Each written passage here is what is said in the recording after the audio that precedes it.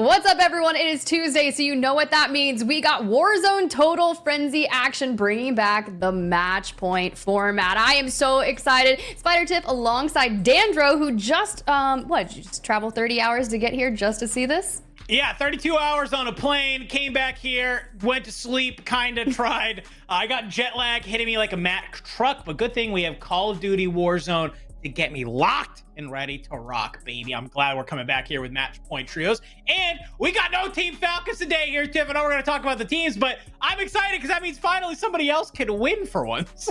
We get a new winner. Okay, cool. Bet. you love to see it. We've already got the hype going. So you at home, I can't wait to see who your predictions are going to be, because you really never know. But let's go ahead and jump into the format. If you're not familiar about what you're going to be witnessing today, we're kicking things off. We're going to have 32 trios. I know it says 33, but 32, because like you said, no Falcons today. They're going to be playing in the custom lobbies. It will be that Call of Duty Warzone match point, and obviously we got a nice $10,000 prize. Well, how's that going to break down, Dandro? Well, if you are competing today, if you're taking home first out of $7,000 for your trio, second place is going to be $2,000. Third place is $1,000.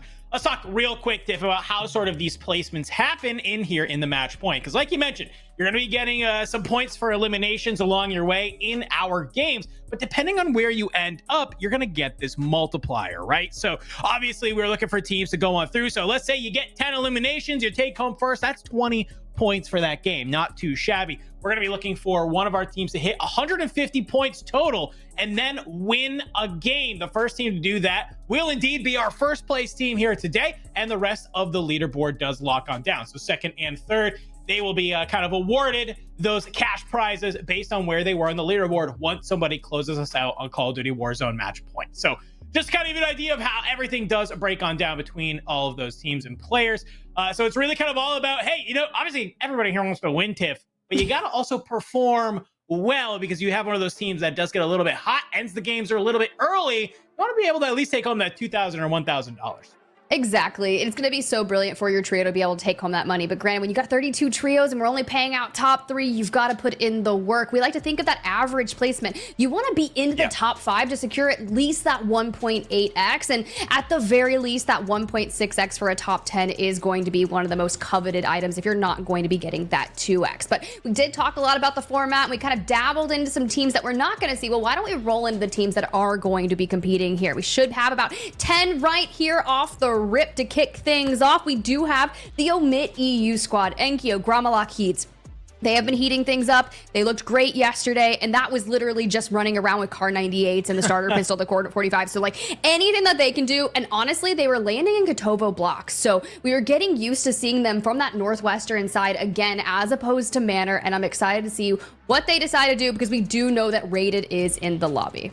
Yeah, there's a lot of like heavy hitting teams that are here today. I'm looking at, you know, teams like Unrational, Scummin and Dongy, Swag, Sage and Adrian, obviously Rida, Picnic and Oakley Boy. Like we have a couple of these teams that are really going to pop off today. You know, they're playing in the LCQs later on this week. So a little bit of a warm up for some of them that are there. But let's take a look at our next 10 teams, because we got a lot of people competing here today. One, I do want to kind of shout out a little bit. I love them. Goat Clamp, Extra J, and Vita, representing, of course, our Latin American squads. I love that they're always here, because I always feel like they're like throwing a wrench in the lobby. Like you think you're okay, you think you can make some sort of rotation, but these guys are always in your path and make it very difficult for you to try and get your job done. Oh, you're not wrong. I experienced that yesterday. I was not expecting the amount of chaos that Extra J was like bringing to a lot of the teams in the lobby. When I say they were just absolutely sieging buildings without a care in the world, they were definitely throwing that wrench, like you mentioned. Also, we have Swish'em playing alongside Little Mario and Clown. Now, granted, I don't know if Swish is going to be playing. She's located in Texas. Apparently, there's a massive internet outbreak. Not sure what's going on there, so let's keep tabs on that. We did mention Rated, Mayappo, and Prospect. That is their competitive Warzone trio, and anytime they do get out into the lobby, they usually land around Manor, but I'd be curious to see where they end up going, because we do have the Omit EU roster. And then I know you're not allowed to talk about this team in particular, so I'll go ahead and do it for you. Thanks. We got Captain DJ Moss here, bringing in the old school E-baits, right? And you said he retired, and I talked about this yesterday. Okay, so maybe he didn't retire, or maybe he just likes to have a good time, right? Back into the competition alongside DJ Moss and bringing in Limax from that Navi roster. And those three do have a lot of experience playing alongside each other, and could be, I'm going to say dark horse because Underhorse still hasn't sold on me. Yeah, he who shall not be named on that team. Last time I called him that here at Warzone Total Frenzy did very well. So maybe there's something to that, right? But let's look at some of our other squads because we have a lot of teams competing here today, folks. Like you mentioned, 32 teams. And as I look across this, you know, I'm kind of looking, okay, we have our usual suspects, right? Obviously, Tommy, Obs, and Teeny. We're seeing Nick, Cool, Colony, 2K, Watch, Waldo. Here's a team I'm really interested in here today, Tiff. Skullface, Almond, and Noobs, that team Fnatic, you know, kind of as they're branded right now. They had a really big question mark on them from, of course, the World Series of Warzone regional finals, where they just honestly underperformed. And, you know, at the Esports World Cup that just happened, they were looking final. So I'll be curious to see, you know, different maps, different mobs, whatever's going on. Here today in our Call of Duty Warzone match point, though, I think this is going to be a really solid sort of test of their abilities of this newfound squad, right? I was kind of being able to talk to them. They worked with a sports psychologist while they boot camped over in London to kind of try and rein things in. So this will be a nice little warm up for them, I think. And I'm really excited to see what they can do here today. Final form Fnatic. All right, bring it. We said we were getting a new winner. Maybe it's Fnatic. Honestly, I have always been a fan of that organization. So to pick up that trio, see them kind of iron those kinks out and really bring it to it. Because on paper, that is a team that should be so exceptional. It's just a matter of time before they kind of get to that next level. There was a team down kind of on the bottom left-hand side that I really wanted to highlight before we jump into games while we're getting things kind of cooked up. That foreign Jace roster, Sir Taylor and Valid Hands. Now, I got to listen to Sir Taylor calming like crazy yesterday, and I was like, why does this give me Soka vibes? And I was thinking the level of passion, the efficient comms that are coming out, and like how granular they were. I was like, I'm so sorry, Sir Taylor, like I underestimated you, and now I'm a fan. This is like a Verdansk trio, you know, like Valid Hands, like back in the day, it was always kind of similar to Jace. Like it was always this third that was getting picked up. So to see them come together is really cool. I love that you bring up Sir Taylor's comms because earlier on this year, I got to go to a LAN event where it was duos and you had Jace and Sir Taylor playing together. And they were getting loud, okay? Yes. He was making it known whenever he was taking somebody down in the lobby. He was standing up, looking at him from across the monitor and saying, I own you. And I was just like, oh my gosh, like, what is happening now? But then he was like the coolest guy ever, and he's super chill. So I'm excited to see what they're able to do here today. A couple of trios like that has me excited here, Tiff, who maybe they're not, you know, always playing together, but in this competitive environment, how can they do, right? That's always kind of the question with these trios that kind of come together last minute. How will they perform against these established trios that we know and we love? I think that's something we definitely got to keep our eye out for today. Yeah, and you kind of have these people like Hairless Kitty, Smixy, right? Anytime you see them in a tournament, there's a good chance they've picked up an established duo and kind of meld to that format, which honestly shows just how much experience Hairless Kitty and Smixy have in competitive Warzone to be able to adapt around those rosters. Oftentimes, they'll come out, they'll get a map win, or you'll constantly see them in the top 5. I know that's the case, and I expect that here today, but granted, now when you bring it back to that Call of Duty Warzone match point and you have that format in general, I have to ask you, how many games are we going? And we do this every time, right? You're like, honestly, I don't know. Because when you think of, you know, SSD or the Falcons not being in the lobby and they were averaging 35 points, we would say, you know, 6 to 7. But what is it now? I honestly think we might sit around that 6 to 7 mark. And here's why.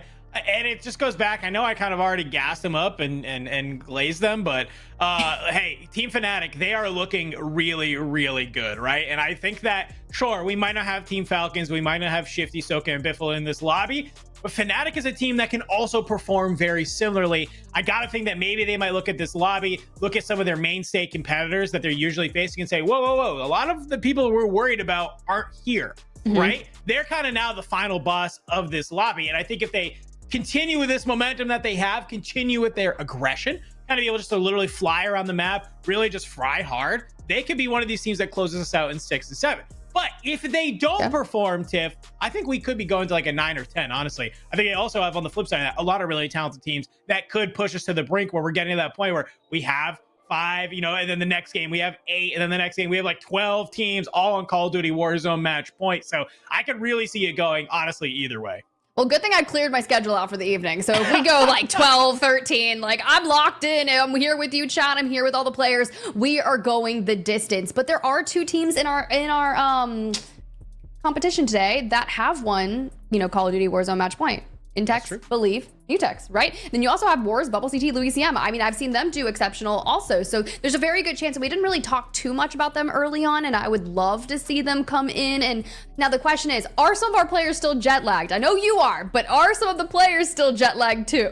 Yeah, I mean, I know some of these people have longer flights than me. I was literally getting ready to leave that event, and you know, I was hopping in my shuttle, and I saw Jackal, who's playing alongside Huskers and Brolic today. He was just hanging out downstairs. I was like, oh, like, are you leaving too soon? He's like, this was at like 9 p.m. and he goes, oh no, my flight doesn't leave till 3 a.m. So I'm like, if I got home last night at like 11, what time did that kid get home? You know, is he jet lagged? Is he feeling it?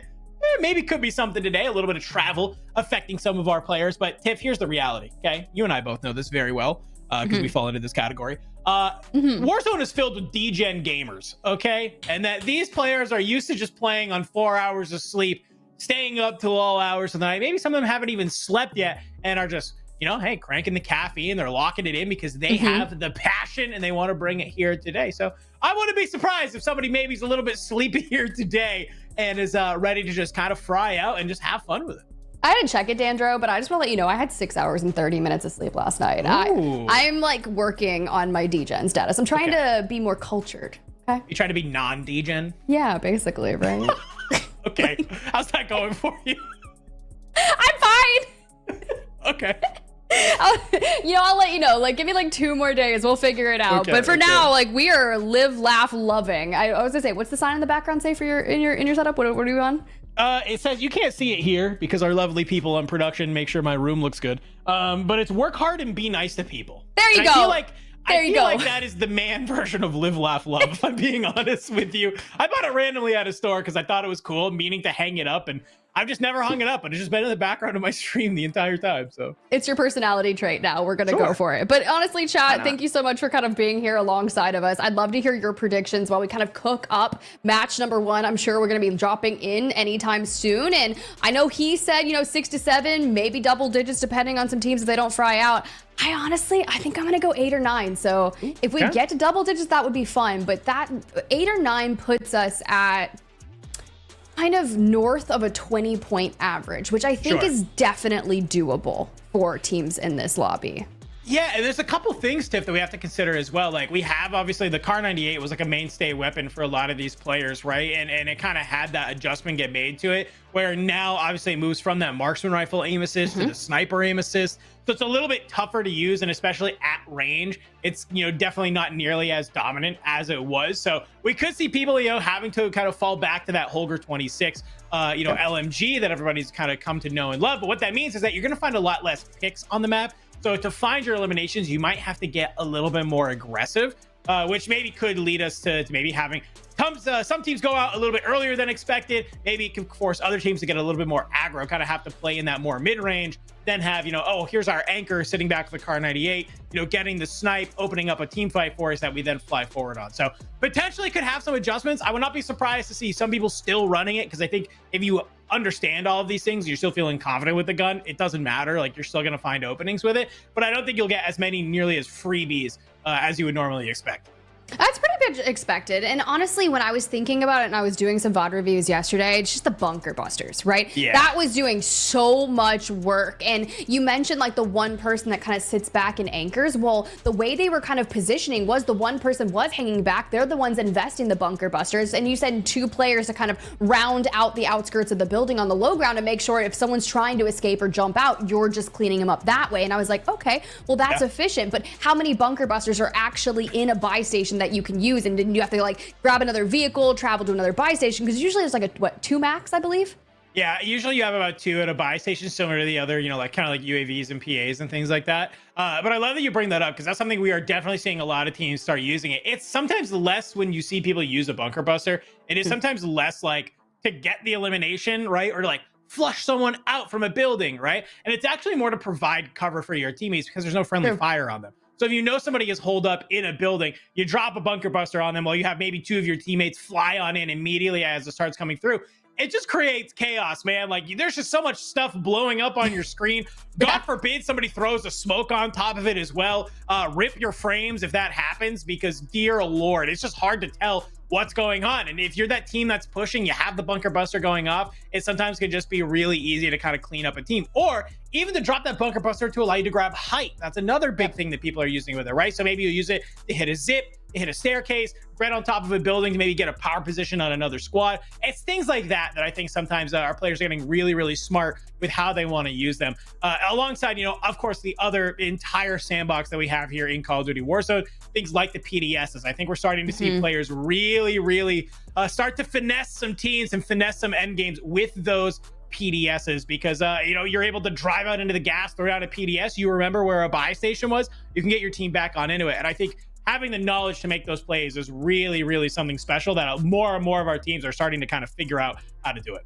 Yeah, and a lot of that just boils down to inventory management around the team, right? It's who's going to be holding the PDSs, at least, you know, 1 or 2 per person. Then you want to have the mobile buy stations, especially for the end game, to be able to buy your teammates back and know that you have that stockpile of cash. Other things that people have been using a lot of, the mortar strikes and the precisions. If you're not using bunker busters, those are also optimal streaks to carry. And then you also think about the portable radars, which could be a little more slept on as of late, but still very viable alongside the recon drone. Those two pieces of equipment can really set things apart. And there's not too many people that actually will use a recon drone, but if it's sitting in a building that you just kind of find yourself holding, whether that's on the edge of zone, it's good to look for rotations, especially if you see smokes off in the distance. Go ahead, pull up that recon drone, grab that information. Maybe you can grab a pick, especially off the live pings for your teammates. Yeah, and I think that's really kind of what it comes down to, is the live pings. It's the fact that, like, yes, you can fly around, you can mark people, but it's, you could also just park it, right? So if you know that there's a team near you, you can park it on maybe like an exit. I've seen people do this a lot, right? Where if like you're here, there's a team here, you could put the recon drone on the other side. So that way, when you push them, if they do try and make an exit out, you're getting live pings. You have that info that, oh, hey, they're actually running away. They're not in this building. Now we can kind of swing a little bit more wide and bring them on down. So some really kind of cool stuff. I think that's one thing I've really learned over the last sort of like 2 or 3 weeks watching competitive Warzone, is that I think players now more than ever are really fully utilizing everything we have to possibly use in the game. Everything that's in the buy station, every single kill streak, field upgrade, you are seeing it being used in a way that can help give you a competitive advantage. So I love that you bring that up. Things like the recon drones. We even see things like deployable covers, right? I feel like there was like 2 years where everyone's like, this is the worst field upgrade in the game. And then I'm watching like Skullface and Soka like put out these insane clips on social media. And I'm like, oh, I'm bad. Never mind. Okay, this makes sense. This checks out. And now everybody loves them, right? You got a free field upgrade spot. You see a deployable cover. Heck yeah, grab that. Create some sort of space with it. Create some sort of a cover with it if you need, for if you're taking a fight out in the open. It can really be a boon to use in those sticky situations. Okay, let's double back, because while we kind of wait for this lobby to get, you know, kind of set up and all of our players in, hear me out. We're going to throw like a little bit of Warzone podcast. We're just going to have this moment where you just start getting granular. You actually shared a tweet on your timeline today, and it was a really good one, right? It was a thread, and it was all about competitive Warzone. And one of the things that you just said was one of the bullets, the creating space. And that's kind of what it all boils down to in an engagement. How do you either A, close the space so you can get closer towards those enemies safely, or just create space for you to hold for an end game? And there's a lot of different things that when you say we're always just maximizing what we have in the game, in the World Series of Warzone playlist, the rule set, to be able to achieve that. And which is why some of our teams have been finding a lot of success comparative to other teams.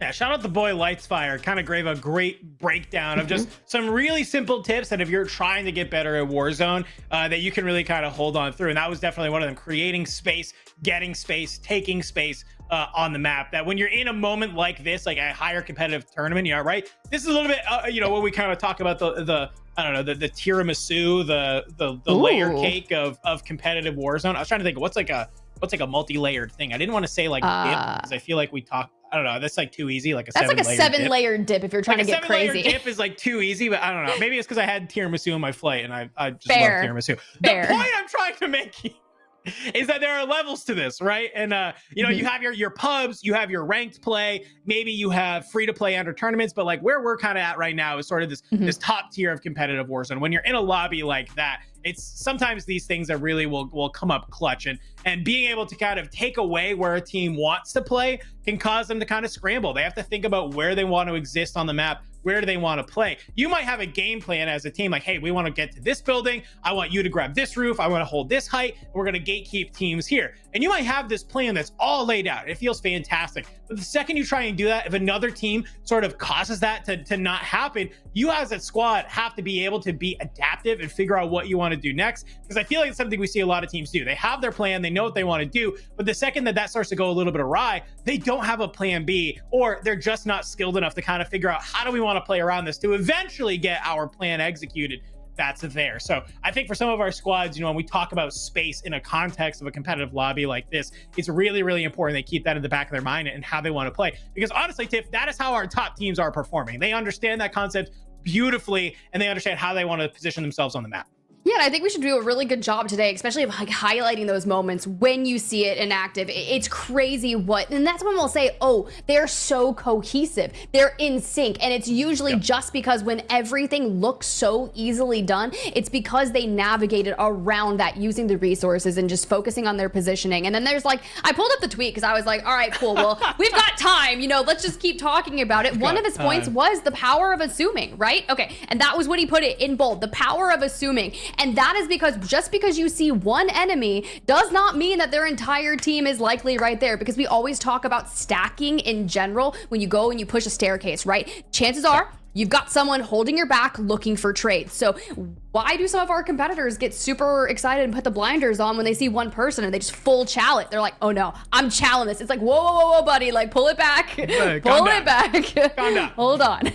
Yeah, I think that's a really good point, right? Is that some of our maybe newer, I know you and I are exactly like that. Like, okay, if I see one person in pubs, I am flying at them. But we also do see that a lot, right? Where I think you bring it up, right? That concept of trading is so kind of crucial. And I do think that sometimes players sort of forget that or don't really realize how to position themselves in the best way to make those trades. Sometimes we might see somebody like, oh, I'm going to play for the roof while somebody else pushes the staircase. The problem is, though, is that the team playing inside might have two people. So they take a 2v1, they're able to bring it down. So now you're taking a series of 2v1s versus an actual 2v2 that you can feel confident winning it, right? So for some of our squads here today, we know that maybe they don't have the most competitive experience. That could be the case when, you know, they might have a solid game plan of how they want to attack a fight, but it's sort of micro situations like that can sometimes kind of cause it to really just fall apart. We see that all of the time, by the way. It's one of my biggest gripes with competitive players is sometimes they don't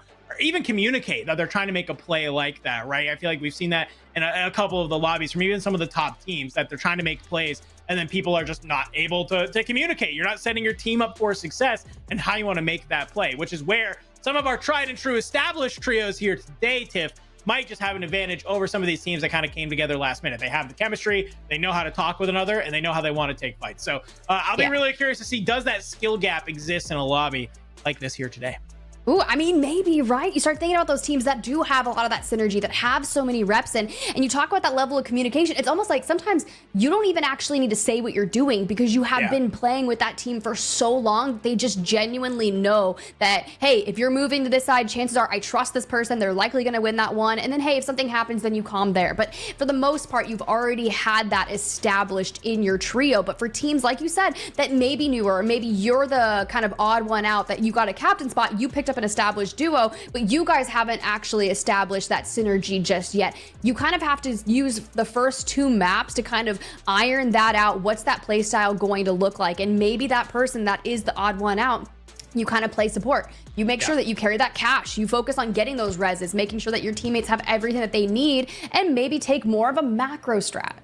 Yeah, no, it's a great call out. I mean, having that macro strat is definitely super important. I know, chat, I'm seeing everybody say we want to get into game just as much as you do. Unfortunately, we have a lot of people who live in Texas, and Texas is getting ravaged by a hurricane. So sometimes the internet isn't always the best, and some players are kind of dealing with that. So apologies, bear with us. We're definitely trying to hop into game as soon as possible. Tiff, let's take a look at some of our teams, because we just talked about that, right? Some of them have a depth of competitive experience. Maybe some of the other ones have to kind of figure out how they want to move. So let's go ahead. Let's pull up some of our teams and talk maybe a little bit more about a couple of them, because I think that would be really, really cool for us to kind of you know, maybe do a deep dive on some of them, right? You called out, of course, enkeo, gromalokk, and heeds at the start, but another EU team that I think would be cool for us to talk a little bit about is Blade, Vortex, and Robstar, okay? They're coming on in here, along with, you know, actually just realized both EU teams are right on top of each other. You got Wars, Bubble, and Louis that are there as well. So, you know, we have some established competitive teams like that, but when I'm looking across this, I think I'm seeing a team that will kind of embody what you were just talking about in Smixy get picked in Oreo season.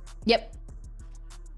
That is 100% it. Yeah, no. So let's be real here. Smixy is, how long has she been in competitive Warzone? Since the beginning? Forever. Like, she's been competing, if I'm not mistaken, since Blackout, right? Like, we're talking very much seasoned competitor in Call of Duty in general. But when it comes to kind of getting a trio together, she does not have just an ironed out trio. She will typically grab whatever duo is available at that point in time and kind of meld her playstyle around them. So I'm excited to see what she can do here with Get Picked in Oreo season. And if word is to be correct here, the little bird in my ear, Dandro, we get match number 1. Match number 1. I said it was coming, and oh my gosh, we hit the graphic. Okay, it's true. No lies detected. And we're even on Smixy to start. Oh my gosh, I love that. What are the odds? Beverage. What is that? Give me that. I am I think so. She's staying hydrated. Look, she's in a really good era of her life right now. I saw that she just ordered a Kindle. Very happy for her. So if we need kind of one of those things where it just is, I need a break from Call of Duty Warzone, I'm gonna go read my Kindle. No, I don't know. You know, maybe you go to the gulag, maybe you're waiting for your team to buy you back. Need a nice little thing to hang out in, but probably not here today. True. Because it is aggressive. So flying on in, let's see, where do they have marked up? Looks like this sort of little control area that is right above the top. And that looks like to be where they're going, but it does not look like it is going to be uncontested. Yeah, I was really curious, right? When you take certain people out of the lobby, it opens up certain POIs, such as pop-off power. That had pretty much a chokehold on it right at the beginning, and now knowing that that area is going to be a little less contested, you can navigate wherever you decide to feel fit. So kind of going back to that northern, knowing that initial circle pull was relatively central and all-encompassing of Urzikstan, we've got freedom to decide where do we want to play. But one thing our teammates like to do is, if they're not grabbing most wanteds right off the rip to get their cash up while they loot, they'll go for the recon contracts if they're available. Yeah, I mean, and the recons are just so clutch here, because when you're trying to be able to play for those endgame scenarios, having that recon contract, you know, is really kind of nice to have in your back pocket, because it lets you know where that zone's going. The problem is, though, Tiff, is that I don't think that you want to do it too early, right? Because you're just going to kind of see where that next zone is that you can probably already guess, right? So I feel like, you know, you want to wait for like a circle or two to really try and do it. That's actually, we've seen, you know, a team like SSD, they'll make that happen where they wait until the second zone pops, and then they're able to have it complete just as that happens, to get a better idea of like where exactly is that smaller circle that they need to position themselves for. No, that's exactly it. Like, once you see that time start to tick down, that's when you'll want to finish the recon contract. So it gives you that further information as opposed to this, because right now you've got just over 2 minutes left on the clock. So right now it's just focusing on getting information in terms of nearby potential teams. You can already see they're locked on a UAV elsewhere. We've got a precision airstrike and a bunker buster incoming, so we are getting into the action super quick. Yeah, I mean, you're trying to make it, you know, to find on in. You're trying to be able to stay alive, and you're not able to if you are Smixy. The bunker buster PA combo, especially in a building like that, is a very, very tough to try and stay alive. And immediately in the gulag, and well, look who's on the other side. It's Dongi, a player that maybe we're not always surprised to see here in the gulag very early on. Val 27 in hand. Smixy trying to make it happen on in. This Semtex goes on through the shots, though. Just get a little shaky. Dongi will take down Smixy in a very early elimination. That was a good read on the lane for the gulag. Now, granted, we did see Smixy fall out here, but it was the omit NA roster that was initially challenging that building. So you can see they're still all 3 up, have no issues with that push, but I don't think they were able to find the remainder of that squad. Looks like they were able to just kind of get out, maybe look for a regain and get Smixy. A PA just cooked him. We can go. A PA just cooked him. You're not wrong. I love that. You know, my PA just cooked him. I gotta imagine that's a Mr.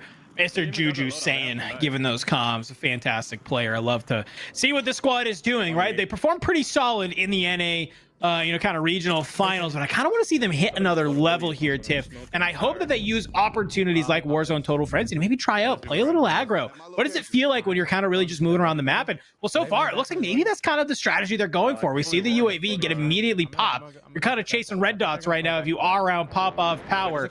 So maybe we could see another sort of couple eliminations come on through here from the Omit squad. Could just be the same roster that they're just working on kind of isolating, and if one is out by themselves over here, I wouldn't be surprised if Brax can just kind of pick him up. The smoke is going to give him even more information about where he's heading, straight over towards that gas station, and it's all open behind it, so you don't really have much to play around. Yeah, I mean, this player's trying to just play inside this gas station. As you see Brax flying forward, and oh my gosh, he cannot even see. But thankfully, Juju is there, and look who it is. It is Rated getting taken on out. So it is a different team from that Smixy squad that we saw them kind of take the fight on earlier. Good trades, though, from Juju. We talked about it right there at the top of the show, how important sort of positioning your squad like that, because when you're a player like Rated, we know he can take a 2v1. He can win it if you're not careful. So thankfully, Juju right there, able to kind of bait Brax a little bit. And it looks like they are not done yet. As Flanked gets ripped out, and on the other side, Brax, he finds another C4s up over the top tip, but he gets shredded.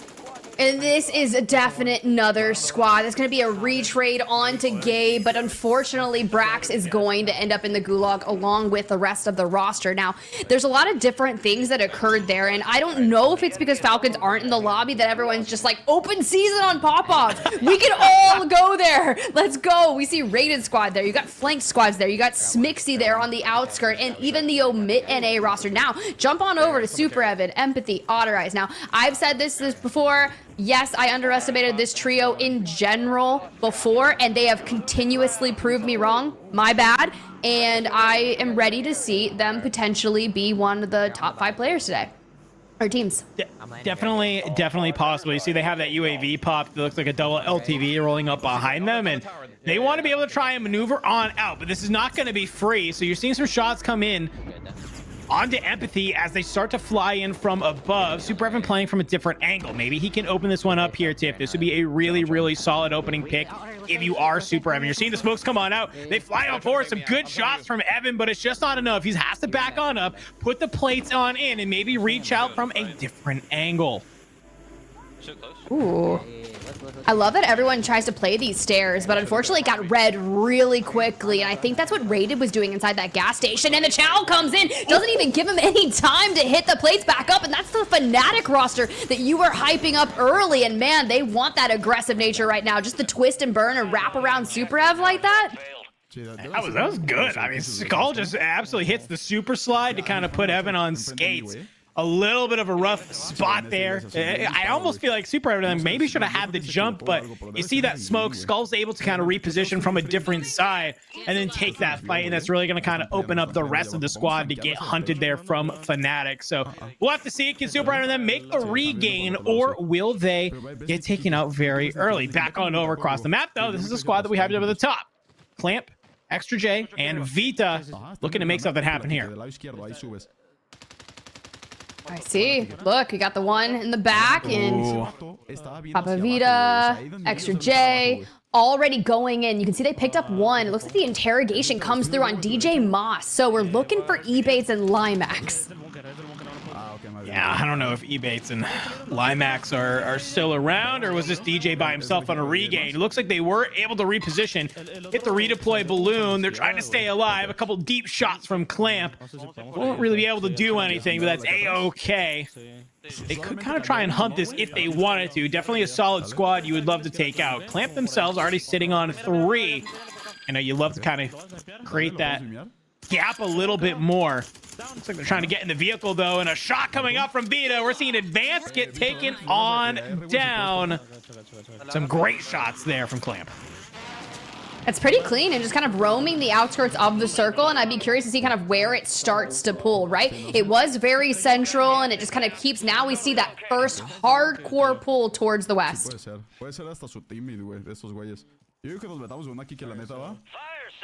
active. Buy station prices have been reduced. Fire si quieres, güey. I'm down en fire, había gente, güey. I was wanting to let it breathe to hear some of their comms and then realized I don't speak Spanish, so. I was like wondering if you were translating it, and I was like, wow, did you hit the Duolingo for the past 2 weeks you were gone? No, I just know vamos. Vamos con todo. That was what I was taught, which means let's go together. Clamp flies on through. You're seeing a couple pings on the mini map. There's a team that's right ahead of them. A little bit of a gatekeep. This is a sticky situation, Tiff, because there isn't really any cover. You might be able to use some of these smokes to wrap back towards your team, but hopefully there's not a squad on the other side. So they'll have to be able to move away from this. You can hit the redeploy to balloon to get elsewhere on the map if you need. But it looks like for now, just a little bit of a detach from this engagement if you are clamping them. I'd be curious if they were trying to work for a buy station. They have enough cash to really make something of it, right? But you start looking at kind of the resources they have available. It's the smokes, the C4s, very typical of what we'd expect. You got the trophy in the back pocket because everyone's just throwing everything they can at everyone. So the one thing you need when you're going to sit up in a building is definitely that. I'd imagine on their inventory, they've probably got a PDS, but we're already keeping an eye on the teams just on the outskirts of this circle. And for now, smart, right? You see one on the ground, you drop yours, you pick up another one. It's like a trade, and now your roof is safe. Back on over. Amir Castillo and zeebutterz.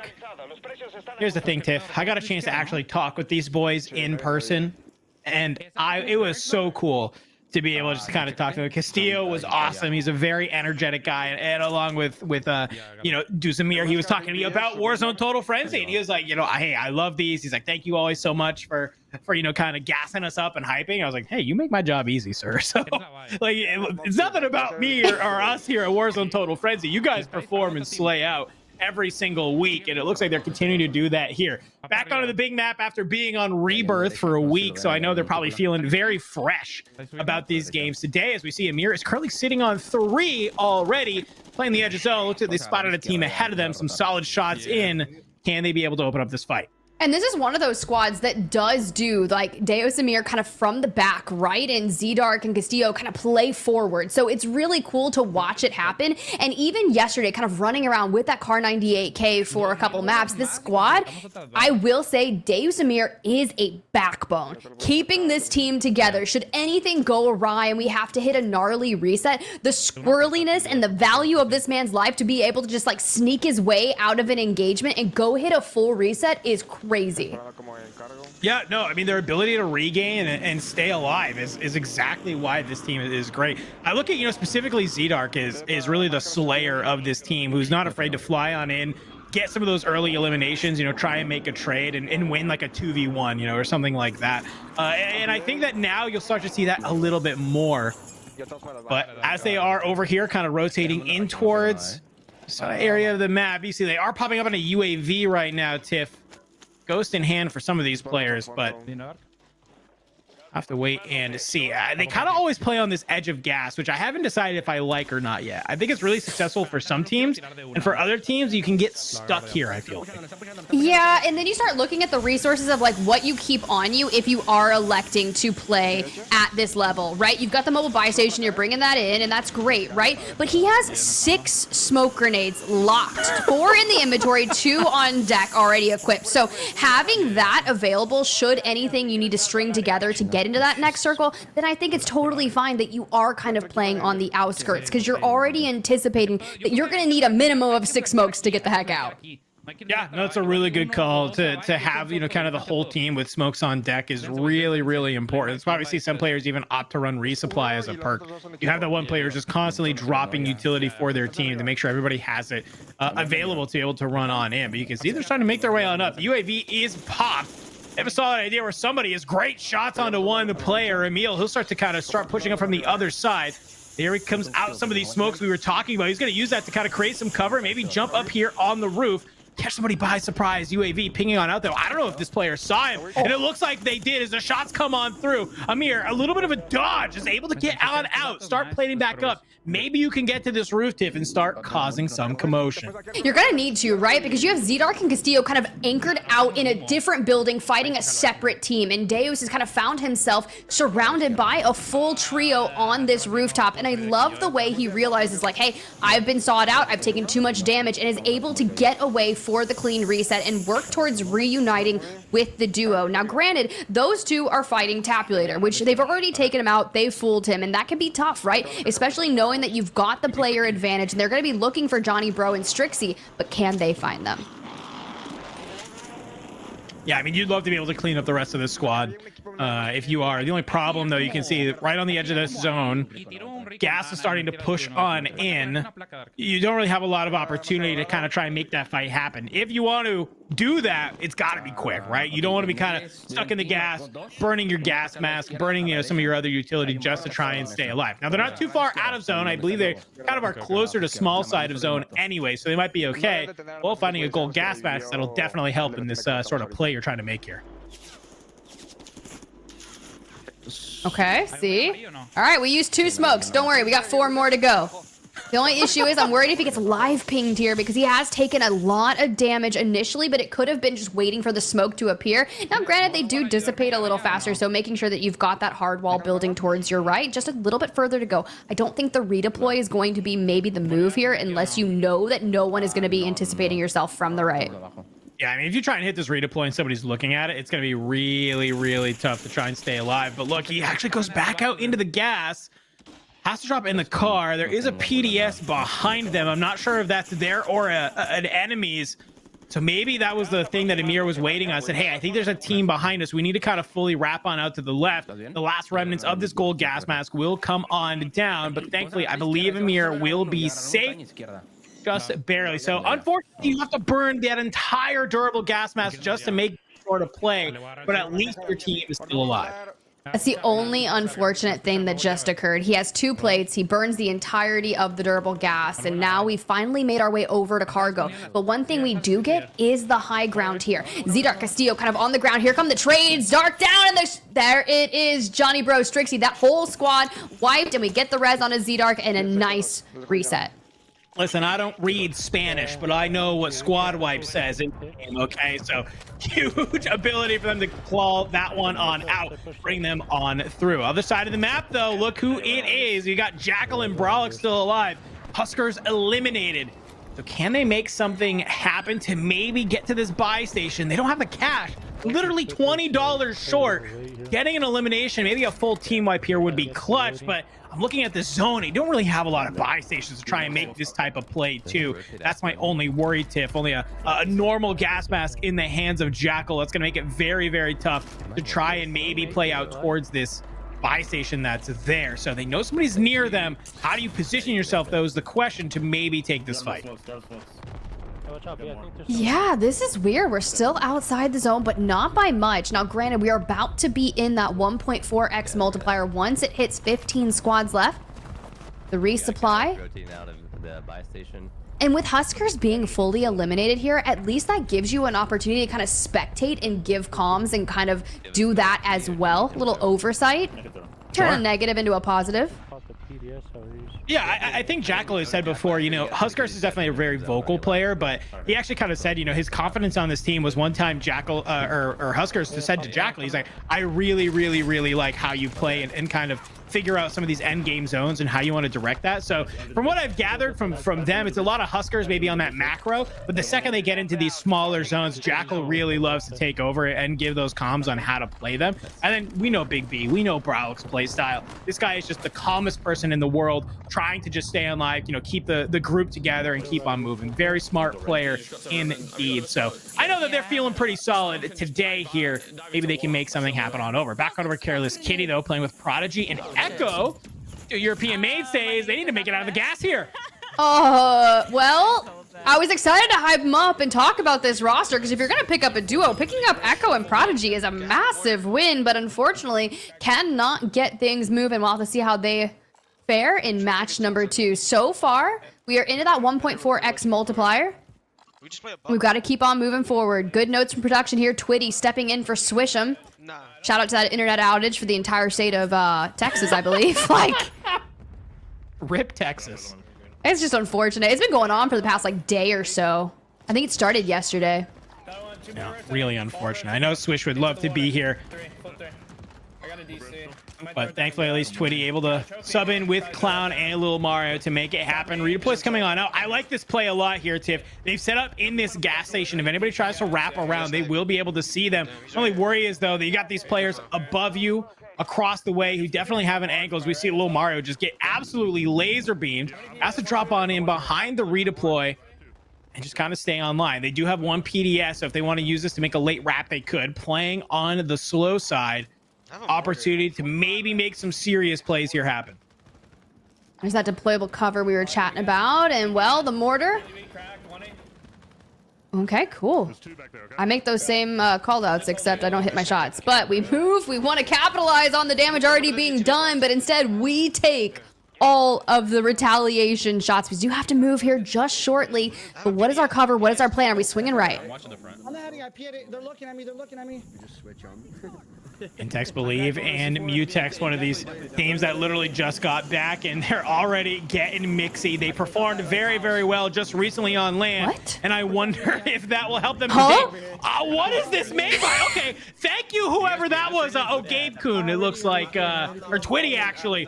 It was in a perfect spot. You're seeing the headshots trying to come on in, but a magical barrier stopping those bullets from going on through.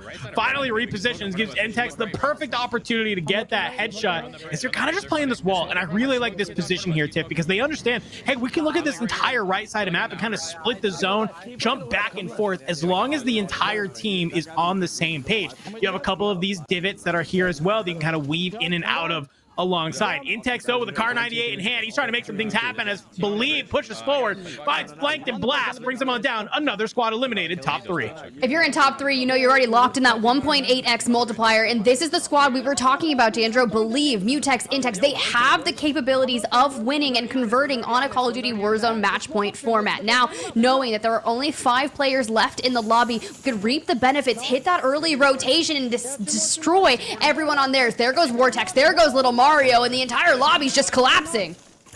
I love it. They're flying on through. Mutex, though, is taken on out. Twitty and Little Mario gone down. Robstar looks to be the other team that is here. So if Bulieve and Intex can stay alive, this is great. You're hearing them call out 2v2. Slides on in, but Bulieve keeps it alive. Bulieve on 10. I believe that's a 16 elimination victory.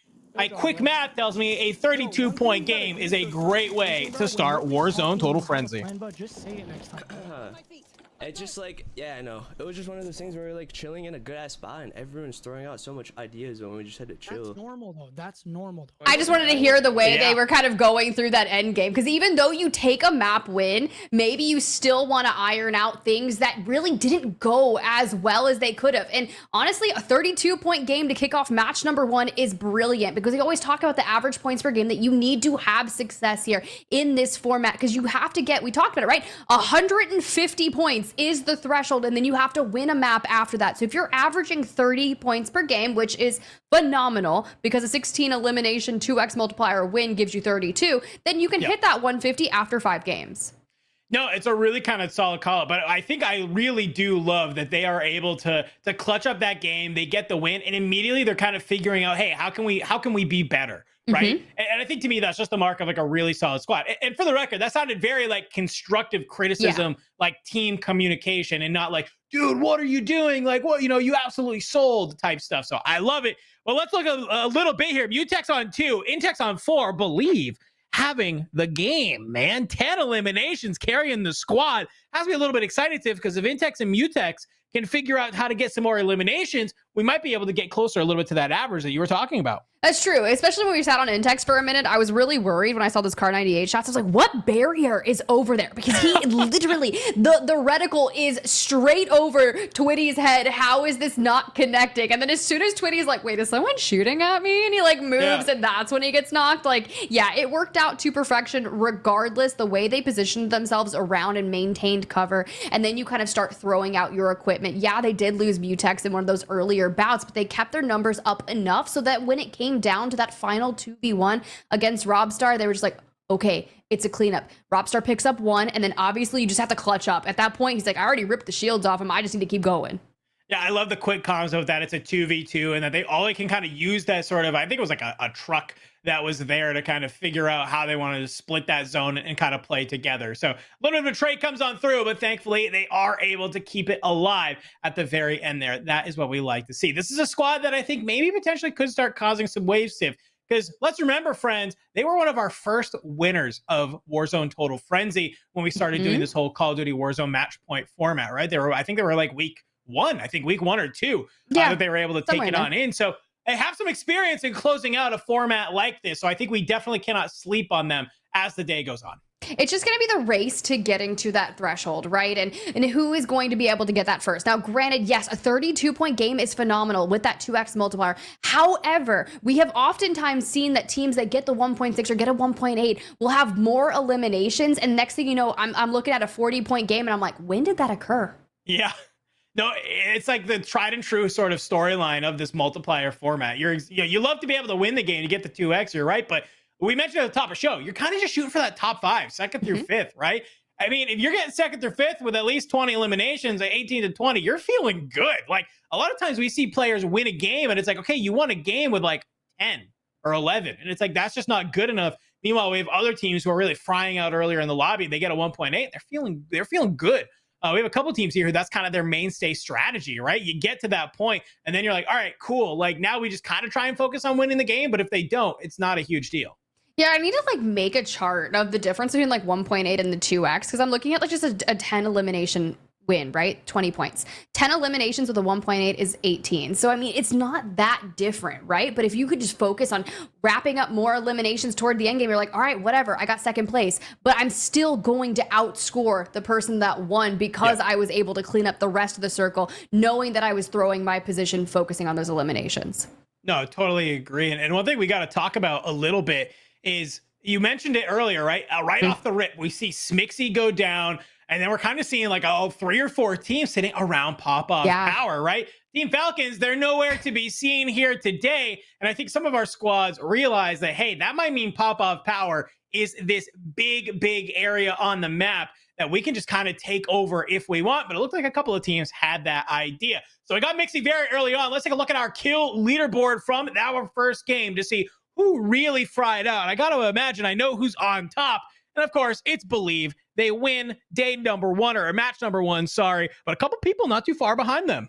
No, definitely not. And I was curious if we would see more. And honestly, Bulieve on double digits is fantastic for match number 1 while people are kind of just trying to get a hang of how this lobby is playing out. When you consistently have different teams that get thrown into the mix and people that do like roster swaps between the Warzone Total Frenzy tournaments, each lobby and iteration of it plays different. So to be able to walk away on your first match with 10 eliminations is fantastic. Gabekun, though, on 9. And Skullface, you called it out. The way he absolutely pushed Superev's team was crazy. He walks away with 7, and Robstar making it to endgame puts him on 6. Now, we didn't get to see too much of Team Rated, except for that push in the gas station where Braxton's squad kind of rolled up in there, but Prospect was still able to walk away with 6 eliminations.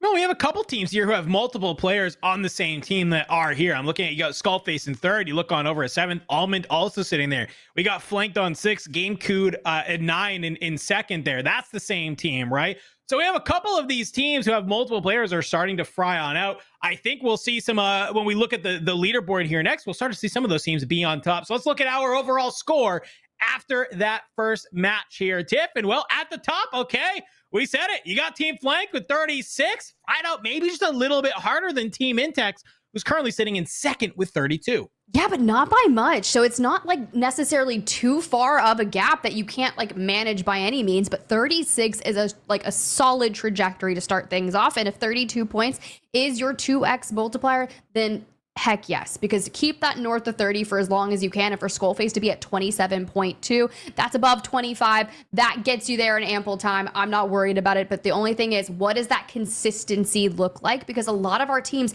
yes, they'll go and get a 30-point game, but what they won't be able to do is to be able to keep on at that same pace. Yeah, and I mean, if you are Team Skullface, like you said, I mean, I think they went down a little bit earlier in that map, but to have that type of eliminations and still be in 3rd, yeah, you didn't win the map, but that's A-okay. It's all about consistency, right? We're only through map number 1. We don't know how many maps we're going, right? That thanks to Call of Duty Warzone match point. So yeah, you might have had a good map number 1, but can you have a good map number 2, 3, 4, so on and so forth. But one thing kind of jumps out to me here, Tiff, is that the gap between fourth, it's like we have this solid gap of like 7 points between third and fourth, and then another like 4 points between fourth and fifth. So some of our teams are really starting to break away from the rest of the pack here already in map number 1, especially as I look towards the right and see some of these teams like Omit and A, only 4 points, Tiff, after map number 1, currently sitting in 23rd. A very rough kind of game number 1 for them. And that's the team that we saw immediately start looking towards Team Smixy off the rip, right? And they find themselves in 23 and 25th respectively. So maybe that wasn't necessarily the best thing that you could do for both of your squads, because even though Team Braxton, they ran into Team Rated at one point on a rotation, where is Team Rated in comparison to Team Braxton on the leaderboard? Now, granted, it's just after one match, and I'm sure things are going to completely implode because there's no way that a 20th place team like Team enkeo would be walking away with 9.6, but you could say that with Team Destroy. You could say that about Unrational, even Huskers, FIFA squad. Like, there are so many heavy-hitting teams in this lobby that, by all means, should be averaging more points than they got.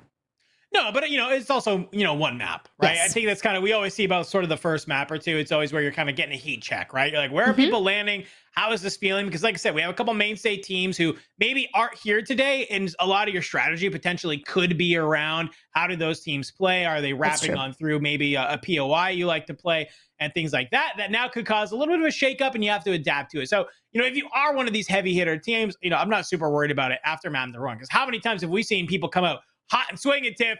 Map number 1, map number 2, they're feeling great.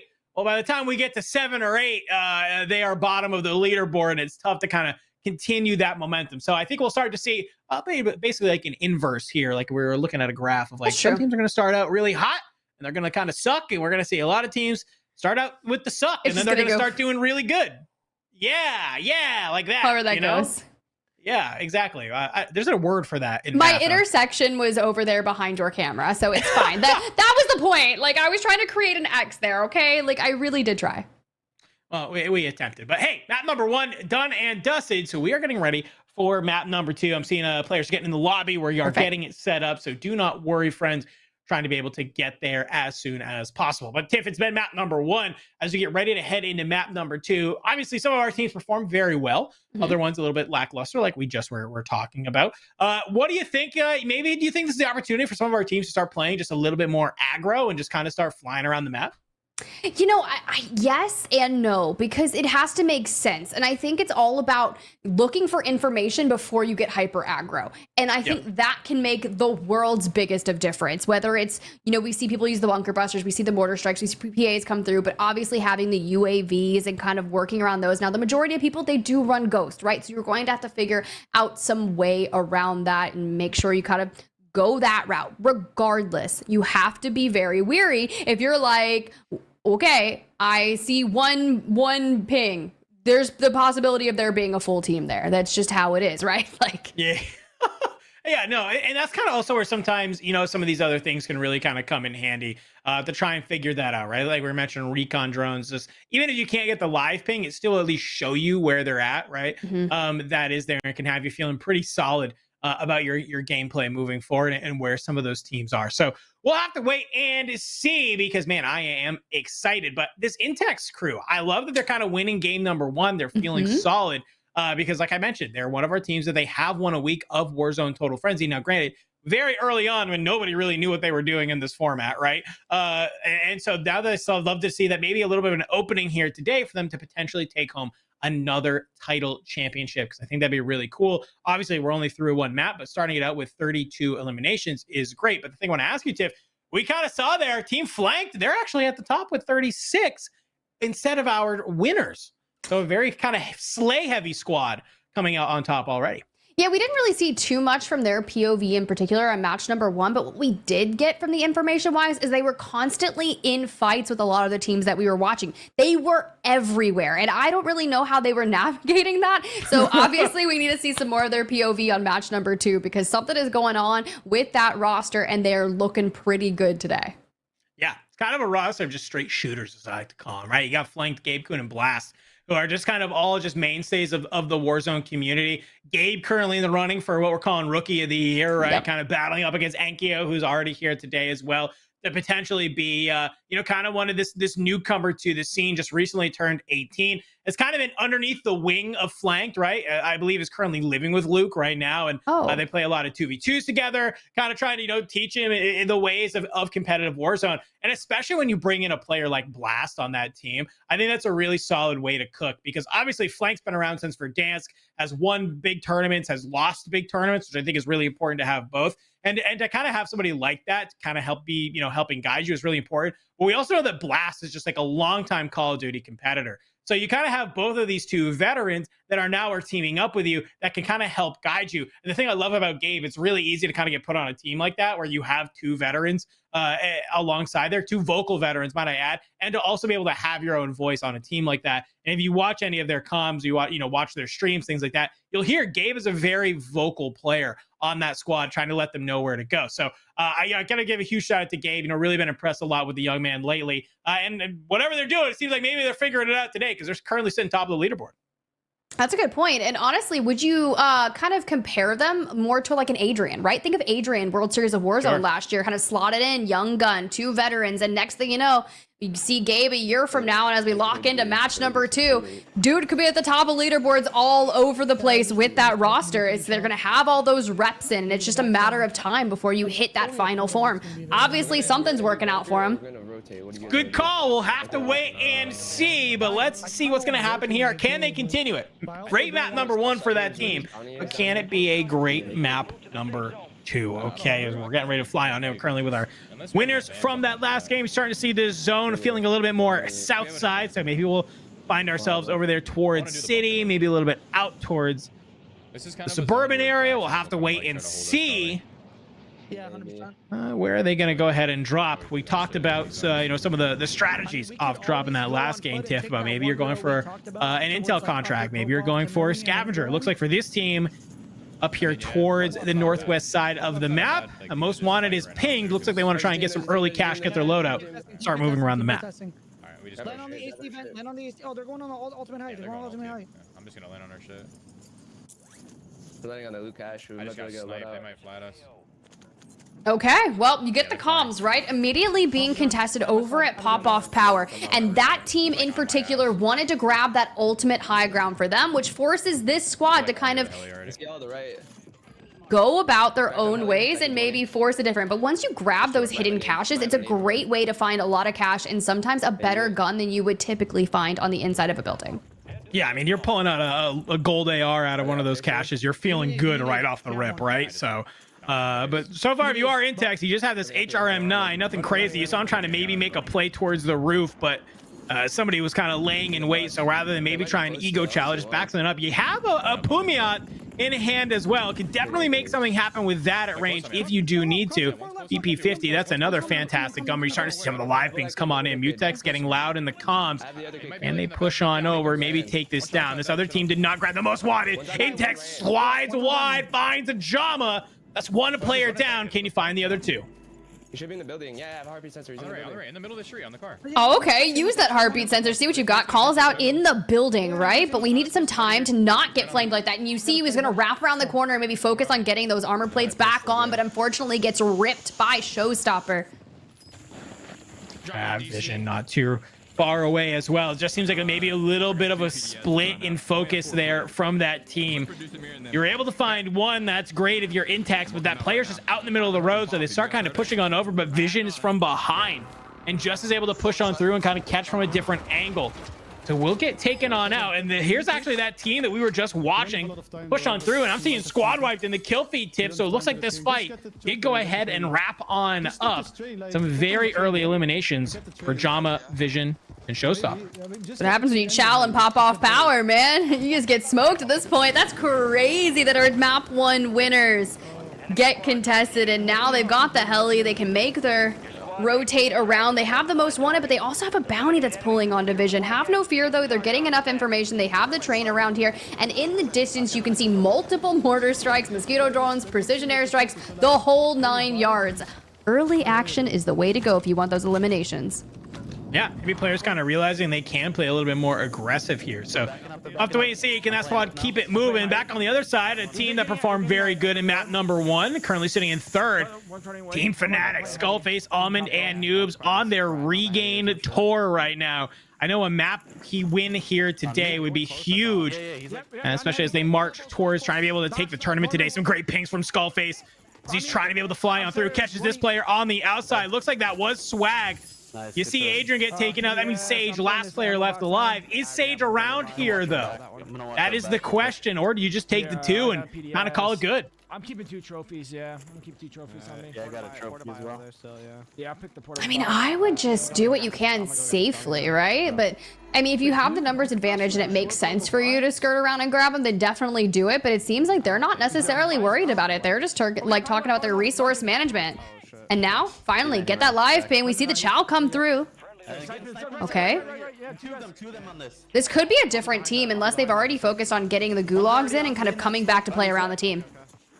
I think this is a potentially a different team. I mean, Sage should just kind of like stay alive is crazy. Somebody pushes from the other side. Skull takes a lot of damage. And yeah, it's Empathy. He's going to fly out for us. I mean, Superevan and ottereyes got to be around here. Almond will be able to take down ottereyes, but it's going to be Superevan who does find Skull immediately into the gulag against Sir Taylor if you are a Skullface.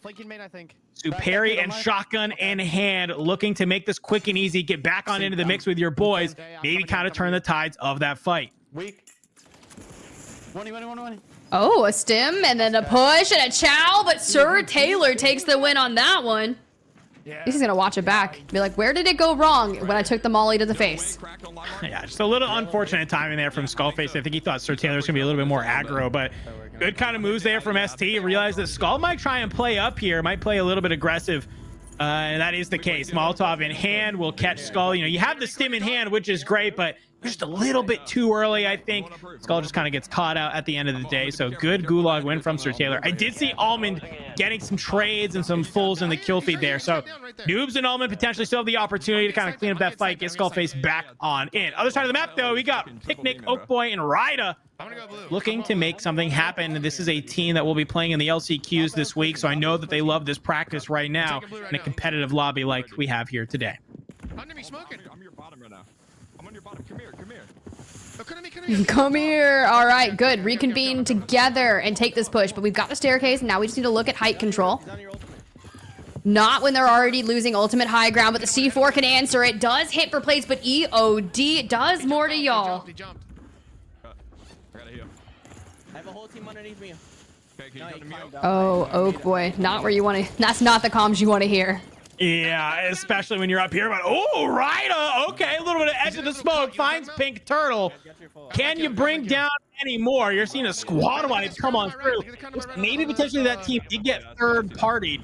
That was a very quick full from Ryda onto Pink Turtle that was there. So a little bit of hesitation. You can see on the mini map they are showing up on UAVs. They have Ghost in hand, but that means that somebody's around here.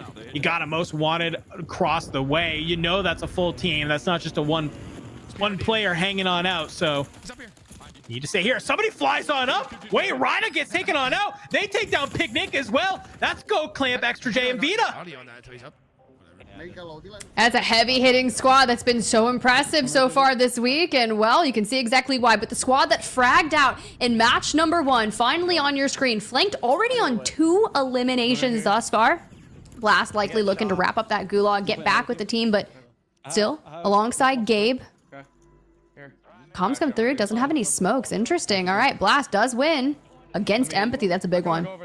That is definitely a big one to make happen. Flanked, making some good comms, trying to play the edge of this rooftop, but you throw down the smoke, tries to make the exit, potentially I think a little bit too fast. Smoke wasn't even on up. You have the self-revive. PA comes in over the top. Can you get out of this if you are flanked? No, you cannot. Unfortunate that the PA is able to connect, sends him straight to the gulag. A little bit of a mistiming from flanked there. Well, for our team that actually won and got that 2x multiplier in match number 1, a nice regain has occurred, but you can see they're already getting into the mix here against Careless Kitty's squad, which means Echo, Prodigy, 2 massive players from EU are going to be lurking around this area. If we're already connecting for plates 1, here comes the Chow, but we have the upper hand, but not win. You can see that mortar coming in from the opposing side. So diving back onto the inside, the best way to recover. Yeah, I like Intex. He's able to just kind of take a couple shots, play his life, stay alive. But Mutex, on the other hand, he's going to get fried by Dongi. That's a completely separate team. Bulieve and Intex not too far together. Bulieve is getting lit on up. Intex maybe trying to figure out a way that he can get into a buy station, get nearby, because Mutex full eliminated, as is Bulieve. So both players taking on out our map 1 winners in a dire situation right now. Coming down all on Intex to maybe make a play. But we are starting to see on the minimap somebody shooting their gun. I don't know if it's at Intex. I don't know if it's at a different team. But for now, yeah, you just got to try to get out of Dodge, get to that buy station, get your team back on in. Yeah, especially with the fire sale going on, you wouldn't normally have enough cash to get both, but we can hit a double buy. However, this buy station, it is not in the best area. And when you're getting comms that an enemy UAV just gets popped, I love what he's doing, right? Get to that high ground, start kind of speculating on where we can make a play. But someone's calling in that mobile buy station just across from him, so we know we're not alone. Oh, can you get your Intex? The shot's coming on through. Cannot stay alive. Unfortunate. You try to make the hero play to keep the team on in, and it's just not enough. Gets taken on down. So we said sometimes, you know, even though you win or do well in map number 1, it's not always going to be the case. A very early exit for them. So their spot on the leaderboard probably going to get chunked a little bit after this game. But back on over, we got it's in BKS. I think they do. We got Dez. I don't know. They don't. And we got Advanced. See the UAV giving them some solid information. Counter UAV, though, will kind of stop their ability to see what's right directly ahead of them. So they want to play this very cautiously as they start to move through the map.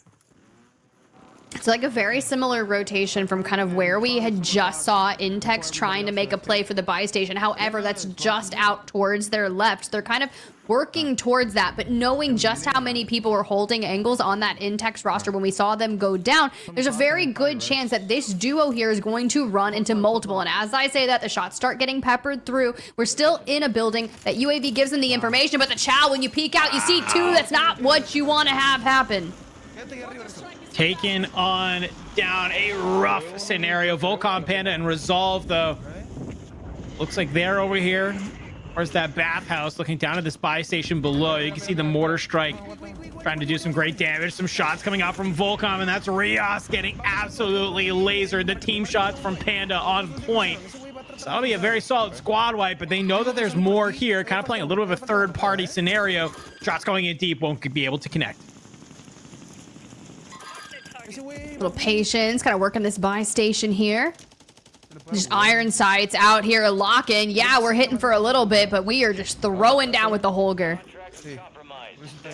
Okay, not gonna finish the scab, totally fine, but I like the position we have overall in the circle from here. And see, this is my favorite thing about smokes, is not only do they help you, but they give that information. You hear them be thrown, and you already look for live ping. So we have that team that's rotating in, but we still have to deal with the team ahead of them.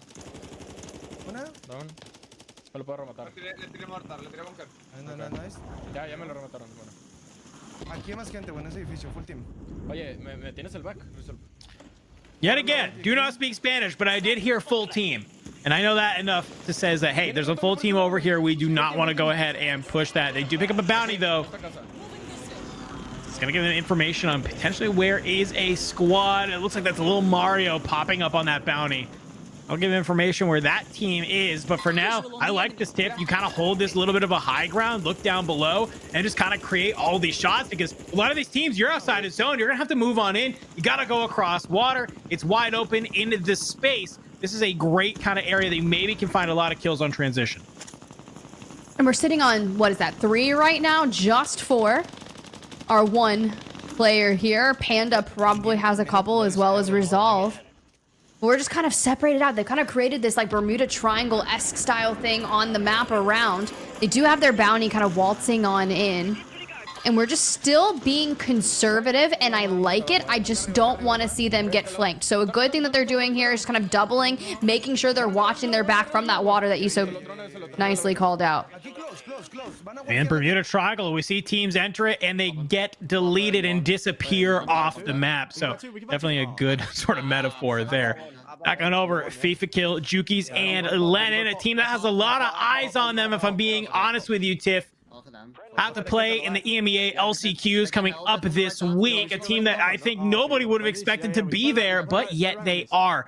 So this is kind of a nice little day for them to be able to come together in this competitive lobby, figure it out, because they are going to need it. UAV getting pinged on up, FIFA Kill. SVA in hand, trying to take some shots. It's great, but they're going to answer on back. FIFA Kill's got to back on up, replay through, but you might be able to find an angle on this other team. Some shots going on into the smoke. Nothing will connect. The UAV giving them a great idea of where some of these players are. I don't know if you saw that other player just kind of immediately jump up on him, but the shots going in across. That is Wars getting straight up deleted. Means you got Bubble and Louie not too far away. I gotta imagine those are some of the other dots that we're seeing on the minimap. Yeah, Jukies picks up Louis CM, and that's a squad right there. But one thing that is different from this roster right now than what we've typically seen them is how close they are together, right? Sometimes you'll have maybe one or two of these members, they'll kind of like split off, try to make a play or look for an angle, and they'll get caught out. But if there's not a chance to hit that rebuy back, or we just really don't have a lot of funds right now, maybe Deathball up together and push as a team. Now, granted, it panned off really nicely right there, the way they just kind of broke that angle down. They find themselves in the next circle, and with 10 seconds, then you see where that next circle pops, and you just full send. Nice. Alright, yeah. Follow me back. We need to get to that underground. Natedogg will destroy. Alright, keep restocking them. Drop them right here and restock them. Sitting on the outside zone, I think this is a tough position if you are this team, man. You're kind of just treading water on this outside push in through. So, like, sure, you've made it across, but we've seen it time and time again. So many teams get stuck trying to get out of here, and they still have a long way to go, Tiff. That's what worries me. So it's not like, you know, you're playing edge of zone and, okay, we can kind of slow push this, take a little bit of gas damage to do that. No, not going to be the case. Destroy, fully eliminated. If you're Natedogg, you have the money. You see this mobile buy station to your right. This could be an opportunity. You'll get the buyback off, but now everybody on this edge is going to know exactly where you are. All right, well, they do get it off. And now we're gonna have to worry, but the smokes are just across the waterway, and they are so in the open. And the conservative on the trigger discipline is crazy. The dolphin dive into the water, but we need to have some semblance of cover before we take this engagement, because you already see people just towards their right from the cliffside investing that precision airstrike, and that's a third party that they're gonna have to contend with. You actually really like this idea from Natedogg, right? Don't even try and play up the side of this mountain. You have this little sort of cavern underneath the sewer system that you can kind of play through and get into zone. So we saw that there was a team on the outside trying to rotate in pretty late using that vehicle, but somebody up top had an idea that they were currently sitting there. So Natedogg gonna use this as maybe an opportunity to hop on inside. We'll hit the zip, and now maybe play a little bit ahead for the team, gain some positioning here. You're finding some great stuff. It's obvious this team is on a regain right now, and you need to have it, but Destroy hits the zip. It looks like somebody maybe had the chase. Brings them on down. Come on, they're hitting. Come on, It's tough because they literally just got him back, and well, resources limited, and Youngsta's Brack, Juju on the opposing side, decimating them for the Skullface, Noobs, Almond, Fnatic roster. It looked pretty good on this push against Unrational squad, but unfortunately they start getting broken down. Wait, they've got like 15 eliminated. 19! They can't go down here! We need to stay alive! Well, you need to stay alive, but Doggy and Unrational are going to work together to bring down Noobs. Not a squad wipe, though. We didn't see that message, so we know they're still alive. If you are Fnatic, you definitely need to make it to that 1.8. That is a huge game. But Doggy's coming in Unrational. I gotta imagine they might not be too far behind either. We're starting to see some PDSs go off, mobile buys all around. Unrational peeks his head out for a hot second, eats a little bit of some grenade damage, though, and now making their way through the gas. I love this. Use the vehicle as some mobile sort of transportation here. Scummin, you need to hop in, though, and it looks like that is what they are going to use to try and get into zone. But they're starting to get lit up. Tiff, Doggy goes down. Unrational, no plates in hand. Scummin is lit up as well. Doggy fully eliminated by flank. Scummin and Irrational are gonna have to play this one out by themselves. Flanked once again, getting mixy and getting a lot of eliminations, and they even take out Irrational squad. I don't know what they did to change their course of nature today, but they are looking final form, like you said. Moving on back to this squad that has been anchored down from here and benefiting a lot from that circle pull, playing easy around those C4s. Strixie goes down, Johnny Bro probably close by. Really solid spot here from this team. Kind of two-doing with them earlier. They were doing great. They didn't really have to move that far, let's be honest, but a mortar strike does get called in. I wonder if it's on top of them. That's my only kind of question. Nope, it's a little bit farther away. Another mortar called in as well.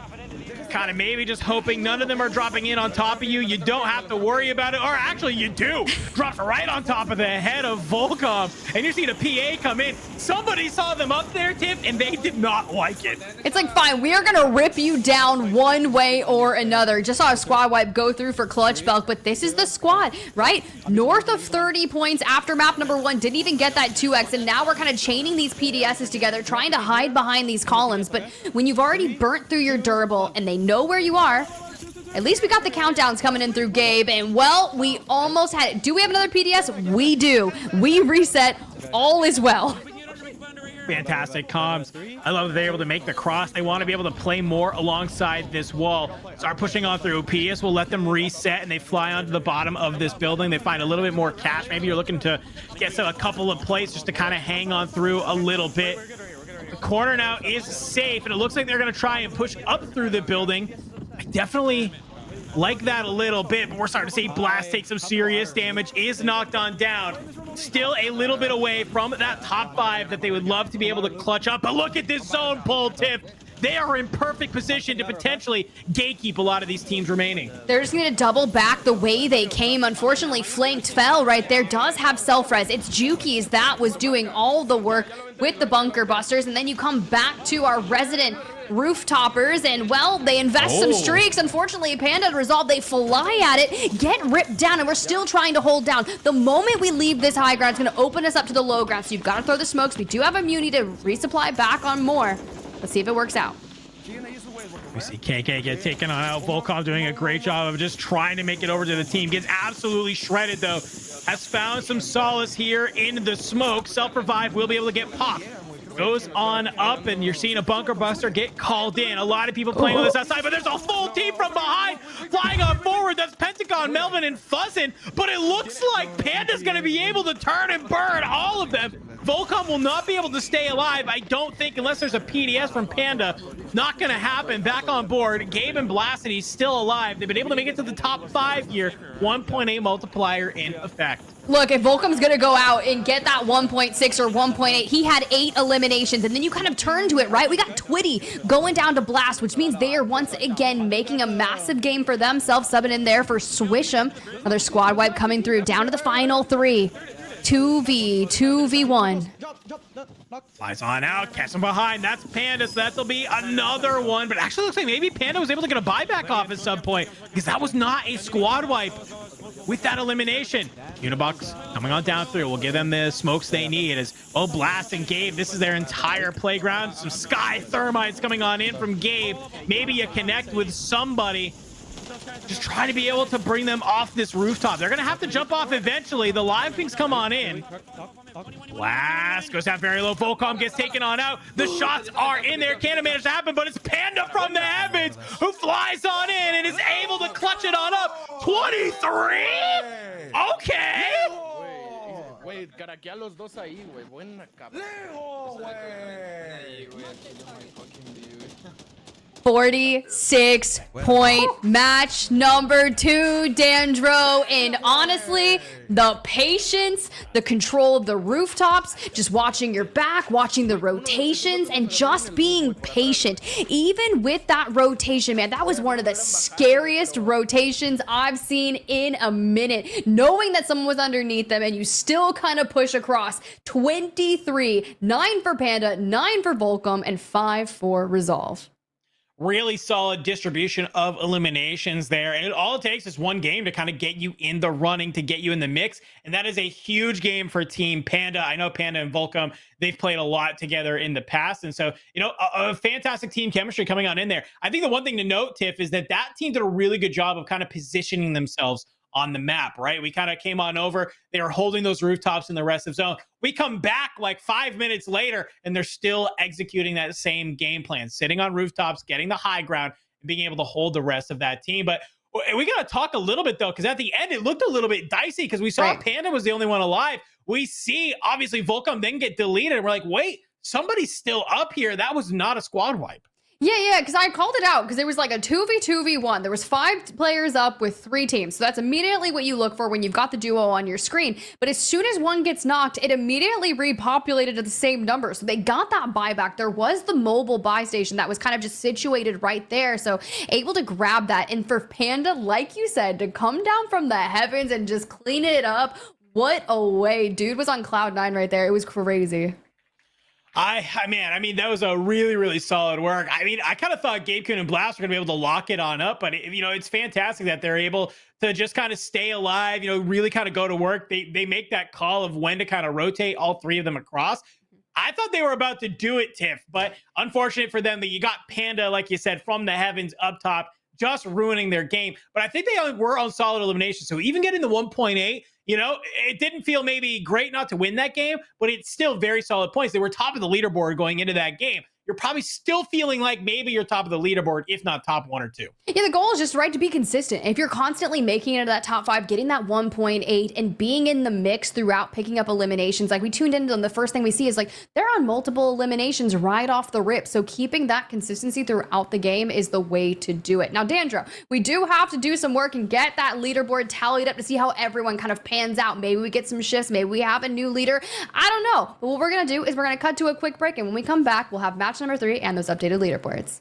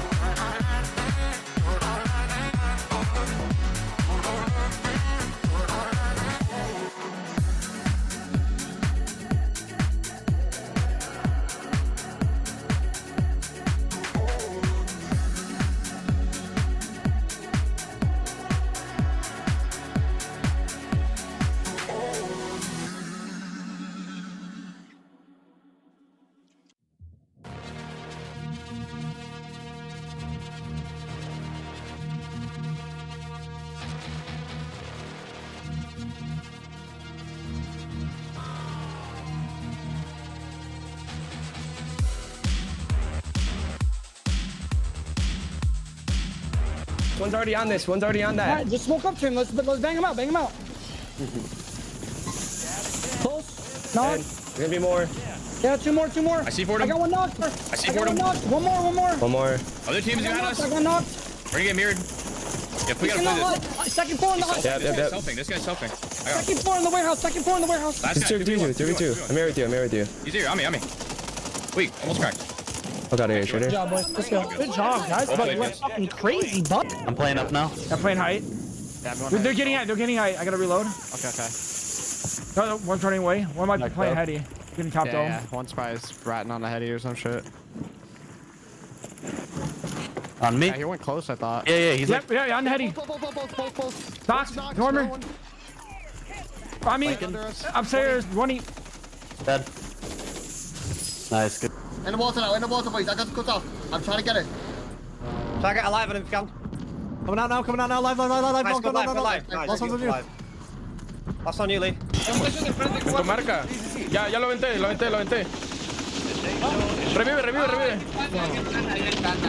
Estamos bien. Revienta humo. Ya. I'm not in.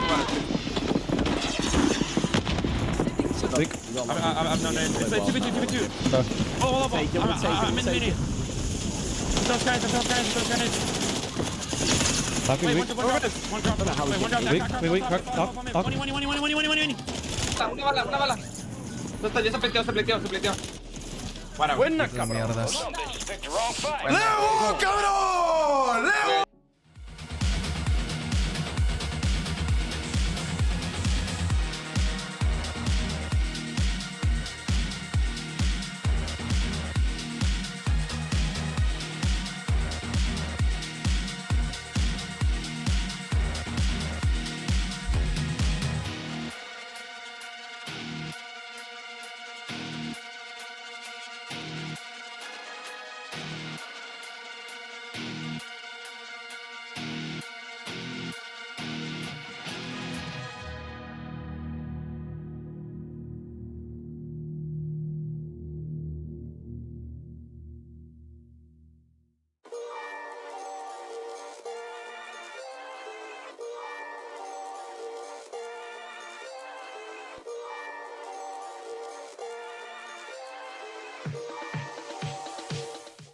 What's up, everyone, and welcome back to Warzone Total Frenzy. We've wrapped up the first 2 matches of the day, which means we've got a lot of things to discuss. Dandra, let's go ahead and pull up our match 2 kill leaderboards to see who was out there doing the most, and it was Panda and Volcom both, right? And we saw they're winning in match number 2. We were like, okay, their position was key. Would the eliminations come? And well, obviously they did.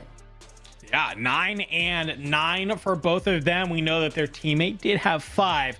So not too far away from being on the leaderboard. So I love that we see them up there, but we also see Castillo also making their way up, currently sitting in 3rd. But look who's in 4th. It is Skullface, currently sitting on 7. So we were kind of questioning, can Fnatic kind of continue the momentum? We saw them earlier. They were on 19. I'll be curious to see where they ended up placement-wise on how were they able to take advantage of that multiplier. But we are seeing Omit and A kind of come alive here, Tiff, as well. Braxton Youngsters, they're tied right now with 6.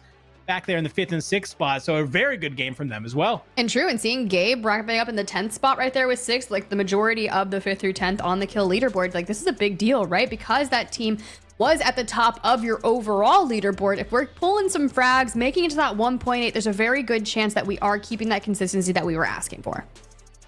No, for sure. Well, let's see how that all affected into the overall leaderboard, Tiff, because, well, with a monster game number 2, 23 eliminations, 46 points total, that's going to skyrocket Team Panda into that top spot, but only a little bit behind, 1.6 points away. Team Flanked is right hot on their heels. Drop on down. You got Fnatic not too far behind them, currently in 3rd. Team Skullface sitting 50 points, and, well, Tiff, we then have the Grand Canyon and then Team Intex. Yeah, that's a big gap, right? 14 points between 3rd and 4th place. And then you have this group together that goes from maybe 4th through even, I'd include 10th, and then rated squad at 27, Engzian 26, and then it kind of filters on down, right? So for the squads that have found themselves inside that top 3, which of course, guys, is in the money, but we have to get to that Call of Duty Warzone match point threshold, and then it'll freeze once someone wins. But for now, if things were to end like this, you'd have that gap, and obviously they're not, because we're going to keep going. We're probably getting double-digit games here at this rate. Like, let me just tell you. No, for sure. I mean, we already have a couple teams through 2 maps that are already almost halfway there, which has me excited, Tiff. This is kind of what we love to see when it comes to these events, right? It is, sometimes people can get really, really slow, and we don't even hit that 150 point threshold till, later on, and then players have to win a game after that. In order to kind of satisfy our win condition. But hey, we have a couple teams that are already sort of marching through it, mainly that top 3. But what's scary to me, Tiff, is that those top 3 are kind of running away with it. So I'm kind of wondering, will it only be these top 3 kind of moving forward into the rest of our games to maybe be one of these first squads to cross our threshold? Or are we going to see another team like Team Panda kind of have a huge monster game there to really kind of then make it competitive towards the top? And maybe we'll see a couple other teams start joining our teams at the top. Well, there's a lot of teams in our lobby that do have the capabilities to throw down a 40-point game. So by no means, we should be very expectant of that. The Amit NA 100% can do it. Rated Squad can do it. Even Enkeo Squad, right? Unrational Squad, the Superevan. Like, I could keep going for days at this point. Like, we are so blessed to have this many talented players in competitive Warzone. So it's just a matter of time before they all kind of, I mean, I don't know if they could all reach the upper echelon kind of with the Falcons at this rate, but we are striving for greatness, and a lot of our squads do have the means to do it.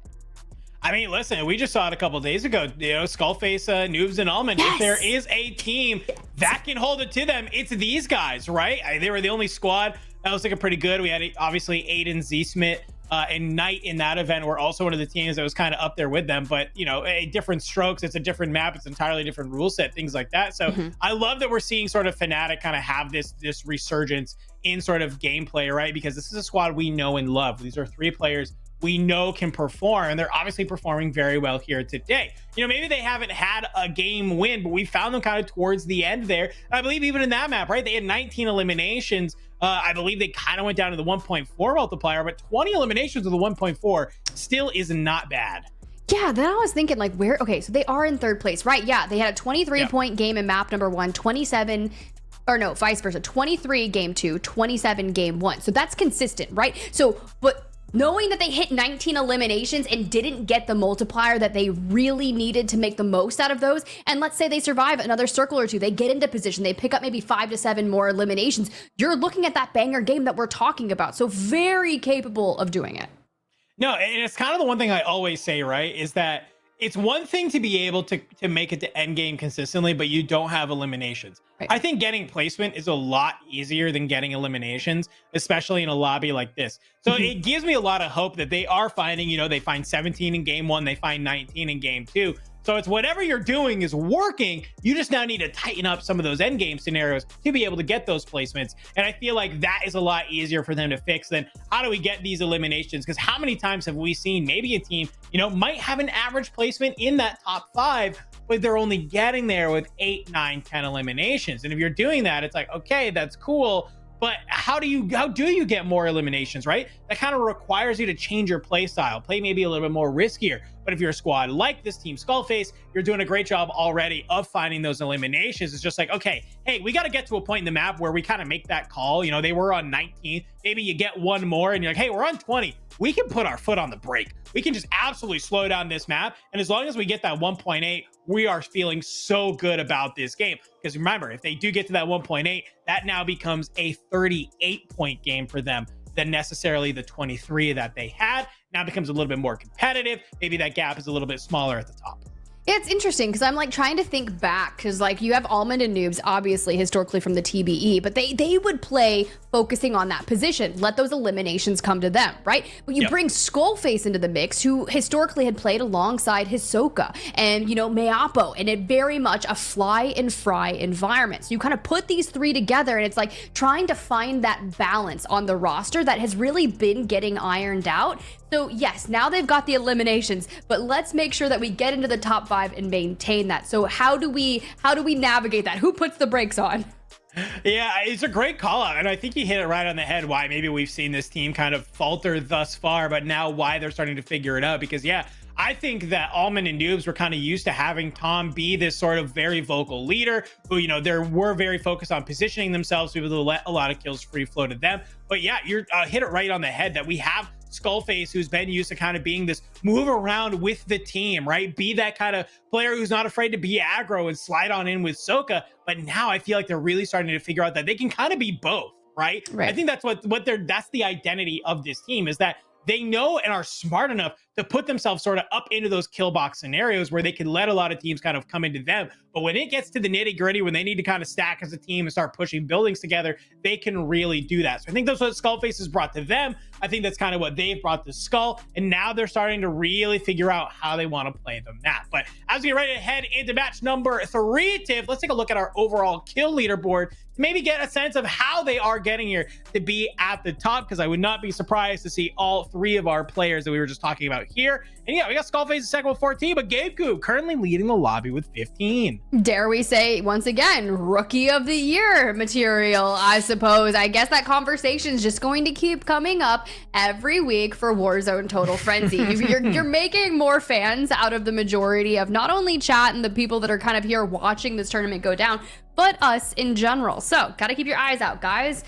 Panda though, a lot of this from Panda and Volcom was that last map, right? I think they had maybe 12 or 14 eliminations in the first game, but then when you throw down a 23 elimination game, that is 100% gonna bolster your position on this overall individual elimination leaderboard. Yeah, it's a great call out, right? Having both Panda and Volcom that's there. All three members of Team Skullface currently sitting on this slide.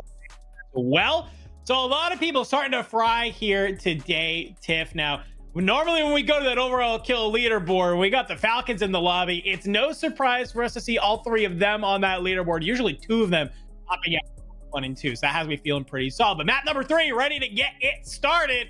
Let's hop on in. Are we going to have one of our sort of 3 teams at the top continuing to have some dominance, or are we going to see somebody like the team on your screen really come out of You know what? I want more people to come out of nowhere. I want this entire tournament to just be turned on its head. Make it a little chaotic. I don't care if we're here for 11 games, 12 games, 13 games. It's just going to get more exciting. Let's get 7 teams on Call of Duty Warzone match point. Sure. Why not? Why not, right? Why not? Coming on out, we see the pings coming on through. This is sort of the area we saw this team kind of dominate in that last game, and maybe this is a little bit of the sauce here, Tiff. Already landing low town, trying to figure out maybe what exact area. Are they getting contested off rip is always my question. Well, as I say that, they've actually hit the zip. Looking to go a little bit deeper. They are not alone, though. Yeah, they're looking to go to this bazaar. There's usually 3 to 4 teams that land here, which is crazy to me. It is always a hotbed of activity. So, you got the zips that connect the buildings, and you're immediately challenging there. You see the player on the bottom left making this 1v1 up on the roof for the right side of the bazaar. Team on the right. For Panda. Now, mind you, this is the one that clutched it up from the skies down to the ground to take that match win. We see that knock and full straight onto Robstar, which is a pretty heavy-hitting squad to duke it out here at Bazaar with. Trying to maybe snake this a little bit of this heady, gain some information for the squad. Do a self-revive ping, so that'd be a huge pickup here. Maybe let someone get a little aggressive, but from a side angle, somebody sees that Panda is on top. A great job of getting in some of those shots, but Panda will be able to kind of drop on through. No plates in hand, so maybe take a little bit of time, start trying to loot on up. You see the counter UAV come online. This should hopefully give them some space right now if they do decide to push. I mean, they got cash, they got PDSs, they're getting such quality loot here. Plus the buy station in the middle, I mean, I guess it is a really nice POI to kind of fight for, and plus if you wrap up some early eliminations, it's a pretty solid way to kick things off. Have PAs, got mortar strikes, and even plenty of self-reses, so good start here for the squad. Nice being able to get the loadout. Hopefully they can kind of use that to keep moving. Flank blasting gabekun. They've been feeling good so far. We looked at that overall kill leaderboard. It was no surprise to see this man on your screen was at the top, currently leading the lobbies. Do you see these guys at all, Gabe? Because these guys have to row into us. I don't know. I was just listening. I didn't know if like Blast was like soft launching an excuse if they don't perform very good. Because he's talking about the right stick on his controller, it sounded like. I mean, maybe? Listen. No, that's why you play on the superior input. You never have to worry about that, you know? Hey, I saw that clip. In the chat. I saw that clip. I did not understand British humor. Goodness me. Goodness me. No British humor detected. It looks like a redeploy for them. Kind of in a barren area of the map. They need to figure out maybe how to get into the action. I'm kind of talking about that. On the other side, though, Omit and a team that has kind of really come online a little bit after game number 1. They were towards the bottom of the leaderboard, currently sitting at 6th right now, though. So a very solid swing up. They're going to chuck this helicopter. UAV is going to let them know somebody's down here. Braxton flying in from above. Pistol in hand finds Castillo, and that is a squad wipe. Amir and Dark obviously already taken off the map, but they aren't done yet as the UAV is telling them of some more players nearby. I'll shoot the zip out. Oh, we gotta cross. We gotta cross. They're zipping right now. Not to us. I might take this zip. I might take this zip and go OC. You can go for it. There's a team over here. here. Right now. There's a team over here. I wouldn't be devastated if we cranked up their audio to kind of hear how they rotate around, especially on UAV and such. Let's do it. Let's go for a listen in with Omid and A. We're gonna. We have all intel on everything right now. Those kids are sniping at the balloon, bro. Those guys got us up. Why are they all sitting in there? Can we push up on them and? Yeah. Let's move. Wait. On my right. Push at me. Could zip up to this building. There, right here. They're not pushing you. You're good. Yeah, I'm looking for them. I'm look for a kill on them. I'm pretty far from them. Okay. They're playing bottom. They're playing bottom building. They're sniping at me right now. Got gas inbound. Safe zone relocated. Got a blood. Nice. I could jump for that. One sniping though. I might not be able to get the full. That's fine. Don't worry about it. They're pushing up on you close, kinda. Okay. I'm jumping down to help a little bit. I didn't get the full. I did not get the full. He saw me jump off.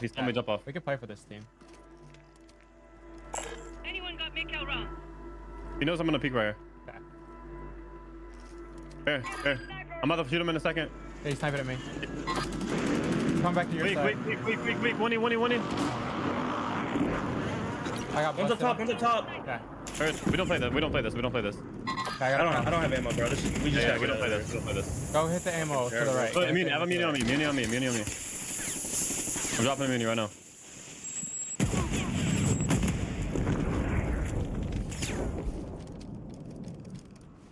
All right, so there's a lot of things here, Dandro. We're getting shot at by a sniper, but also I love that they go, we should play for this.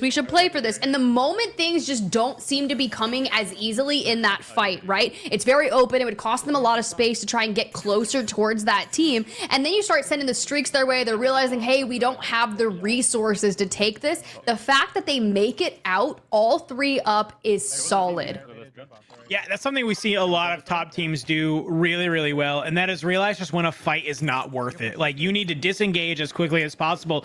Good on them, good on Brax for being able to find that blood onto Strixie, but he realizes, hey, if I try and go for this full, I'm putting myself in a really bad position. I do not have teammates that can come help me, and we can use this to clean up this team. So they're able to get that down. That's cool, but they realize it's just not an advantageous fight for them to be able to take it. So you make that call, you say, hey, we don't need to push this, we don't have to do anything. They go ahead and back on up. I love the comms at the beginning of that when we see the UAV of, I believe I wrote it down, quote, these kids suck, why are they sitting there?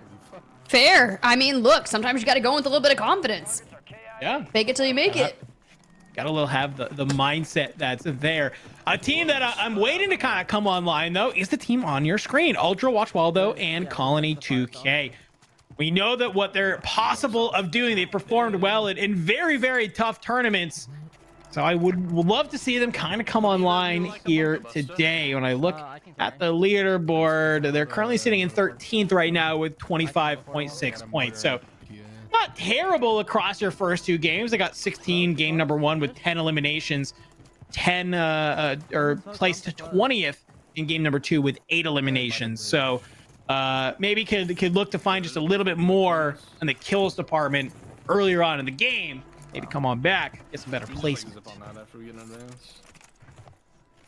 They res part right to a manor. All right, cool. So we're already looking towards manor. We're shooting out the zips. We just need to figure out. I mean, we've found eliminations. Things are kind of cohesive. We've got plenty of resources. And this is where you start kind of focusing on where do we want to position ourselves for that end game. Sure, 5 may not be a lot, but when you kind of take another team fight, right, then you're sitting on 8, but you hit another one on your rotation, you get to 12, and then end game comes, and this turns into such a solid game in the grand scheme of things. No, it's totally true. Fnatic on the other side looks like they're maybe having a little bit of a slower game number 3 thus far here in the lobby. Skull currently sitting only on 1. You got the cash though, so you can hear maybe a little bit of inventory management going on. This is something we see a lot of times sort of in the middle of games, just because you actually get this guaranteed fire sale that comes in at the end of map or zone 3 rather.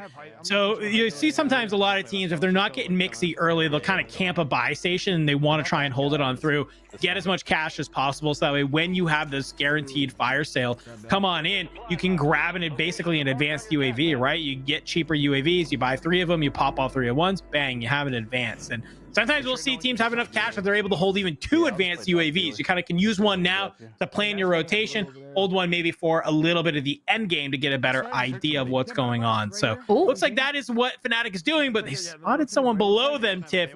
Could be an opportunity for a fight to engage. Dude look like a little ant. Like you just barely see him for a split second, and then Skull's like, whoa, whoa, whoa, someone's right here. Just immediately on it. Does have that UAV in the back pocket, wants to equip it, bring it forward. There we go. And yes, you see like white maybe just like towards the left. You got noobs kind of flying into the right. We're setting up the pinch for the duo that's just ahead of them. At least I'm assuming it's a duo, which you know what happens when you assume. Sometimes you're wrong. Smoke's coming on out. You're seeing they're maybe trying to catch somebody with the Semtex, but I like this. Skullface is right here on the chase. That's a lovey going on down. More shots coming on through, as that is a very quick and easy team wipe from Fnatic. Great job for them to be able to kind of quickly identify that team and figure out how they wanted to play it.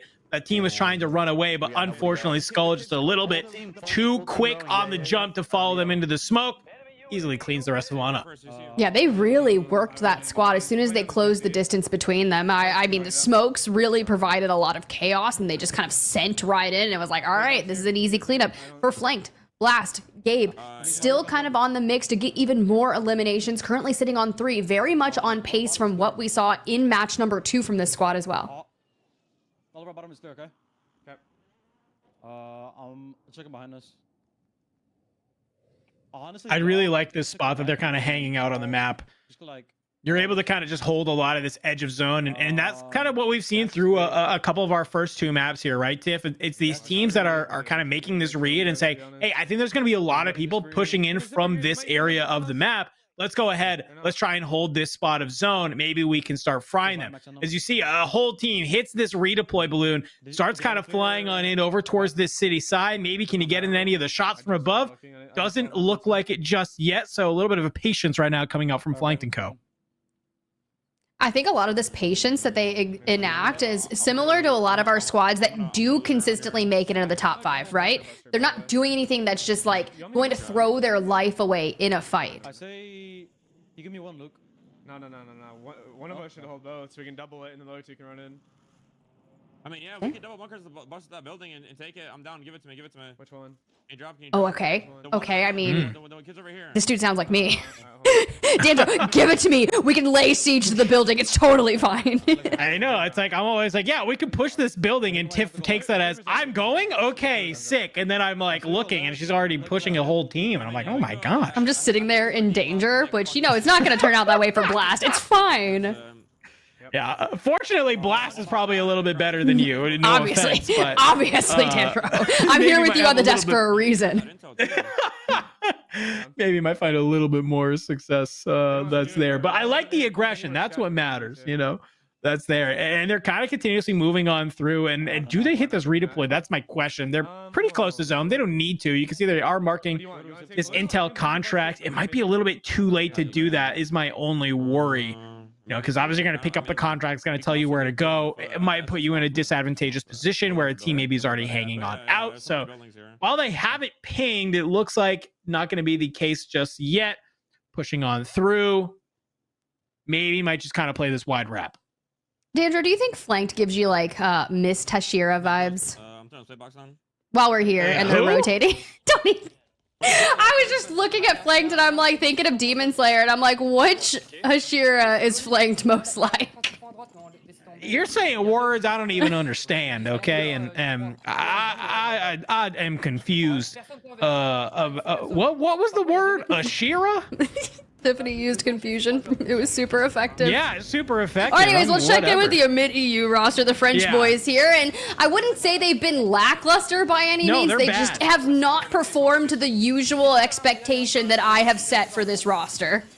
Yeah, a rough start for these three boys as they're starting to move on in. But here's the thing, Tiff, that this is a team, you know, all it takes is one game to kind of get them aggro and get them into the conversation yet again. Maybe just so far this game, they just haven't really been feeling it. Enkeo's been on the timeline saying, hey, you know, we need to be a team that can maybe start kind of competing with the Falcons. You know, they think that they're a squad that can definitely kind of usurp the throne a little bit. But so far, you're in a lobby without the Falcons, and you haven't been really able to make it happen. So I'd like to see them start performing a little bit better. Already set up inside of this building. We have 21 squads still here, so a long way to go before you start making it into any multipliers that kind of really matter. But I'm only seeing one in the hands of Enkeo. I hope if you're Huge or gromalokk, you maybe have a little bit more. Can I be honest with you for a second? And I've been thinking about this for a lot. This roster, so good anytime they're in a solely European lobby. And I understand we're playing on a little bit of higher ping here for this tournament for them. But why is it that when we have NA teams in the mix, this squad, they're still good, don't get me wrong, but they just do not perform at the dominant level that we witness from them? Yeah, I don't know. It's interesting. I think they're just a new team and they're still trying to figure out maybe some of the bugs. And you know, I think this is a squad that everybody knew would take a little bit to kind of come online. This looks a little unfortunate, though, as we are going to see, you know, maybe a team flying on in. I think a suppression mine is there. You're seeing the C4s come on through. Heeds will be able to get the self-revive off. Backs on up with the team. Enkeo's trying to be able to help on out, but this bunker buster is just making it impossible with this gas. Thankfully, they are able to regroup. Seeing the mortar strike come on in. So this team is on the roof. Hopefully, they'll be able to get moved. And it looks like that was Pentagon, Fuzzin, and Melvin was potentially this team on the top, causing them a lot of chaos. Enkeo getting a lot of confirmations here that there is a team. You're starting to see some of those armor tags come on up. So throws a sight on in through the door. Nobody's home just yet. They're kind of just looking to maybe hold this building. You really don't need to move right now. No, this is solid, right? We do have just a few more seconds left to see when that everything kind of starts moving and such. And you got the LTVs, but you've got such a good angle on the open area just ahead of them. But you're very aware of the multiple teams that are surrounding you, right? We didn't get that precision airstrike notification, but it was on the mini map. So you know there's multiple teams out towards the right. But smoking and moving, okay, look, we want to get ahead of it. We knew we invested bunker busters all over the place. And if we can get in the lower side of this building and kind of staple off from here, they assume this is the better play, unless we're playing for the buy station that's just ahead. I mean, maybe. I don't know why you would. They see somebody on the inside, Enkeo, with some great shots, but they do answer back. Thankfully, Tempered lets the reset happen pretty quickly. Now just kind of playing down on the bottom. They do have this trophy system, which is great. If anybody tries to throw any nades, any smokes, maybe to cause some chaos, some confusion, not going to be able to come on through. For now, though, they are just kind of waiting and holding this on out. 18 squads still remaining here, Tiff. So you've kind of chosen your position. You want to hold it on down. But my worry here, though, all right, let's say you make it to the end game. I think I just maybe only saw 6 or 7 eliminations to their team. You got to find more if you're going to try to make your way out of this leaderboard. Yeah, it sounds like Youngsta's absolutely going through it too. Brax probably just got elimination. Stukex here playing alongside Pentagon and Melvin instead of Fuzzin. So quite interesting, but they've absolutely mirrored where that Enkeo roster was. This was just where they were playing before they rotated across. Now, if this circle does pull more on top of Enkeo, that read, that call to hit that rotation early could be the game that separates them from maybe, you know, a top 15, a top 10 to maybe more into that top 5, which is that 1.8x, which is what they need. You would love to get that 1.8x. There it is. And I'm a little bit worried here, Tiff, because look at where this zone pulls.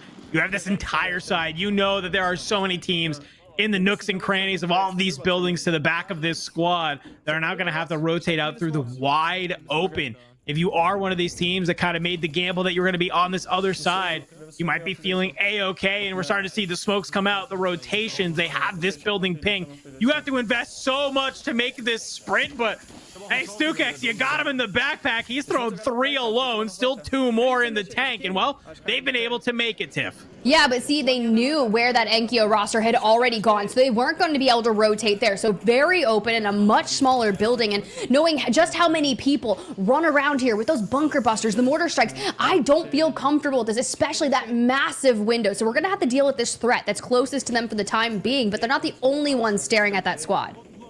No, I mean, you even see the shoulder coming out from Sukex, looking at the squad from a little bit of a deep angle, and I'm looking at the mini map right now, and there's just so many teams from around. Somebody has a look through that window. Some solid shots coming on through. They are wall banging on into this. And, well, if you are this squad, you're feeling good. You just got the pull of the lifetime.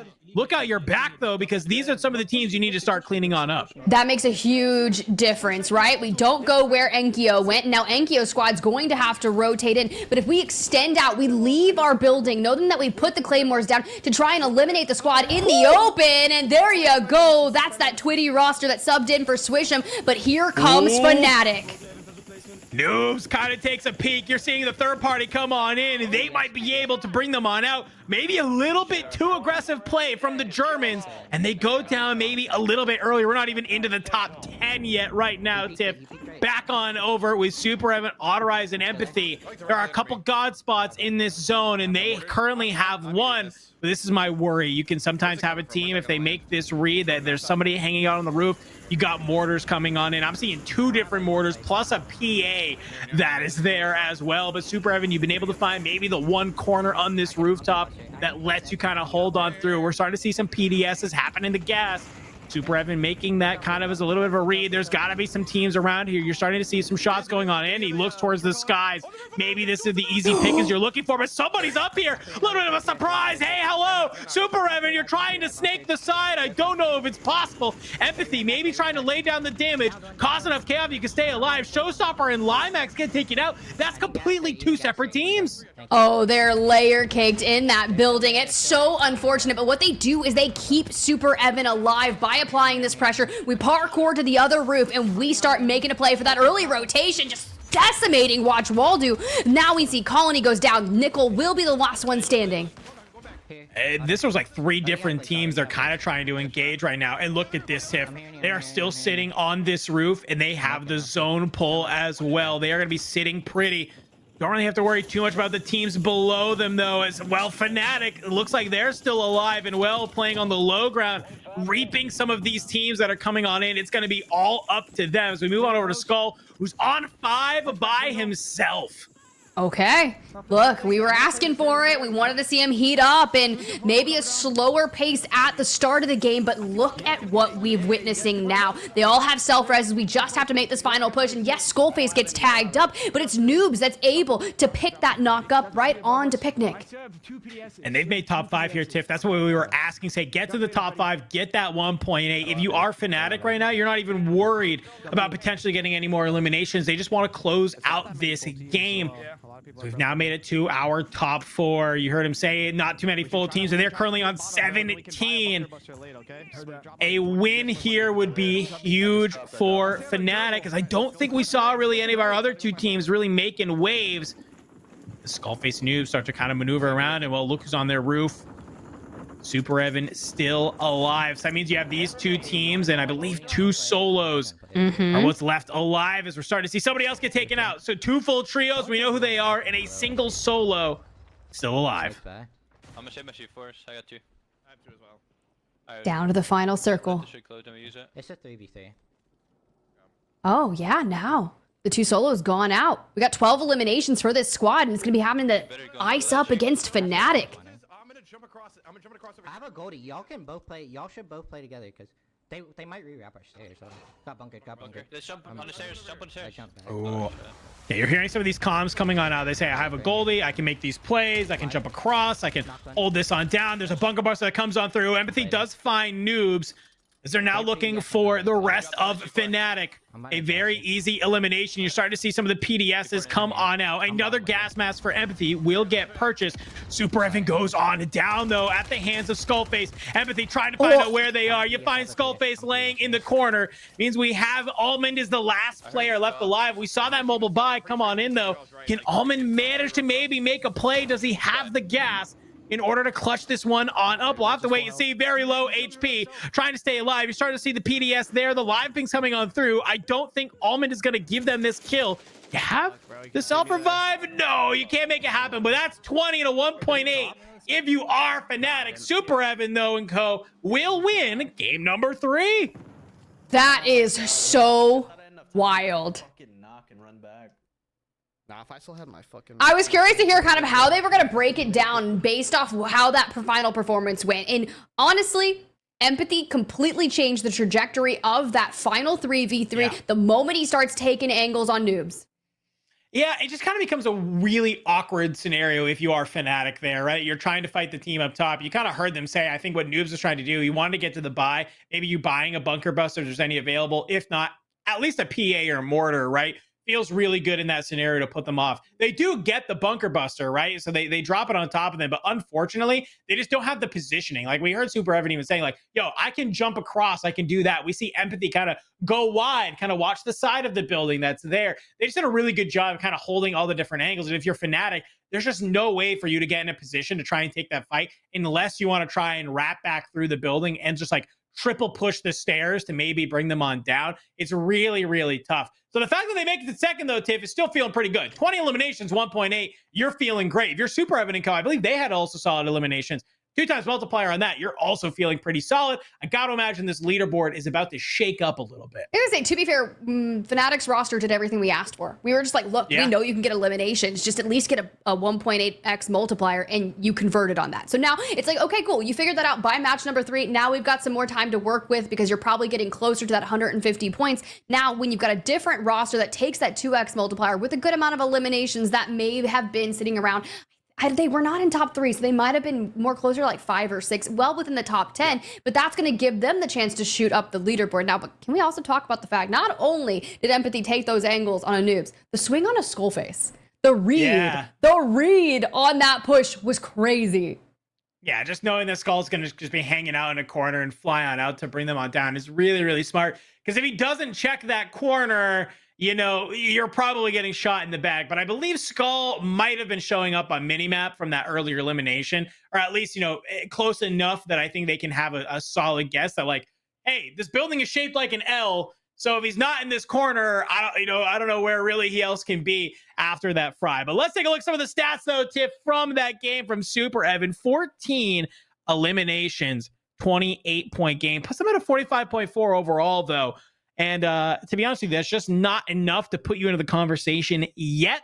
But this could be a great start of a run for this team. I think so. I think it's just turning the tide of that momentum that might not have been there in matches 1 and 2. And listening to the comms, especially in that end game for that fight, you can hear that it's all there. It is very functional as a team. And I've been enjoying watching their growth, getting the reps in, and just kind of seeing their journey throughout. And now we just need a 24 elimination 2x multiplier. That's what I want from them. I want 24. Yeah, you got to have a banger game if you are that team. You know, I think that's the reality. We have teams, you know, like Flank, like Fnatic, that are having really solid, just kind of consistent game over games, right? They're getting to that sort of 12 to 15 elimination mark, and they're getting solid placements on top of it. And that's really what you have to do if you want to try to be a competitive person in this lobby. Long gone are the days of Warzone where you can have like one banger game and then all of a sudden be in the conversation. Yeah. If your other sort of matches aren't really kind of keeping up with those other teams that's there. I mean, Fnatic alone, if I take a look at it, you know, kind of game number 1, they have 6 with 17. Game number 2, they go down 18th with 19 eliminations. And then game number 3, they obviously come in second with 20. So they are being pretty consistent around that 20 elimination mark, and their placements are only getting better, Tiff. So, I mean, if you're making at least top 5 with 20 eliminations consistently, right? We know that's a 36-point game that you're able to drop every single time. Well, hey, we start looking at that. We mentioned the little 30s. That's around what you want to be when it comes to average points. That puts you 5 or 6 games away from being able to cross that 150-point threshold. as part of Call of Duty Warzone Match Point. It's very much on par with maybe one of our most winning teams of this exact format, right? I don't remember if it was you or if it was Goj who kind of did the study of what that point, like every elimination that roster gets in this format is worth about 1.86. So that's showing that's the top 5 consistency. And at one point they were boasting like a 50% win rate on any given series that we have. Now, granted, we've been very grateful to have 3 different winners throughout our 3 matches, which is why I'm very much saying that we could be locked in for an 11-game series. We could be. I think the fact is, though, we're seeing a lot of the same teams hitting that end game, right?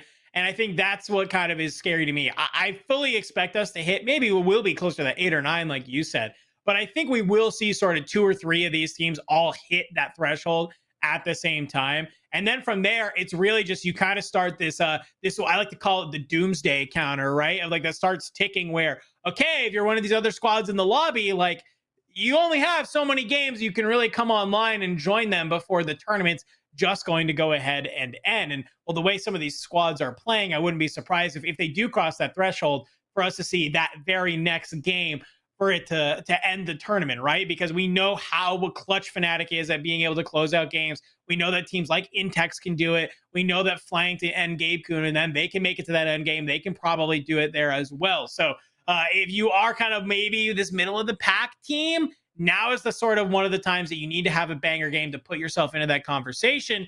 Because if you're not too careful, the tournament could end before you really kind of even come online. I think that's the scariest part, and also my favorite part about this format is the scrambling that we get the moment that first team just busts over that 150 points. Because the moment that happens, you're right, doomsday counter, everyone's frolicking through Urzikstan, like I just need to get as many eliminations as possible, because even if you don't make it to the top, right? Let's say you don't win. There's still a second and third place to fight for, $2,000 and $1,000 respectively. And plus you could say, let's say you do win it. You can say you won it. Congratulations, because there's only really been 3 different teams, I think, to win Warzone Total Frenzy, the Call of Duty Warzone Match Point format. Yeah, that's a good call. I mean, we could have somebody brand new here today, and I would love that personally. I mean, I'd love to see somebody else get some of those that cash in your back pocket, right? Remember, $7,000 for first, 2,000 for second, 1,000 for third. But we do have our leaderboards ready from that map number 3. So let's kick it off with our kill leaderboard from that map to see who was top fragging, who was moving around the map. And well, there's a name we haven't seen in a hot second.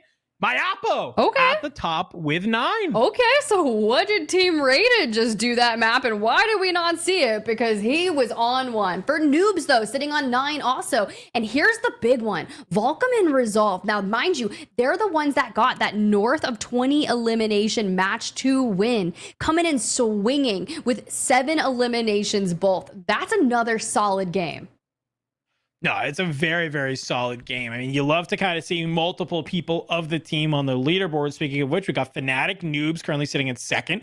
Well, really actually tied for first with Mayappo with 9. Almond with 6, not too far away either. And when we kind of came over, I think we saw Skull was on 5. So a really solid game for them. You know, Noobs just barely not making this list as well. So let's go ahead and see, how did that impact our overall leaderboard, though?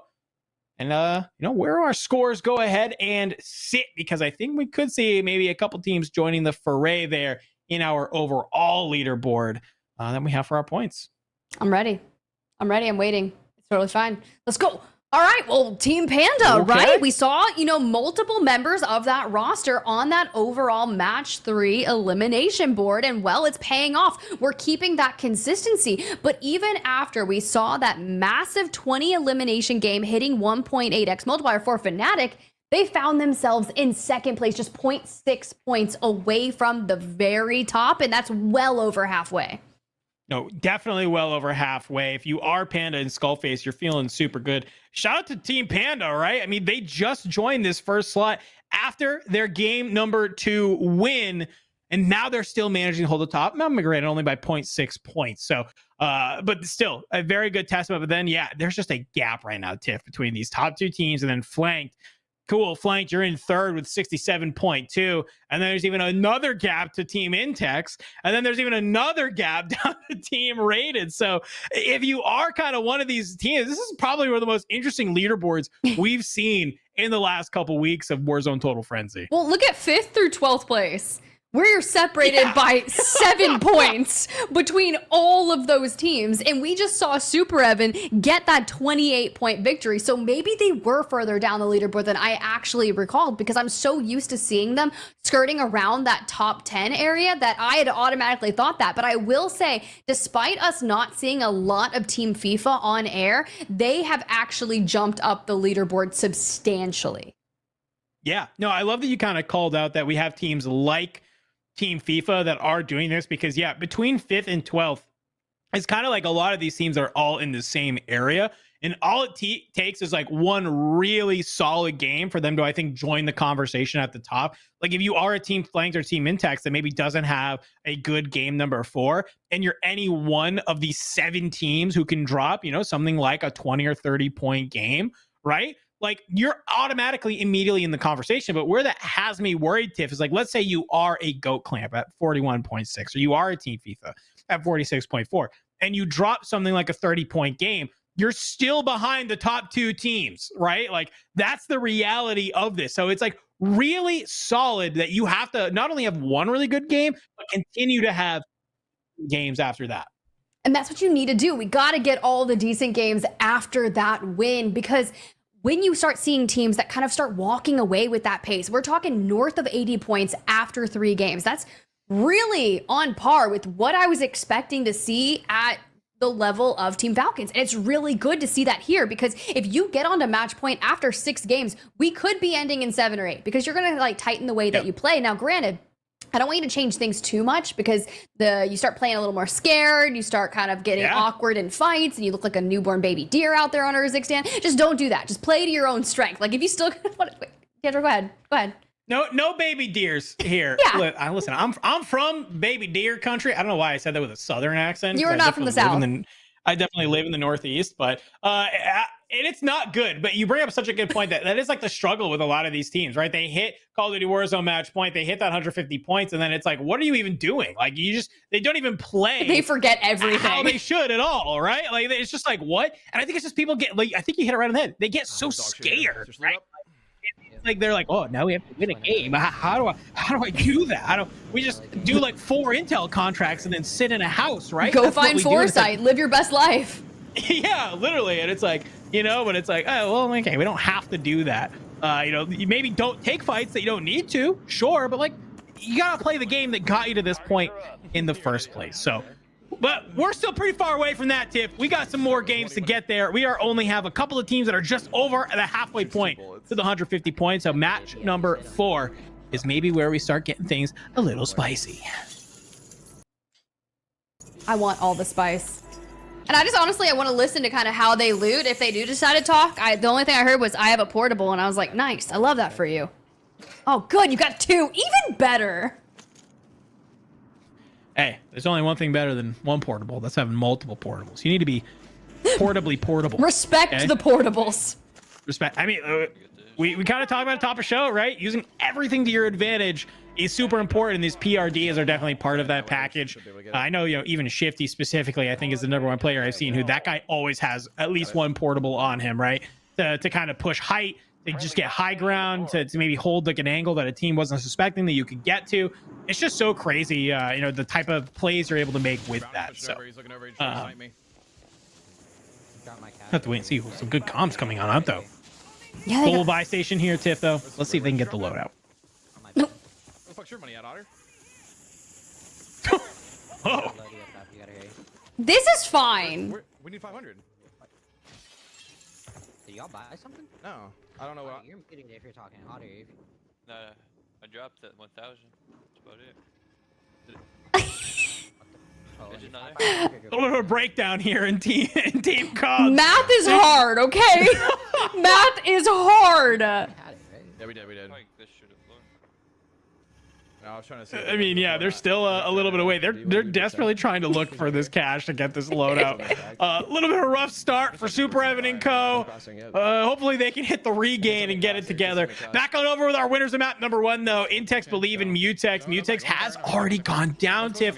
We know that this is a squad that has been getting contested off rip in the games, and well, Bulieve gets taken out. Intex goes down, and look who it is. It is omit EU, enkeo, gromalokk, and he's not too far away, sending them straight to the gulag. Good start for them, and well, we kind of jump back over to Showstopper, Jama, and Vision. Now, we've seen them briefly throughout our journey here, currently coming in at about 17th place. 28.4 points, but it only takes one game to turn that around, and well, you can also get ripped out of the helicopter just like that by Mayappo and Prospect, who have been reaping the northern side of the map now. I literally think that May Prospect and Otter said, May Prospect and Rated said, we know that power is free now. We are going to be the team that runs this. And I think it's working out for them really, really well. They've been doing such a good job of kind of finding a lot of the teams that are over there. Another team, though, that's been really great at finding squads, it's Flanked & Co., right? We see them already find bubble to kind of open up this team fight. Counter UAV in the air, disrupting maybe potentially some of the UAVs or personal radars, or even just seeing the red dots on the map. But as I say that, looks like Lennon will be able to answer on back and take down Blast. So I'll kind of make this a 2v2 right now, Tiff. He's on the right side by the door. Yeah, he's right by the buy. Yeah, quick! Two of them there. He's absolute. Blue one. One's absolute. Ooh, going for the toes right there. Let's see if we can finish with the C4. No connection there, but it does give you information about kind of where they found themselves. We secure the buyback and get out of time just with that bunker buster starts being thrown all over the place. The chow comes in and Flank just decimates Danya. Hey, this is a completely different team. This is a third party that's happening. JTech has now moved on in. I believe JTech's even part of a different squad than Danya. So you got like 4 squads all kind of sitting on over there. It is an absolute cluster happening on the map. UAV starts pinging on out. We can see obviously Fnatic on the hunt or this red dot chasing in full effect. A little bit of a sandwich coming in here from these boys. Yeah, somebody's on the outside here. Superi in hand is not going to be enough. That is gabekun going on down. So they're even in the same area. He just hit loadout. He ran away. Yeah. Oh, but when you get isolated and Skull's just too far away from Noobs and Almond, Limax is going to be the one that picks up Skullface, which means you got DJ Moss and E-Bates in the vicinity to like, are we having a party in military base? There's literally like 5 or 6 teams all within like 100 meters here at this train building. Kind of wild here. And that's what I think what's happening right now, Tiff, is that people are rolling up. They think it's only like a third party, not realizing how many squads are around here. Does look like Skull wins the gulag against Prodigy, so that's great. We saw him lose earlier, and it was just a little bit of a heartbreak. So you win the gulag, he can start flying back on in, hopefully can reset this fight. So I like what Almond's doing here. Wants to be able to maybe take a look at the rooftop. Get an idea if there's anybody trying to hide up there, but smokes on the low ground will cause them to maybe catch somebody out who's not suspecting that Fnatic is laying in wait. Good patience, good regain. Smoke's deeper though. Yeah, I hear someone land back in. Dude, I have supersonic hearing or something? I'm like listening. I'm like putting in my in-ears deeper. I'm like, okay, where are the smokes, bro? Okay, I like this. Put down the PA. Yeah, good call, Fnatic. I don't think it's only one different team. You got about 3 different teams that potentially could be on top of you, but you don't want to play near that building. They are on the edge of zone. PA goes in up over the top. No eliminations are down with it, but it's a-okay. I think, you know, we kind of talked a lot about space here earlier, and this is kind of some of those plays that kind of result in you creating space. We should be able to do that recon. Okay, so now we're gonna start doing all of the recon, start to find that information. So knowing that you're getting closer to hitting that 150 threshold, it could be the time to start focusing on balancing out the eliminations, but trying to isolate map wins. Yeah, and I like this, right? They know that they're not alone over here at military base, but while they kind of have this opportunity of having to slow it down just a little bit, you say, hey, let's grab this intel, let's do it. That's exactly what they're doing. They're already almost on the way through. This should probably finish just as Zone 2 goes ahead and closes. Maybe they're going to do it before. Actually, they're going to let this finish. I'm surprised they're not waiting for the next zone to pop before they go ahead and finish it, but they're able to do it. Get an idea where that next zone is going to go ahead and pull towards. You can see on your mini map, they're not too far away. Okay, good. Look, we're finding information. We need to kind of pull towards the opposing side. We're definitely going to be moving out of military base and need to secure a position in pop-off. So if we're going to play the train, not a bad idea. You got the buy station, you've got that bunker buster, but a squad that's already found themselves in pop-off, which was exactly who you were calling out. We've seen them surrounding this entire area, right? Prospect, mayappo, raided. They've moved right into the home of the Falcons since they're not in this lobby, and they have been reaping here. We just really haven't caught that much of them on main. Yeah, really solid job so far here, and I think you called it out, and I totally agree. If you know that one of the most powerful teams in the lobby isn't in this really good POI, yeah, you take it over. You start kind of, you know, reaping the benefit that they normally do. Has me kind of questioning here, Tiff, though. What if this team, you know, they start feeling a little, you know, pretty good about landing at power, and could they be a squad that starts actually contesting the Falcons now? Just knowing that they found success at pop-off power, and that maybe they start to say, hey, you guys are giving too much space for free over here because nobody wants to chow you off rip. We think we can win this gunfight. Let's go ahead. Let's see who's the better squad. Oh, there's an absolute containment zone surrounding pop-off anytime the Falcons are in the lobby. They have really turned into that new squad that everyone just kind of compares them as that benchmark, that staple, that ideal. But then the nuances of all of our other rosters, in particular this one, right? It came together. They had those roster mania ahead of this year, kind of going separate ways after World Series of Warzone last year. But I love this squad. Yes, Prospect gets ripped. Not worried about it. The regain will be here. Mayappo has been challenged. He takes those. He wins those. He fools Huskers. Gets traded out. But here's the deal. Rated is going to clutch up. I mean, I hope so. I have faith. Falcon Jackal. Not too far away, but look who it is. Superevan Authorized Empathy just had a great game number 2. They're actually going to be the squad that kind of comes in and cleans up. You see Brawlok get taken on out. That's a full squad wipe. So not even opportunity for Brawlok, Jackal, and Huskers maybe to kind of answer back onto that team. Because you just have this squad kind of rolling on through and playing cleanup. Don't let that kid cross the street. Definitely look both ways before you cross. Don't want to get hit by a bus. That's true. Or Superev. Or a Holger 26.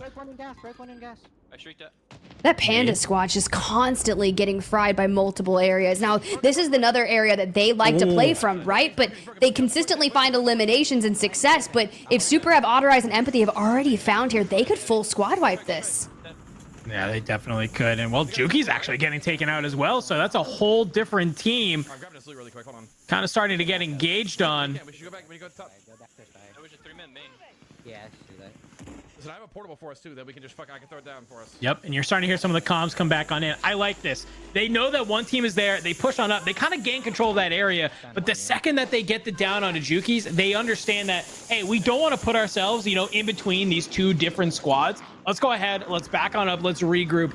Figure out where we want to play on the map. I think that's some really smart decision making from this team to kind of make that call that you don't want to be putting yourself in between two very good squads. Honestly, I think I might just get a UE, yeah. I'm gonna pop a UE. I think that's a good idea. Like, I want to see that. There's 2 buy stations that have spawned literally back to back right here, so we have a good chance of hitting this kind of unscathed. Okay. Good check. Grabbed it. Mostly everyone's going to be ghosted, though, so. Hey, he just double res. We should balloon. Okay. That fire, yep. I'm gonna run it, okay. Oh, they're diving towards you. They're diving towards you. Yeah, they just dove back towards where the loot was. It's Huskers in there. Well, looks like a fight is about to break out here. I'm hearing the comms flowing. Let's go ahead. Let's do a listen in with this squad to see how they want to take this fight. He's one shot. Absolutely. The crosses, I got him. One of them. One of them already crossed right. Yeah.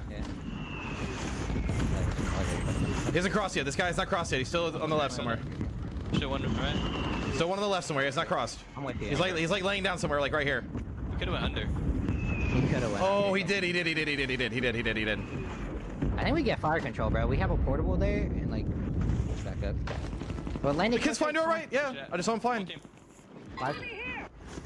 I just go past. Fire. Be careful there. Listen, shit. I don't know where this underground shit is. Man. In fire, left side. That little shack. Ready. Okay. Holding irons.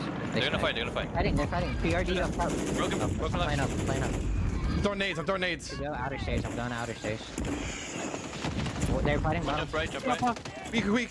I'm bottom. I'm going up right now. I'm going up. Red one. Get him. Red two. Knock one. Nice. Come here. Broken. To the top of the stairs. Yeah. I'm coming down the stairs right now. I gotta play. On me. Bottom. You're right now. I'm with you. In the smoke here. Broken. On me. Jumped in bottom. Dead. Nice. I gotta play. Hey, there's still another team. Yeah, we're good. Got a minute here. Dropping ammo here. I'm throwing a portable in right here. All right, well, let's bring it back. Look, let's just talk about what we witnessed. The way they broke down that squad, the push, the information that they got, and the way we're prepping for this potential third party is so solid because we make sure that we get back to that full health. We look at our resources, make sure, hey, do we have frag grenades? Do we need C4s? What are our angles to take? And we can immediately call out that squad off that angle. Yeah, I like that Superevan made the call to kind of try and play from above and be able to kind of push from the top, because if any of those kind of players decide to run up this staircase to try and get away, he is going to be laying in wait and just be there and being able to take them down. But I don't think this is over yet, Tiff. You kind of heard him calling out that there was another team that potentially was nearby, so got to be a little bit careful nobody flies on in. But a lot of loot that maybe you could use to help reset. It feels solid. Superevan just kind of trying to take a look, as right now they're just kind of holding down this fire building. You heard him talk about it, saying, hey, we really want to kind of gatekeep this. We want to be able to bring some of these teams down. You got mobile buys on either side of you. You might be able to kind of keep your head on a swivel and potentially catch a lot of teams trying to maybe make a play. I threw scatter mine on our stairs. There's only 60% on that gas, though, I won't lie.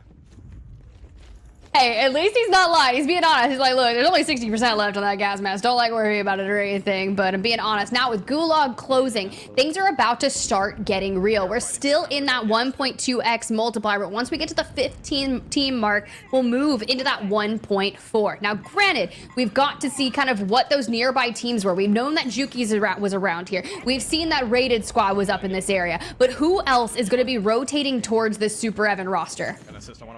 That's a great question. They do get the zone pull, though. Gulag now being close. If you haven't gone yet, you're probably not coming out. We're with Pentagon, Sukex, and Melvin. We saw them make some great plays earlier on. They're on the edge of zone here, Tiff. You got a mortar strike landing on top of your head. It's not looking good.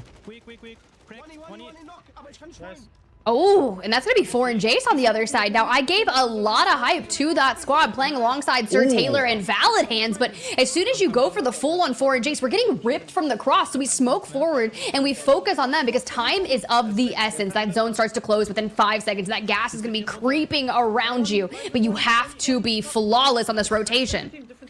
Oh, you're seeing Sir Taylor get taken out as well, so that is going to be a full squad wipe for them.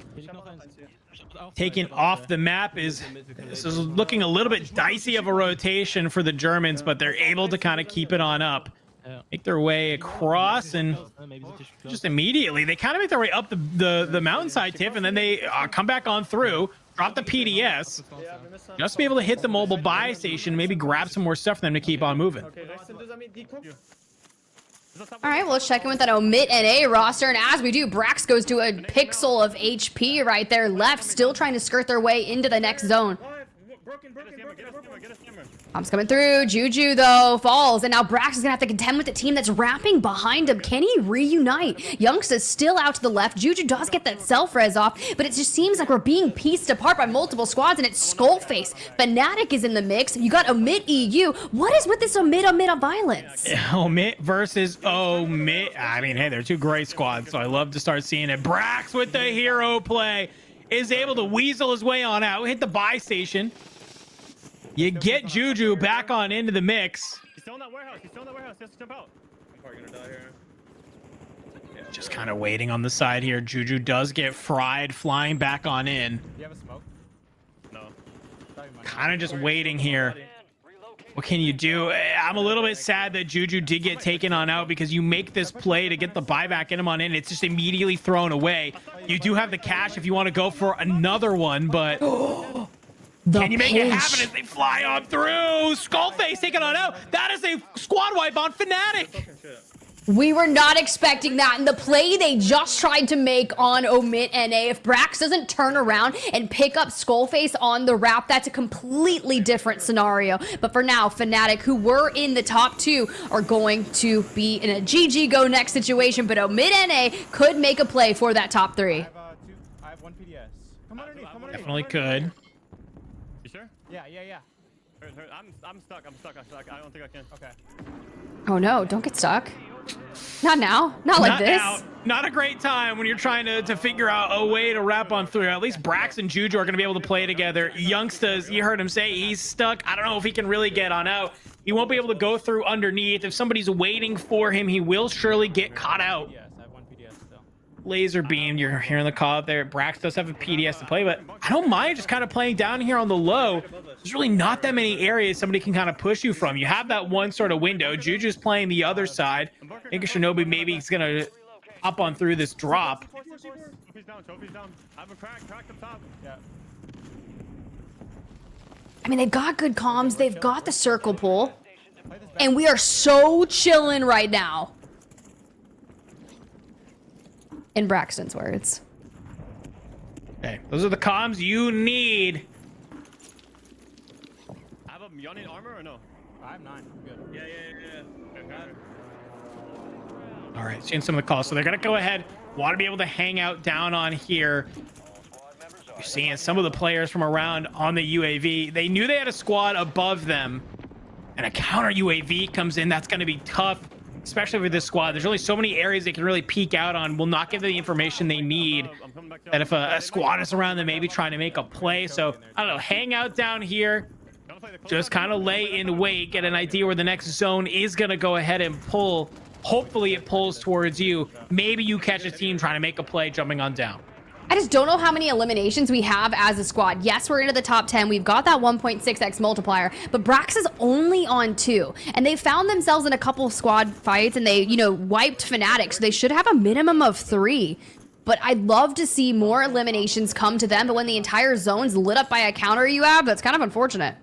Yeah, it's kind of my one gripe with this team, if I'm being honest with you, Tiff. They do a really good job of putting themselves in great positions, but it's always with just lackluster kills, right? And I've talking to Juju about this, and I was like, you guys play super well, and you're super smart, but at the end of the day, you just never have kills to come on out as we come on over with the other omit team, omit EU, as we start seeing Brax, I believe, get taken out already. A wrap now having to happen if you are enkeo. It looks like a couple smokes will open the door for it. Looks like someone did an early rotation towards where that circle is pulling to and invested a PA right over the top. However, I will say he was able to grab a knock onto Mayappo, which means Rated and Prospect are probably nearby. Here's some of those aggressive comms come on through. Heats gets taken on out, but it's a C4 up over the top. Helps deal some of the damage. Ooh. They get a squad wipe onto Mayappo? Yeah, I think they're done. And they're in a really solid position right now, Tiff. I mean, look, there's somebody underneath them, and maybe you can angle yourself correctly. You bring them on through. Doesn't look like it just yet. enkeo realizing that they have God spot here. You have the ultimate high ground. Looking up towards, is anybody up there on the crane? I don't know, but for now, you're at least going to be able to just hang out for a little bit. You have the cash. You could kind of make a gas play, go for a buyback. I'm not entirely sure if that's what you want to do, but Raul and Destroy is still alive, making it happen.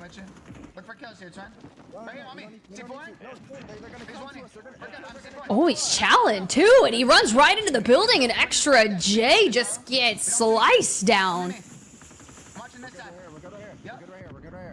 All right, final 4.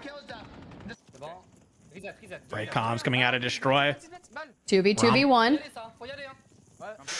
Gromalokk taking a lot of damage. Can he be able to find one? He does. That's Raul. Flies on in. Destroy is there. Trying to be able to maybe play the trade, but it's a fly on out from Gromalokk. Great shots in. Not able to take down Destroy just yet. You need to maybe take this as a 2v1 if you can. The C4 is coming on out, though, up over the top. They don't manage to connect. What's the play here? I believe this is Destroy. Some solid damage out in the gas. Can maybe Gromalokk play from a different angle out on the height? You're seeing the PDS come on through. No PDS from Team Omit right now as they're trying to be able to play wide. Can you make it happen? The shots come on through. enkeo is taken on out, but it's just not enough. 16 eliminations and the dub oekiy coming online with a 32-point game. They needed to do it, Lal. We run it back. We see gromalokk kind of take down Destroy from that angle. Now, maybe it's because I was asking where they've been anytime they hop into a lobby with North American teams, because we saw how much domination they did in terms of every EU tournament only, right? And so now you kind of have some changes. You reclaim where you started and you pull a map win. Maybe I just need to be a little harsher on teams and then they get a win. It's fine, right?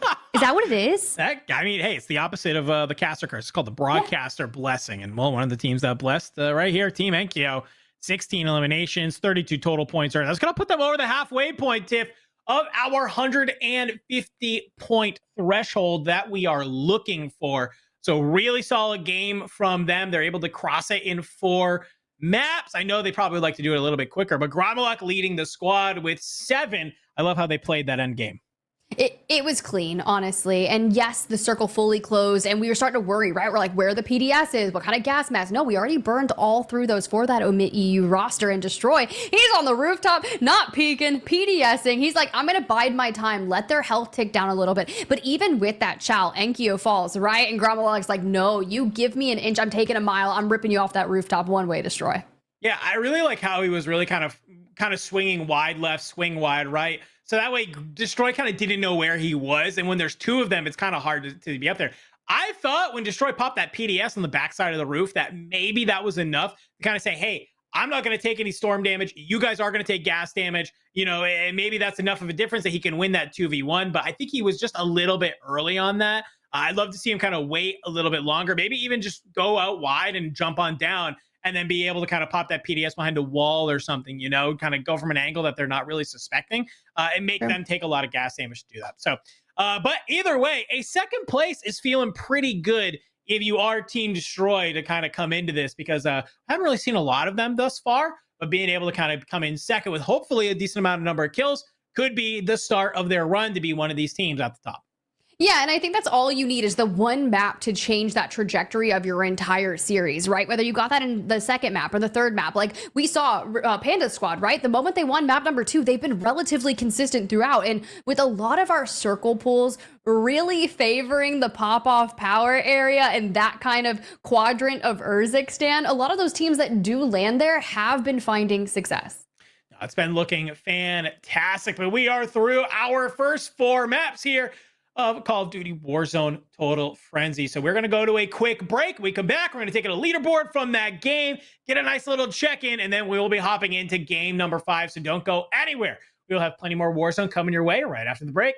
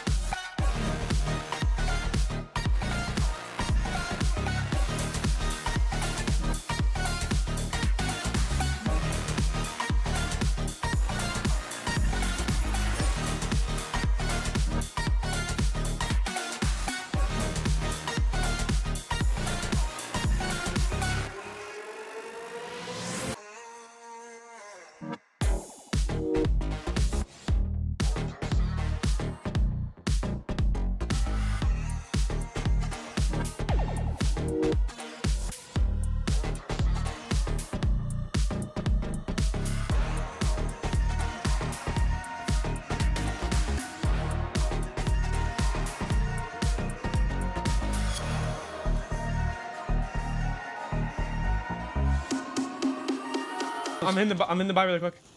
Okay. Funky Buster, watch out. Yep. He's on me close. Right side, Luke. Yeah, I heard it. It's still 2 teams. It's still 2 teams. I'm getting in. That's only... Go on. Nice. There's 2 teams. Find me. He C4'd me. Oh, I'm dead. Life. Yeah, watch out. Exit. Weak a little bit. He jumped out the window again. Yeah, just running. Here. Live. 20. Behind, yeah. One kid's still like in the air over here. Oh, he's landing. No angle. Oh my god, bro. Live landing. Yeah, I'm about to get kinged up. Gone. Oh, just two on me now. Nice, bro. Fucking guy just lands on me, bro. I'm running at this kid. In the smoke. Weak. Nice. Oh my god. This one's rocking them, huh? Let's look that. You're right now. In the smoke here. Broken.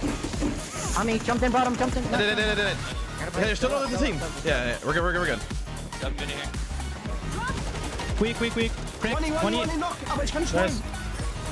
Habt ihr Streaks? Die smoken, wir können hinten, solange die Smokes hier sind. Hab ihn voll. Nice. Schieb euch den zweiten. Knock him. Flank, dead. I will knock. Okay, I'm hearing you. Nice. I'm resing. I'm playing with you. Look for kills here, Trent. Right here on me. C4? He's running. We're good. I'm C4. I know. We're good. Il fait un play en PDS. Ah, je le vois pas. Faut faire un pli, gros.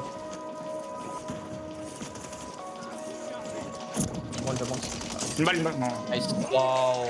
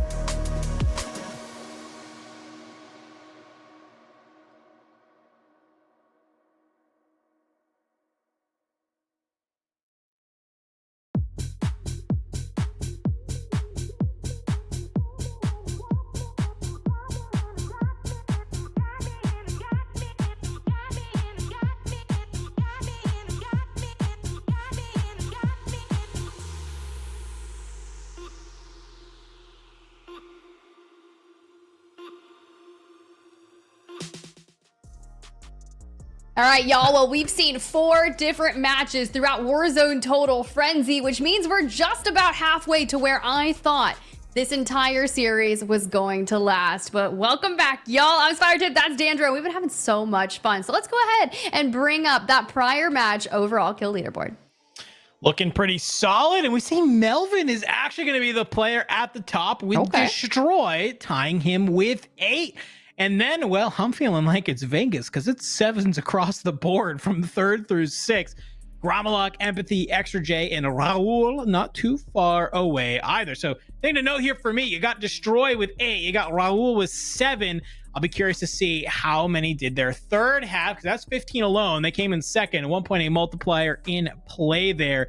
I'm not seeing any of the Omit EU boys on here though, Tiff. So I'm a little bit kind of curious. Even though you win, you have that 2 times multiplier. was it a good game?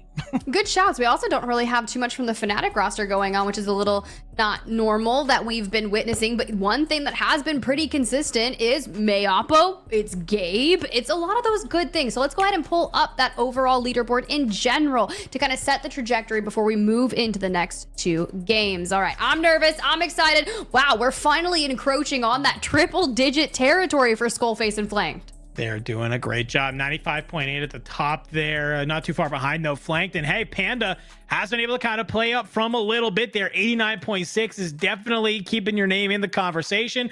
Enkeo, they've been able to move their way up. Currently sitting 80.4 in a 4th. So, you know, I was questioning, hey, was that a decent game? Yes, it was. Coming back on in. And let's see what they have going on through. I love that we're kind of seeing them kind of move up the board. Team Superevan, they're not too far away either, Tiff. So we kind of looked at that gap, you know, earlier. It was just like, you know, hey, there's a opportunity for a lot of these teams to kind of maybe jump up the leaderboard. And I think we're starting to see maybe some of them start separating themselves. Yeah, and I think that's a really good point. But when it all boils down is, do you remember that gap we were seeing between our first 3 teams just a couple maps ago? That's completely gone. Now you've got, you know, 1 through 4 all within striking distance of each other, because 15 points is really not that much of a difference. And then you have Superevan and Goat Clamp kind of lurking below that, another 22 points down, which is just 1 decent game. So yeah, the majority is we're going to see 3 teams likely hit match point all at the same time, and then it's going to start trickling in groups of 2. Well, we'll have to wait and see. Will game 5 be where some of these squads really get close, right in the distance?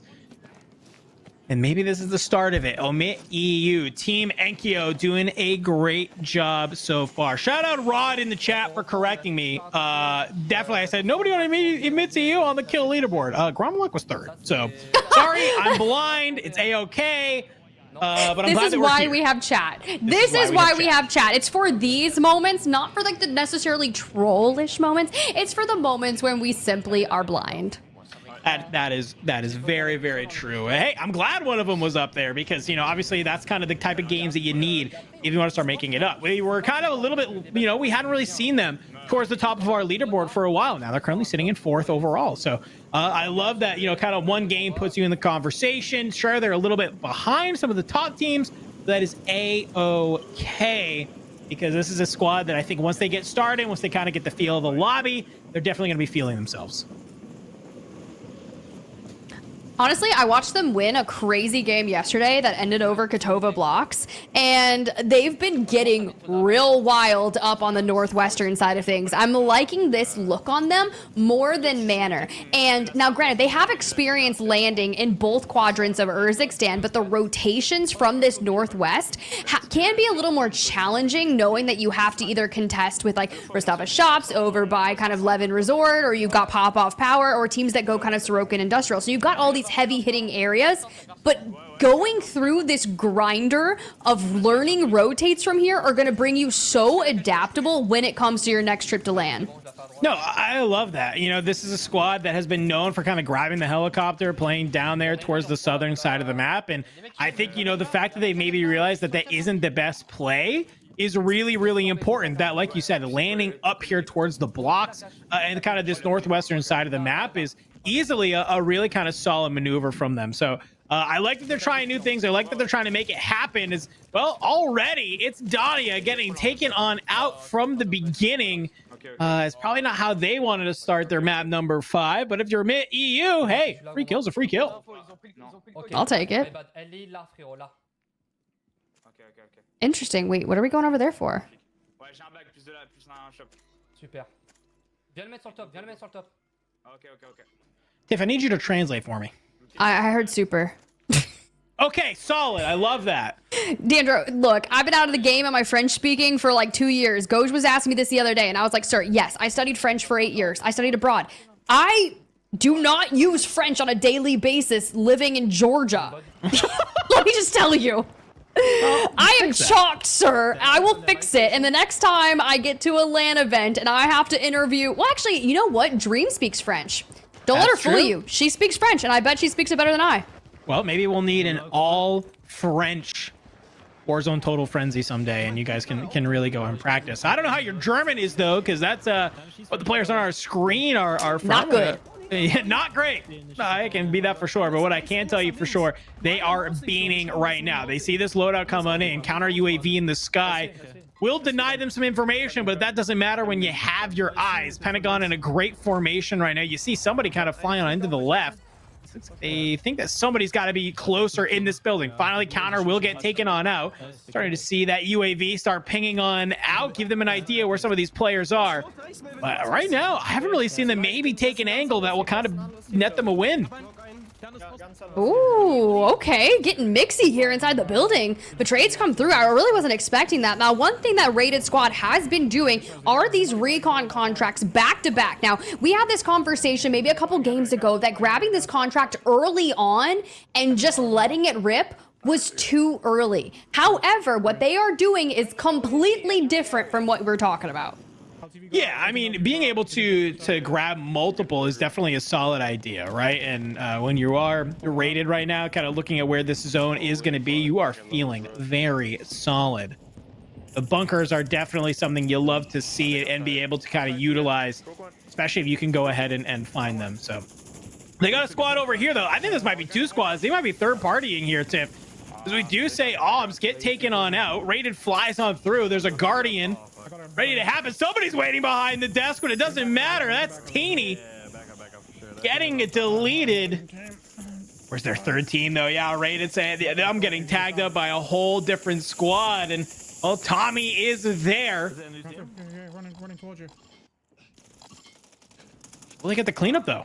He grabs the knock on a Juju, but unfortunately the trade and the fools come through on Prospect and Rated. So we'll just have to wait and see how that goes. But for Swag, Sage, Adrian making their way onto main stage just to get destroyed by deusamir. Just in that 1v2, my man was locked.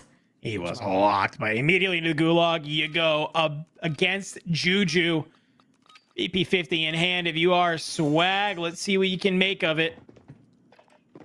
Oh, here's a lot of footsteps. You hear Juju running around. Oh, okay. Flash We goes connect. in. You're going to drop the nade behind you, but What? Juju just flies at you. Oh, my gosh. Did you just pull a straight up magic trick out of that gulag? Because I swear, at first I thought Juju was just kind of using a line and just like kind of running back and forth on that line, then throws the lethal. I'm just like, what is happening? Well, it's even cool, too. Juju has the Horus out, and that thing, TTK, when you're at like a certain range, is the best in the game. So I'm not surprised to see Juju kind of just full sprints up, closes the gap, and then just holds out with the Horus. You saw kind of Swag take the fight with the BP50 there, and even though the BP50 is really good, you kind of in that mid-range, maybe a little bit up close, when you're just kind of so close like the two of those where the Horus is just going to win 11 out of 10 times.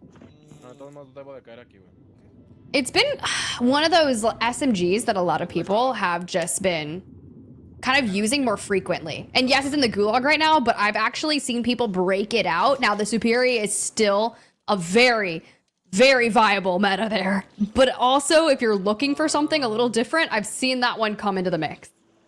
Well, yeah, I mean, I think it's kind of interesting to have, you know, this kind of conversation of having maybe multiple loadouts depending on where zone is going to end. Yeah, if it's a more open zone where you know you're going to be taking more mid-range fights, then having the Superior is great. If it is something like, you know, a city zone or something that's way lower that you know you're going to be on top of a lot of other teams, it's not a bad idea to have maybe a loadout with that FJX Horus in it to maybe make something on happen. So we'll have to wait and see. On your screen, though, Panda trying to take this fight. He had spotted a player, but they seemingly know that he is here. And, well, we see that Volcom gets taken out by Fnatic as he is then eliminated by a completely different team. So it's not looking great as we come on over to Huskers, Jackal, and Brawler, because I'm seeing Omit EU in their kill feed. They've been constantly running into a lot of top tier squads, and their journey throughout this series has been so tough. Oh, all right. Huge gifted. Huge fire sale. Love to see it. I'm going to buy with you. Yeah, I mean, you love to see it, but also for a lot of our competitors, it is expected, Tiff. As a reminder, we are in the World Series of Warzone Trios playlist. True. Guaranteed buyback. in that third zone kind of towards the end of it. So, which I think is really interesting, right? We kind of talked about earlier how like, yeah, you can get this advanced UAV, but being able to just kind of get your cash up, maybe get some of those early engagements going, but then kind of just wait, right? You have this mid-game sort of checkpoint being, hey, let's get to the fire sale. Let's get everything we need, munitions boxes, armor boxes, you know, kill streaks, whatever you feel comfortable to take a fight. You can kind of wait till this fire sale, get it. And then you're like, okay, cool. Now we can start moving around the map. Maybe let's start trying to take down some of these teams as Huskers decides to do a little bit of a parkour coming over to this bounty. Sure. I was trying to see who it pulled, but my eyes deceive me. We keep cracking them. Yeah, I wish I could help you. No, I was like, I don't even think glasses are going to help me when I'm looking at it. Regardless, it pulled towards that northern side of things, but we're just going to keep focusing on the recons, focusing on the task at hand, getting to a viable position in zone, and just kind of wrecking teams on the way. If Raid is already on 3, and I was trying to see a quick count on what they had, but this is a strong start for them. Yeah, 3 already for Raid. It's feeling pretty solid. Starting to get lit up though as they're trying to grab this helicopter and get on out of this. Is one of those heavier choppers though, so it has a little bit more health. Hopefully you can stay alive. Advanced UAV is pinging out for them, and I love that they kind of want to be able to pop this advance, get an idea where some of the teams are so they know where they can move around the map. I see there's a team behind them at that buy station, but they understand they can make their way up here towards this base and just kind of go ahead and hold it on down. They see people flying on in. Can maybe you hit some of these shots, get some early cleanups? Not sure, but what you do have is an overlook down onto this zone and people rotating on out, and you're starting to see right here exactly how that happens is Rated. You're going to be able to connect insane shots, and I believe that is Omit NA done and dusted. Yeah, I was not expecting Youngsters to be the final nail in the coffin for Omit NA and go out in 27th place, right? We still have so many rosters, but moving into Outpost, this overlook that you're mentioning, with all these people that are going to be roaming from Industrial and Pop-Off Power, this is such a solid position to work through for this mid-game, especially if you got the Car 98 on deck. Rated just absolutely slammed with that. Like, I mean, give it credit where credit is due. Youngsters was definitely moving, but sometimes, you know, your movement might be on point, but it doesn't matter when you just have somebody that is that accurate. I can come down if you want.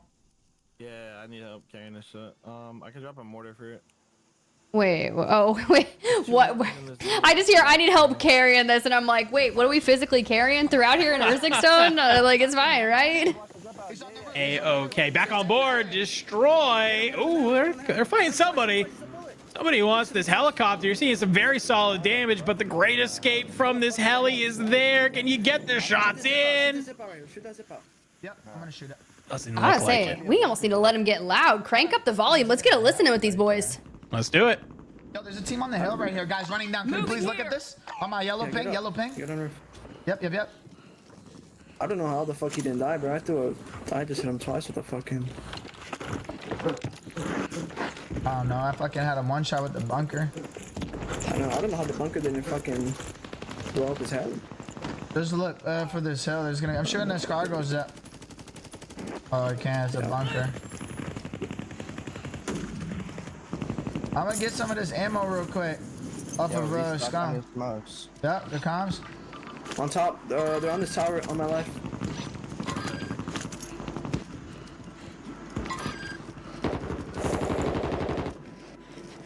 He's getting shot at by someone else up there. Gas is moving in. New safe zone located. The only thing that could, we gotta watch my. Someone come up here with me. Someone come up here with me. I'm just setting up cars to make it look like we're on all 3 buildings. Yeah, hold this building, D. Yep. Which one? The one across from us, and then me and Rob be up here. I have a trophy on this side, Rob. Can you mark it? The cargo's it. Just mark where you want me to hold, and I'll hold. Where you at? Where you at? You're good. Oh, right here? Okay. Our biggest threat is this shit over here. They can zip on us and everything. My green. I love some of the communication coming in from this team. Destroy, maybe trying to play a little bit of mind games with some of the other competitors, saying, yo, I'm trying to move the car so they think we're on all 3 rooftops. I'm gonna be honest, I don't really know what that achieves, but I like the thinking. One on the right, I wasn't able to shoot. I don't know why. Yeah, Look, sometimes you just gotta set a trap and wait and see if you can like snare anyone. But for now, we've already saw them get the distance, go into that top 2 situation on the prior map and find some solid eliminations. Now, if we could just double down and do kind of what the other squads are once they have that pop-off moment, we just keep moving forward. Now, popping up on UAV, we're still ghosted though, but it gives you that information that there is a squad nearby enough for Clamp, Vita, and xressolve though. Kind of same situation, just different player of the map. Just across from Destroy, actually. Those are all the vehicles. The trap is working. And they know they're there, but yeah, I guess my curiosity is, do they decide to try and push up? Do they try and grab the height that's across from them? Maybe see if you can get some shots in, you know, from a different angle. You have to respect a little bit. If they've been here for a bit, they would have seen the kind of cars being moved, so maybe not a huge deal, but recon drone from Clamp is going to come out, and this should give them, this gives them an idea that there is all 3 of them on these rooftops. So you're seeing some of the pings come on in from Clamp, and he's continuing to look away saying, hey, is anybody on this outside of the wall? Because if they want to, they could start rotating out, but yeah, look behind you. Got a couple people playing in that apartments area as well. So you have a team behind you, you got a team in front of you. Be curious to see what's the type of rap that Clamp and them want to make. Well, we'll find out. For now, we're just chilling. Recon drone status. Live pinging for days. 140 meters away, 175 meters away. I start asking chat to translate for me. Potentially. Great live pings. They have an idea of where there's a lot of players. So like I said, great, you have all this information. Just I guess I'm wondering, Tiff, where do you go? How do you want to play this? You're still in zone, so you don't really have to move. You don't have to get there. But my worry is that maybe you focus too hard on one of these teams and the other one pushes you from a different side. So it does look like maybe Vita has grabbed a little bit of a high ground there, and Clamp trying to figure out which building do we want to try and play in. It looks like they are trying to make their way over towards Team Destroy, so we could see a fight break out here between them. Be a scary fight, especially knowing that Gulag's about to finish closing, so you don't really have too much time. If you did have your Gulag in pocket, which neither of this team really does, we still need more eliminations for this roster, centering up on that circle. And as we jump on over to Team Twitty, kind of filling in for Swish'em here, this is a squad that, honestly, we've seen them kind of lose out in some of these mid-map battles, and I would love to see them get into the top 3. I would definitely love to see them go a little bit deeper into some of this. Kind of hear some of that. Hey, we have a UAV. Do I pop it? Yeah, you go ahead. Give you some of these comms. You know there are probably going to be ghosted players around you, but that is a-okay as they start moving their way on into the edge of zone. You have this team that's to the right of you. You got to be a little bit careful that maybe you don't throw a shoulder and get absolutely zapped, but it looks like maybe they've kind of made this undetected here, Tiff. If they can get to the top of this building, look down on over this team, that is huge. I think second floor dealer.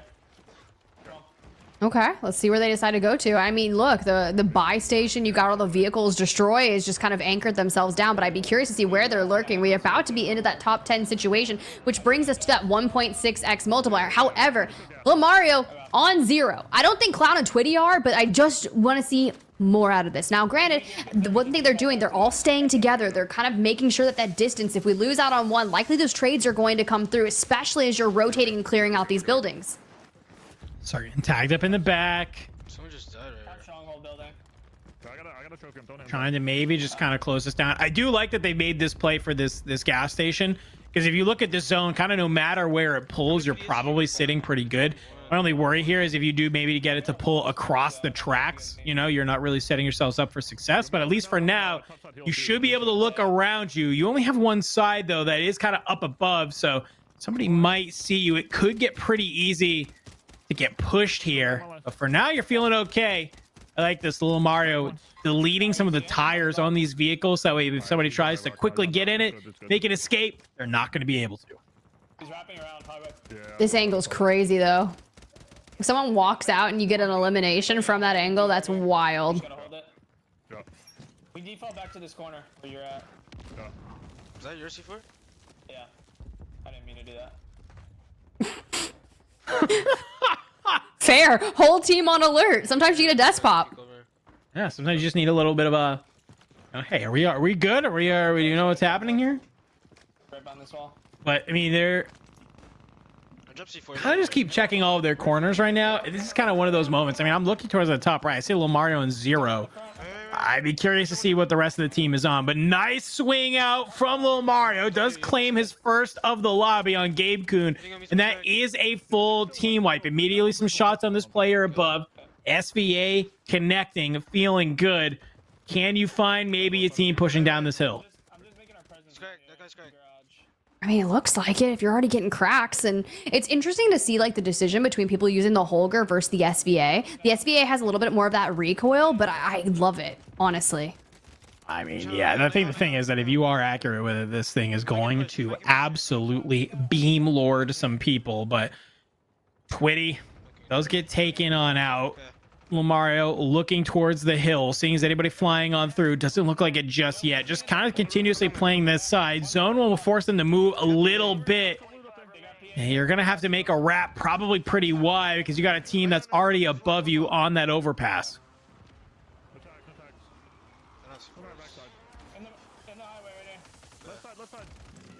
Okay, good. Now you got to worry about the left side as we turn over to check out some other squads here. Enkeo, Heeds, gromalokk. After their map 4 win, they're doubling down. We're going the distance, working towards that top 5, that 1.8x multiplier, and we have some eliminations to go alongside of it. But look at the trajectory. That circle is pulling right on over to the left. If we can kind of work this angle just along this fence line over the tracks, this is such a solid area to be. Your biggest threat is going to be someone wrapping that area by the LTV. I love this positioning. I love that you brought it up.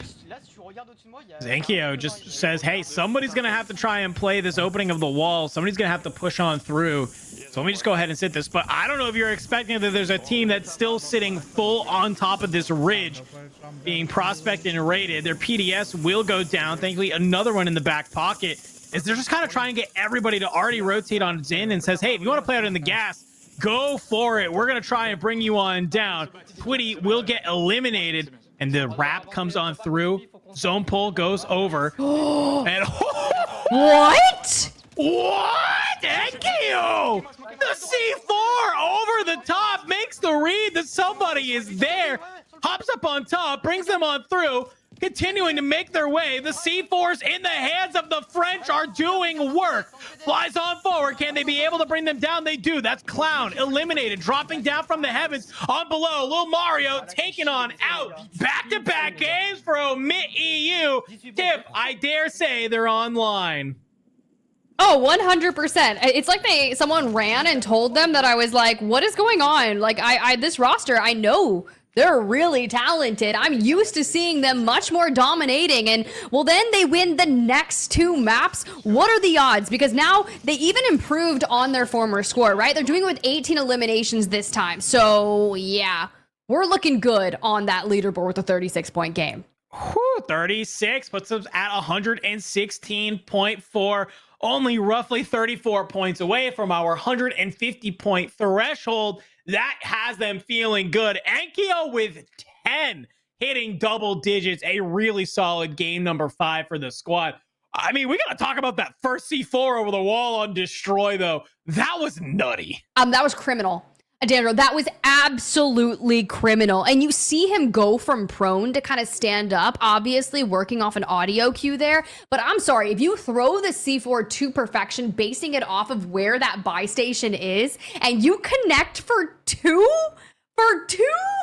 Yeah, I feel like they were just trying to reset there. And I think the second Enkeo saw that, he's like, wait, okay, this is cool. Hops so much over the wall and is able just to kind of fry them. But what's kind of really special to me is immediately after getting that squad wipe, we see Enkeo just whip around and looks towards the other edge of the overpass. And I feel like it was that kind of call that we hear for them to just kind of start flying at that other side is really what helps them win the game. Because if they're playing a little bit passive there, Tiff, it's very possible potentially for Lil Mario and Clown to really just hold that side. Maybe they get in some beams. They could really third party that if they really tried. But the aggressiveness from oekiy to kind of clean up the rest of that lobby, really, really something special. It all comes at the start of that C4 play from Enkeo.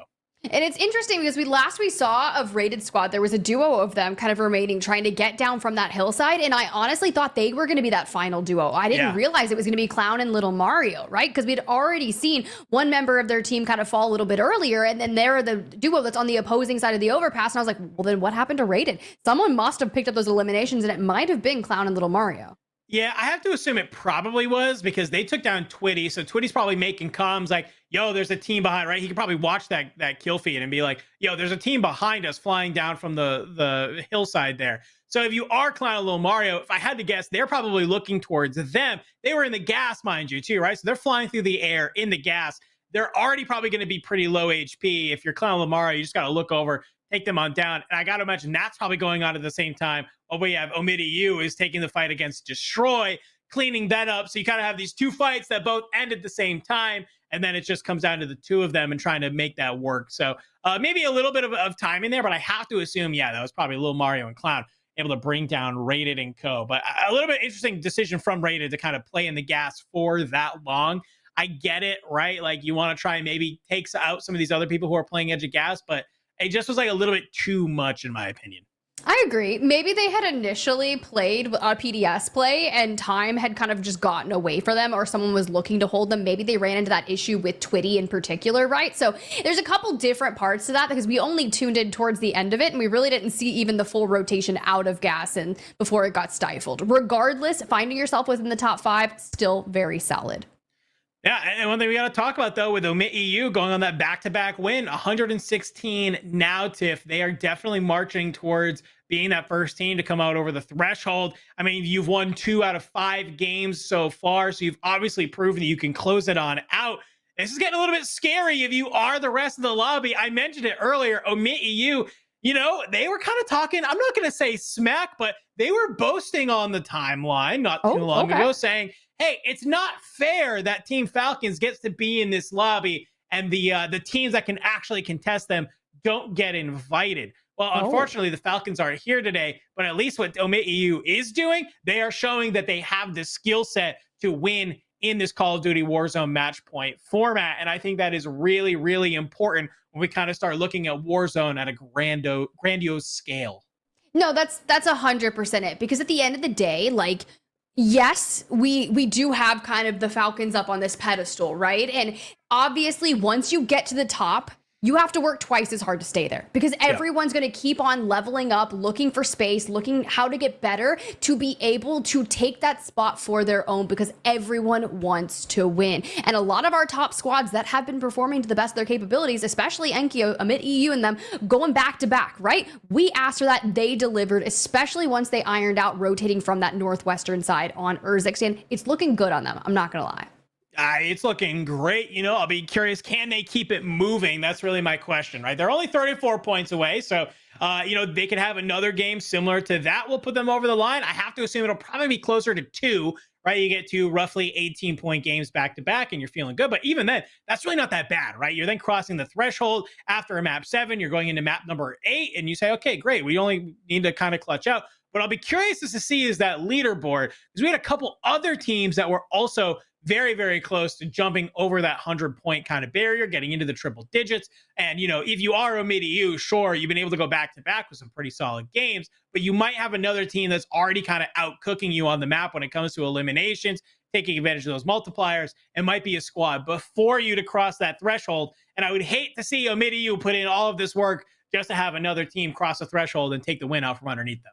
There's a very good possibility that is going to occur, right? You think about Team Flanked. They've been frying since very first match, and it's been kind of, I don't want to say unexpected for me, because they're always there. You think about all the levels of competition that we've been casting over for the past 3 or 4 years, right, D'Andre? Like, Flanked has been a staple in this realm. Then you've got that newcomer Gabe, and honestly, I think production's telling me, leaderboard, you were talking about it. Let's bring it up because we need to see who has surpassed triple digits. Well, first we'll start off with the eliminations, and enkeo getting double digits. Okay.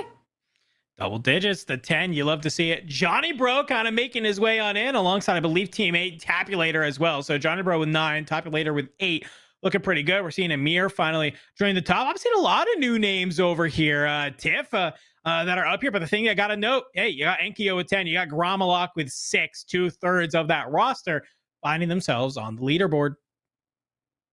Oh, I'm excited to see it. Then you got, yeah, I mean, look, this is all spread out, but a lot of the names have been remained consistent. But for that overall leaderboard, 3 teams have surpassed triple digits. 116.4 for enkeo. We saw that, right after the map win. But Skullface, that Fnatic roster at 115. Then you've got Flanked, who we've been touting as this team that's been able to find such amount of eliminations throughout these matches, breaks the triple digits as well. Then you kind of jump into that next iteration, that kind of segment, right? Panda, Rated, Goat Clan. Panda kind of bolstering off that 46-point game in map number 2. But Rated's team, they haven't won anything just yet. They've just been constantly bettering themselves each and every map, and it's only a matter of time before they join the ranks of enkeo, Skullface, and Flanked.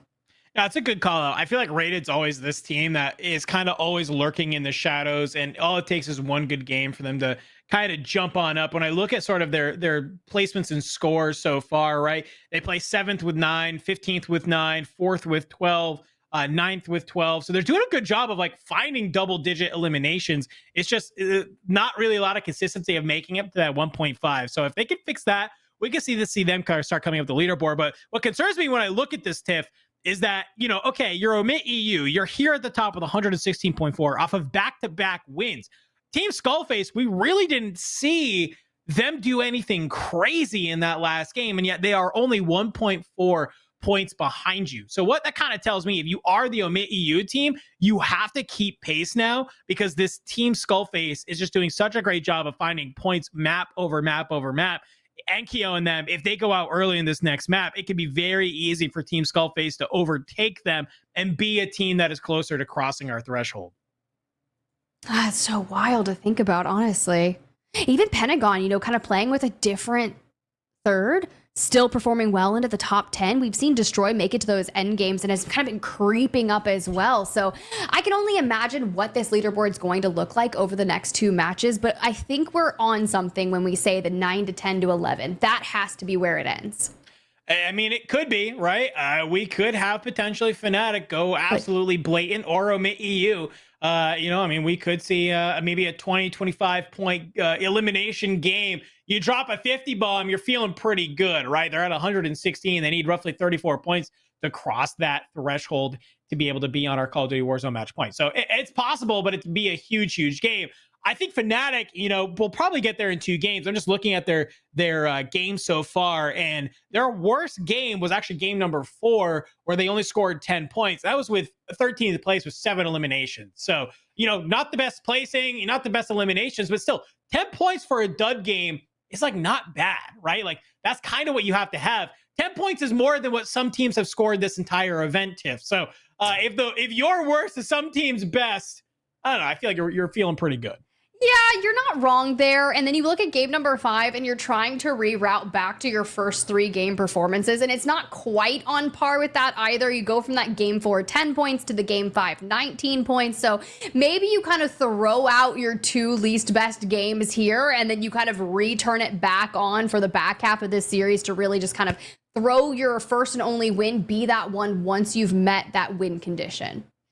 I mean, I think that's a really good shout, right? I mean, yes, sure, Fnatic has not won anything so far. They've been feeling pretty good, but they've obviously been enjoying the placement. So I know that's a squad that if they can get to that end game and that's all they have to focus on, it's going to feel really, really good for them, where they don't have to worry about getting these high number of eliminations. Because I think they've realized maybe their lack of success up to this point, I think, has been they focus too much on placements and not enough on eliminations. It feels like now they're actually putting themselves in the potential position to get those eliminations. And then they're saying, okay, hey, now we can shift and then worry about placement, right? So definitely think that they have what it takes. You know, you take another game or 2, be able to cross that threshold, and then really just kind of lock it in and laser it on down. Because when I kind of think about their average placements, it's pretty high if you are Fnatic. So just a little bit of a cleanup of the end game. They definitely could be one of our teams taking home the dub. There's a lot of good similarities when you kind of look at that roster and then you compare it with the team that's at the top of the leaderboard now after having back-to-back wins, right? Their worst game was a 10-point game. That was game number 1. Their second worst game, a 15-point game, game number 2. And from there on out, it has just gotten better. They hit 23 points and then they start breaking into the 30s and we're encroaching on that 40-point territory, right? And so it's almost a different ball game, right? Whereas like Fnatic kind of started up here and kind of teetered on down here. Whereas oekiy is just like, okay, we're going up, baby. It is just the only way we want. Yeah, it's kind of like you want to try and peak as a team, you know, in a series like this at the right time, right? You don't want to peak too early because then you could be one of those squads that, you know, you peak early, you might even be the first team to cross the threshold, but then you just cannot close out a game. You get a little bit burnt out, easy to get down on yourself, and you're questioning if you can even do it, right?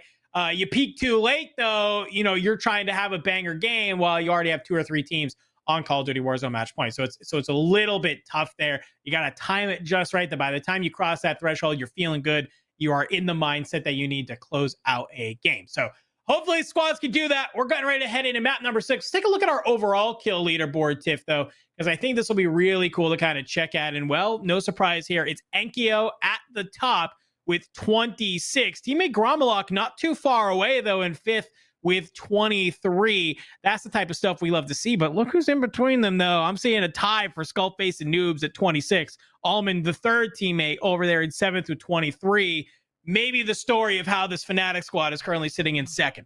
Yeah, you've got the entire Fnatic roster here. You have 2 out of 3 of oekiy, but then you also have 2 of 3 of Flanked's roster, right? You have Gabe in 2nd, tied, well, it's not 2nd, it's tied with all of the top 3, and then Flanked just 3 eliminations behind them. Mayappo is just kind of fitting into the mix, and xressolve and Destroy, which honestly, it makes sense for Destroy to be up there because they've been finding a lot of good team fights, but I also wasn't expecting it.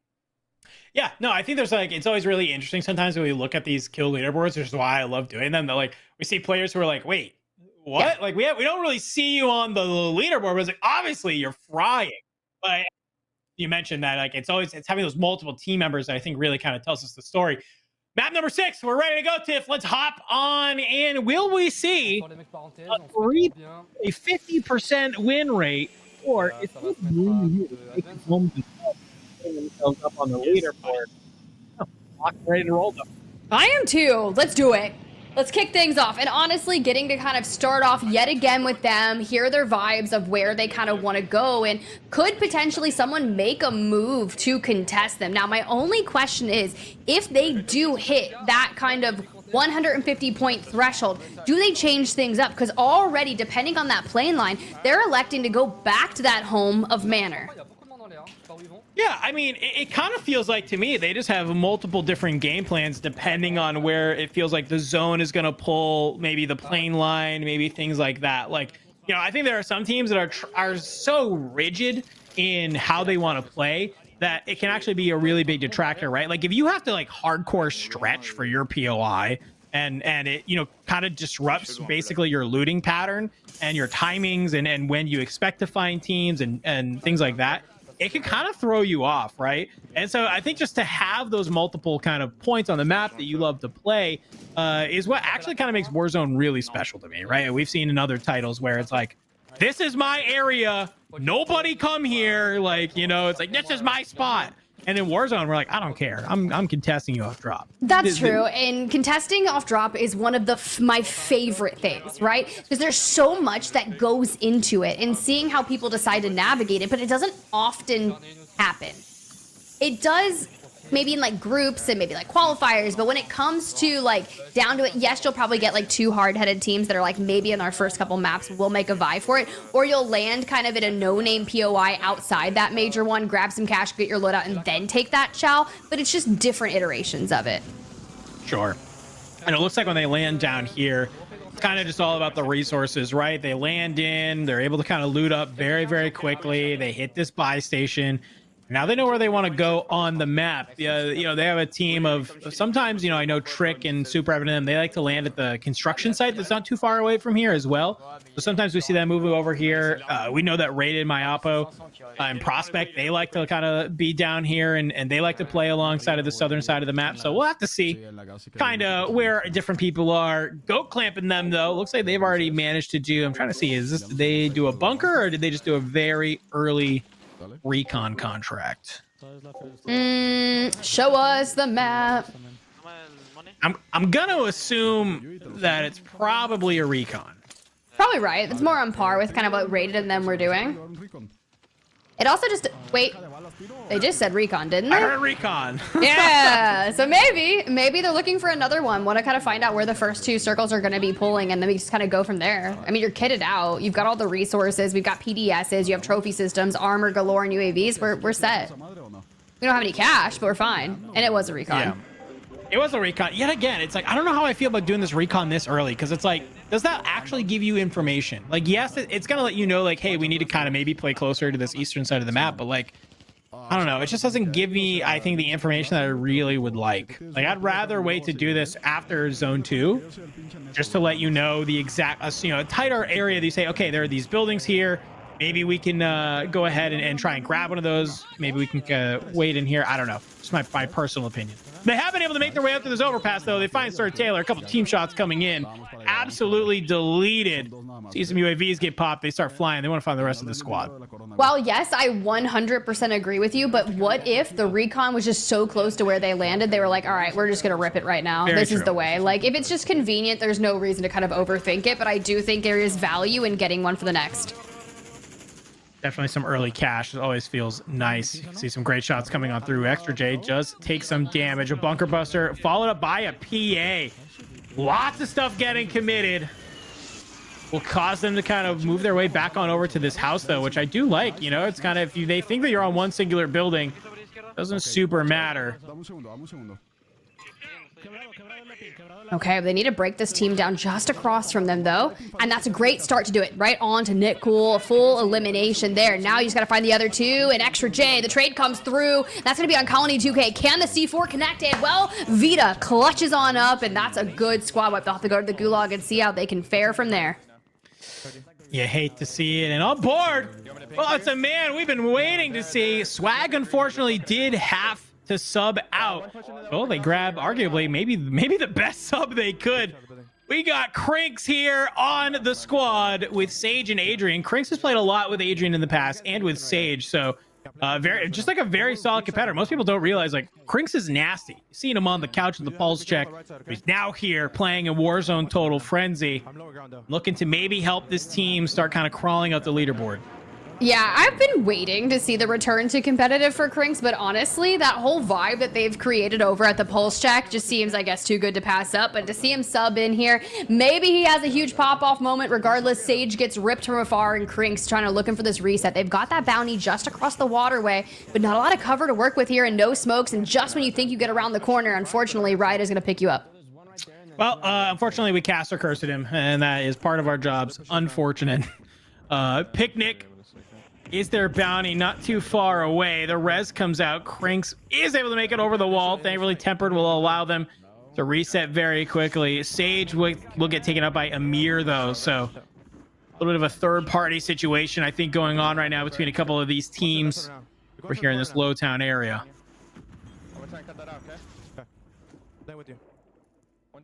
And they still need to get that reset. They don't have enough cash, but if they could take down this bounty, they would get the money needed to hit the reset just behind them. Start at the angles. You see the crossfire through the air. And a buy behind them. Okay. That's a little tough. They have a portable. You hear him throw it. Hopefully it gets on that roof. They back on up. But somebody in the smoke is here. But Craig's with the turn and burn on to Bubble. Very quick elimination. I think Bubble was that player that did just get the buyback down, so not a lot of cash in hand.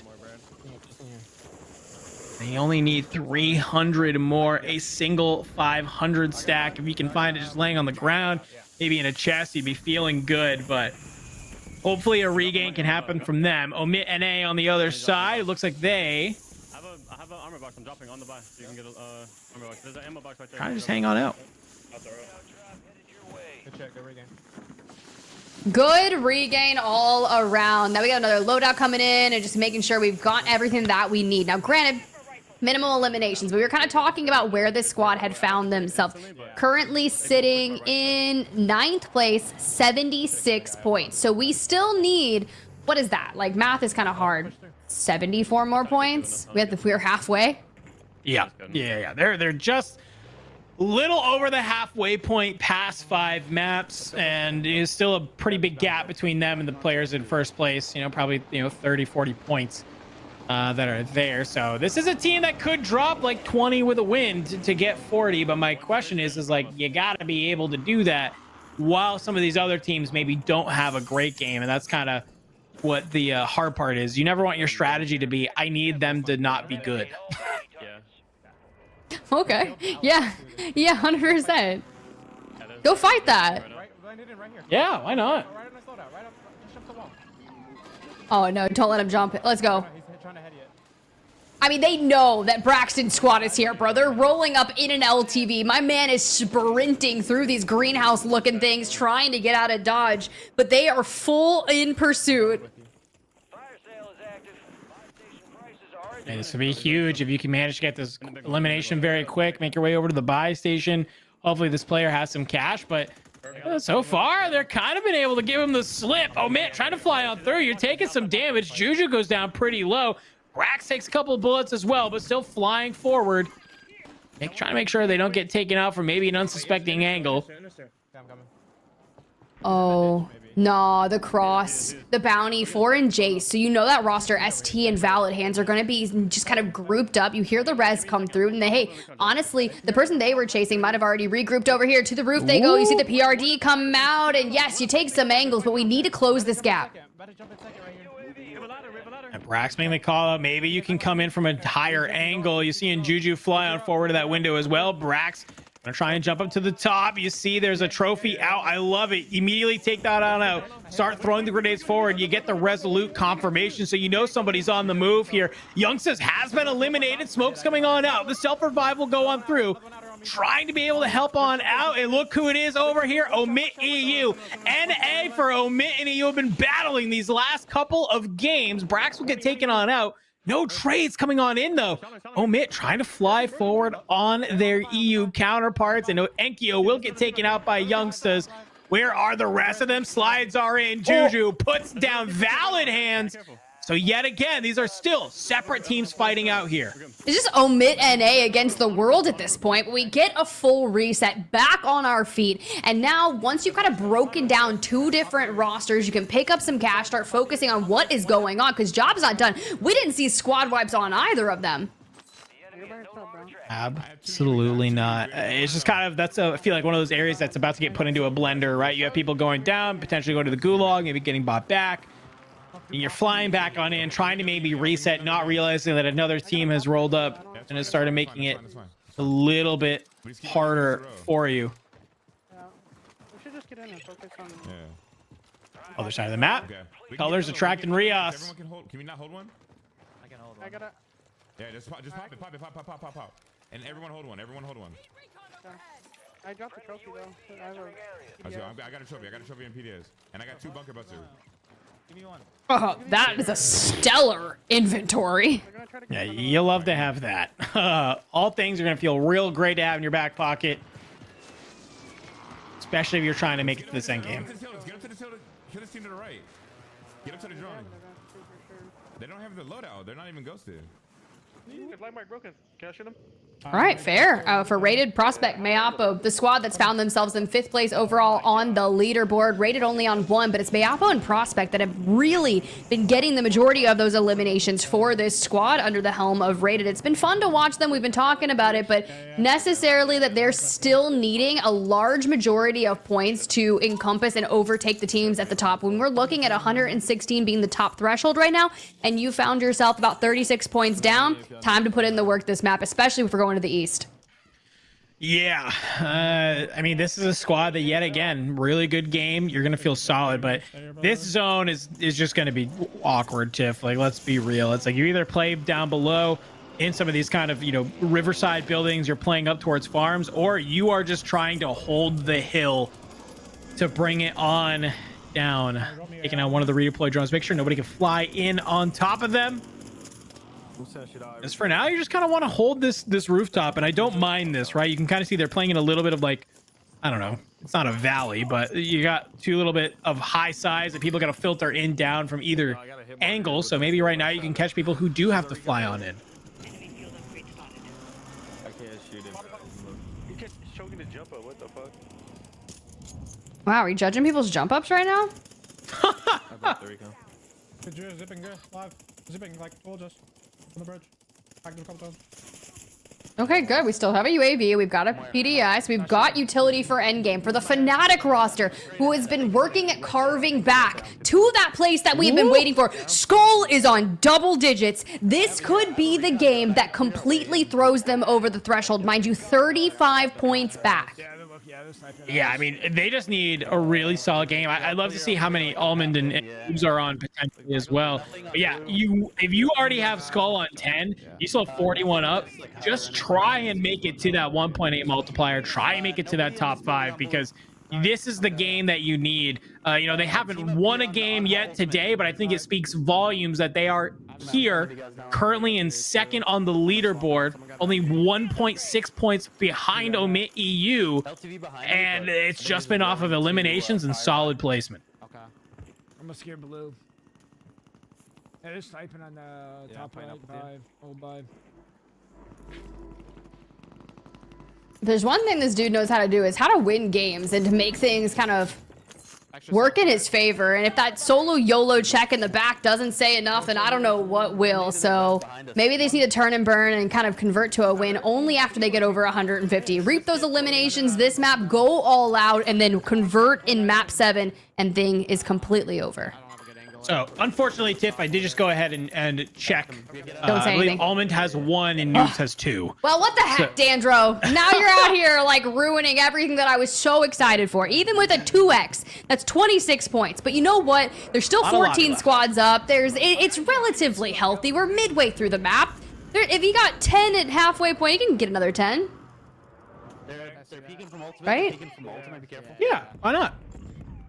I mean, like we said, there's still literally 35 players in this lobby. There's no way that this team, with their positioning and trying to play through the end game, don't get more eliminations, right? So even with what they're currently on, you make it to that 1.8, that's still feeling good. I think that they know in the back of their head, they would love to cross the threshold here and now. You know, going into game number 7, it'd be really, really nice to try and close this out in 7 if you are Fnatic, but... All right, here we go. You find Melvin. There's one more. Add it to the ticker. See, I'm telling you, time is of the essence. We're going to make it work.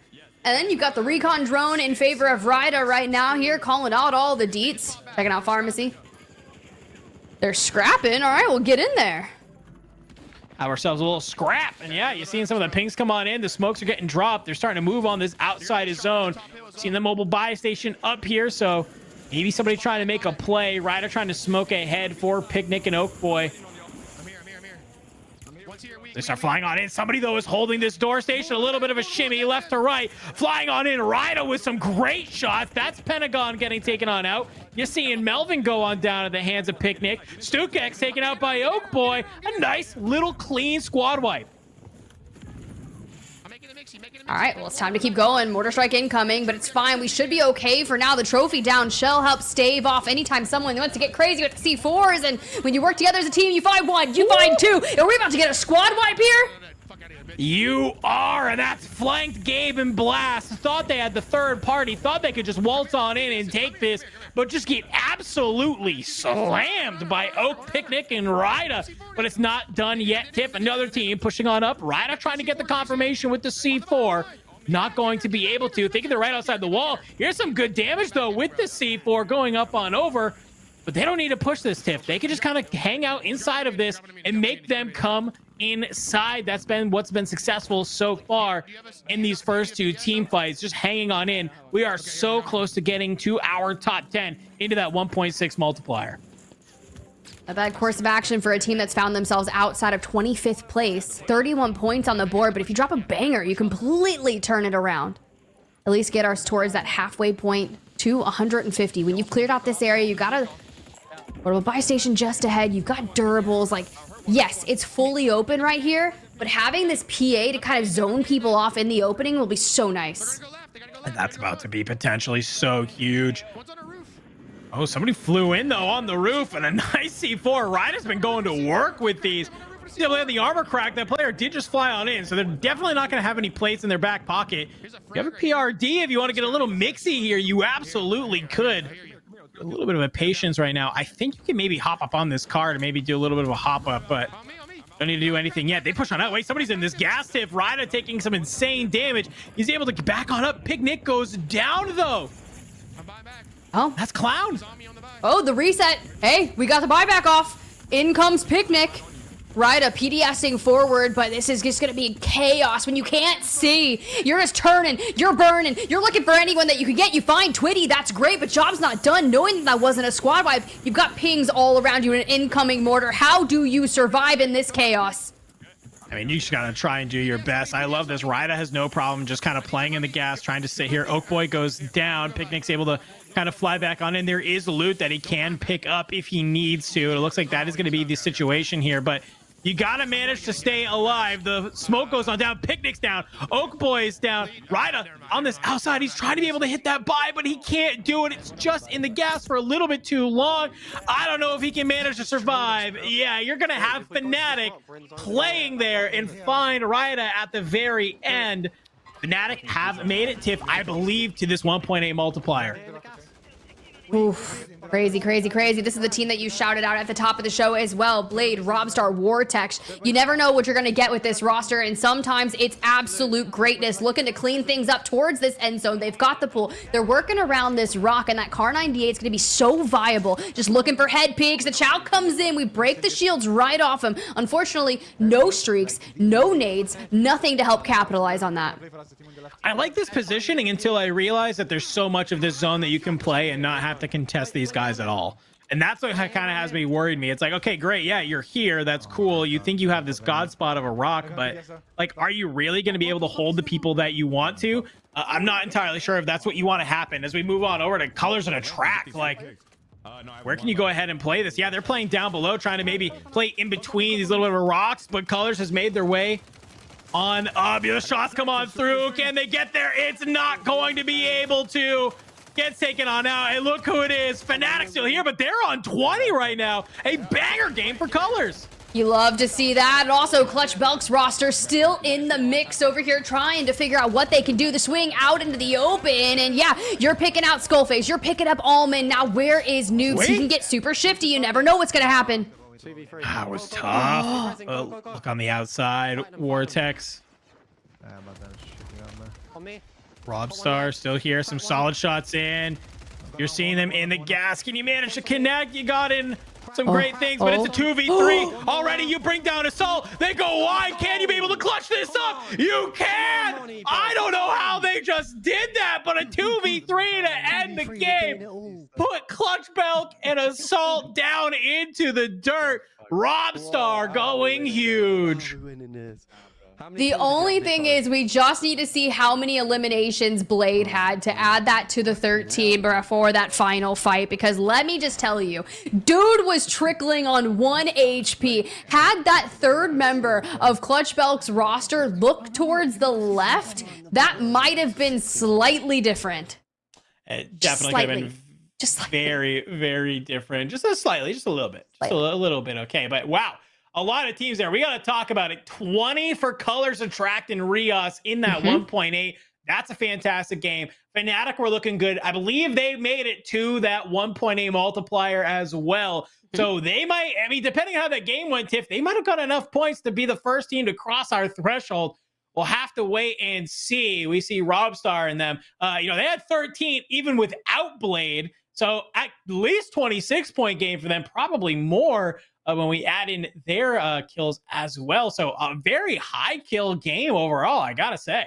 Yeah, I just did the math at 35 divided by 1.8. You're welcome. I use a calculator because my head doesn't work like that. 19.4. So they need 20 eliminations in terms of Fnatic to breach that 150. So we'll just have to wait and see if that works out for them, because we finally realized how many eliminations Blade had, and it was 16 total for the squad to give them 32 points for that map win.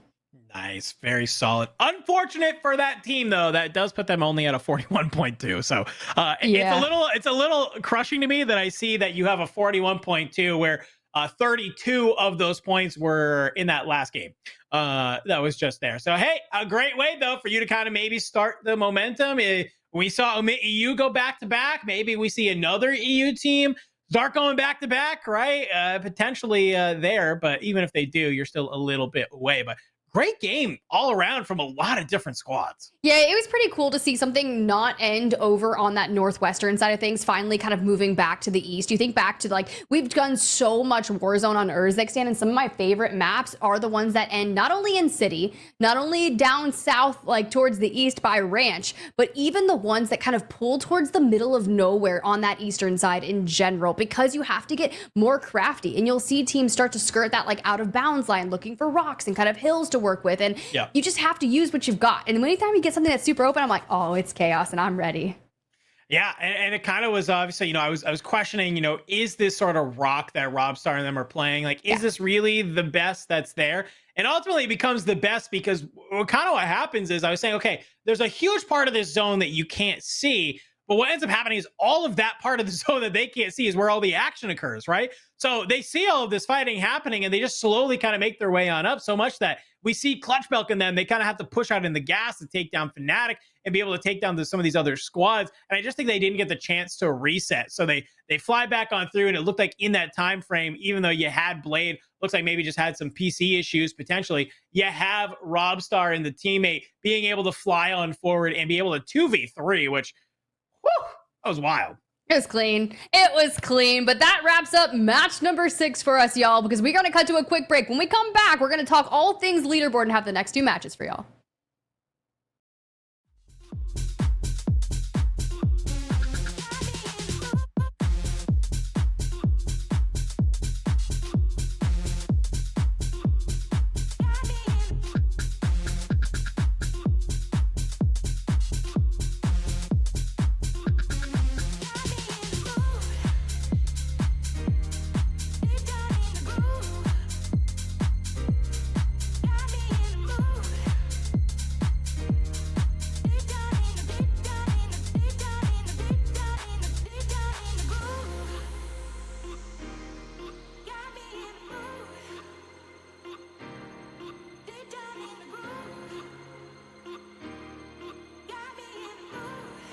I'm gonna go open this shit, bro.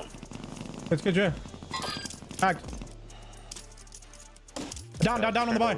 Nice. I'm gonna look over now. Go my full. Yeah, come up. Tag. I got lit up. I'm doing a bunker now, right?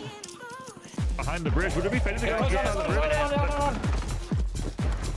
Gun around the front. Wait. One shot dead. Se battent. Tranquille, c'est bien. Ils ont le On va devoir avancer, faut pas qu'on subit, faut qu'on s'avance peut-être un peu là, les gars. Nice. Ok, ouais. Non, je peux pas. Nice. Je finis, smoke-moi. 3v2. On joue ensemble. Le C4. Touché. Crack. Nice. Putain, dans le PDS. En dessous. Faut le kill. Nice, les gars. Nice. Alex, Mira. 1, 2, 3. Dead. Nice.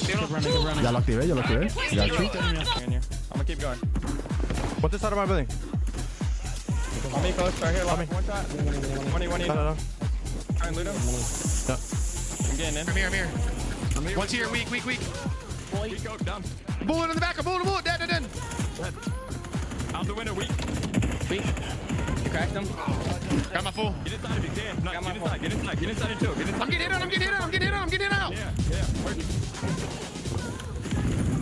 I'm making a mixie. I got a mortar on our back door. I got a trophy in here. Hey, weak in the back room right now. One shot. Multiple in the back room. Croc. Down one. All dead. Fuck out of here, bitch. Go. Them fully resin. Go. Fight them. Yeah, my bad. Yeah, On me. Got one live. Crack one. Go on. Close on me. Crack. Piston. One more. Piston, let's go. Come on, Ronnie, bro. Come on. 2v3, we're doing it all. Oh, fuck, dude. Whoa, we winning this.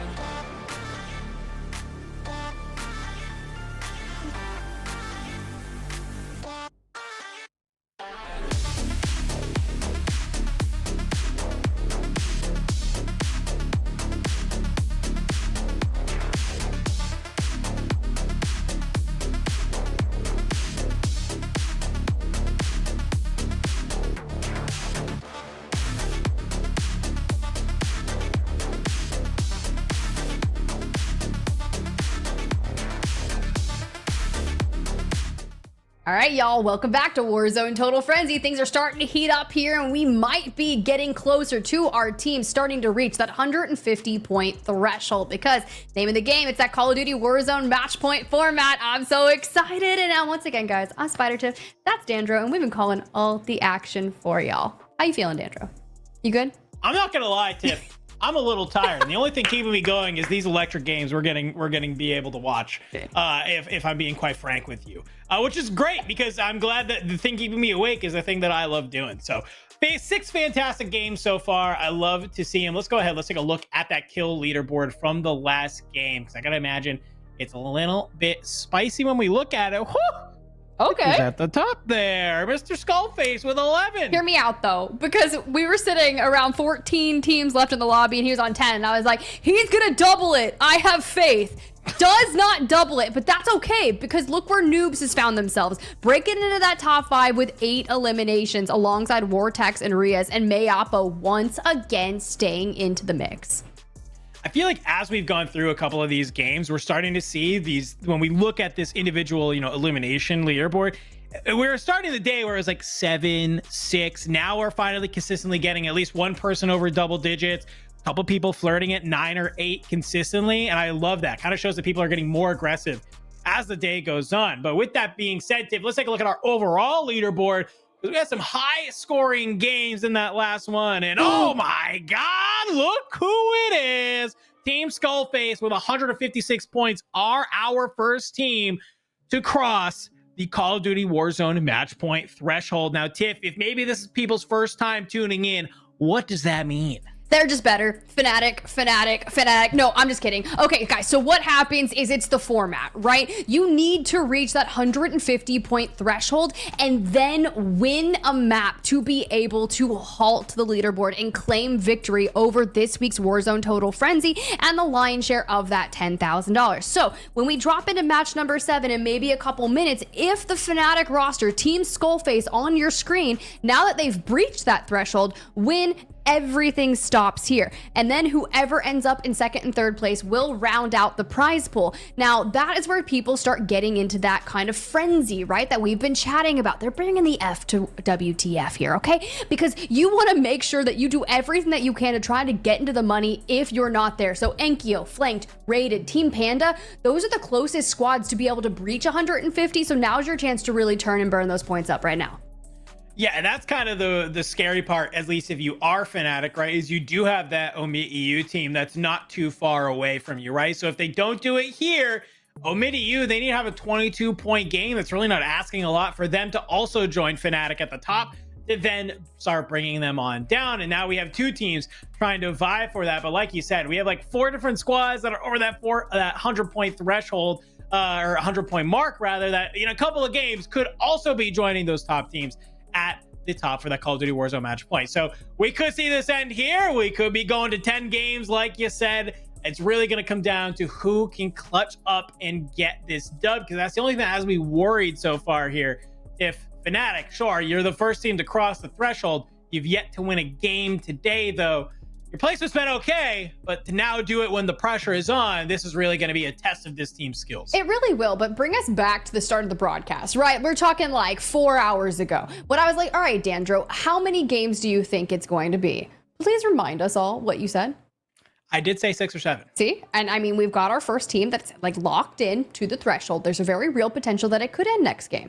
I kind of took the more conservative route. I was like, oh, you know, potentially 8 or 9. And that is solely because I thought there would be multiple teams hitting that Call of Duty Warzone match point threshold before we actually have someone win a match. And with enkeo's squad being closer than that Fnatic roster was to that threshold, you know, when they reached it, right? Skullface was like 116, right? Before they got it, they had to get 35 points in one map.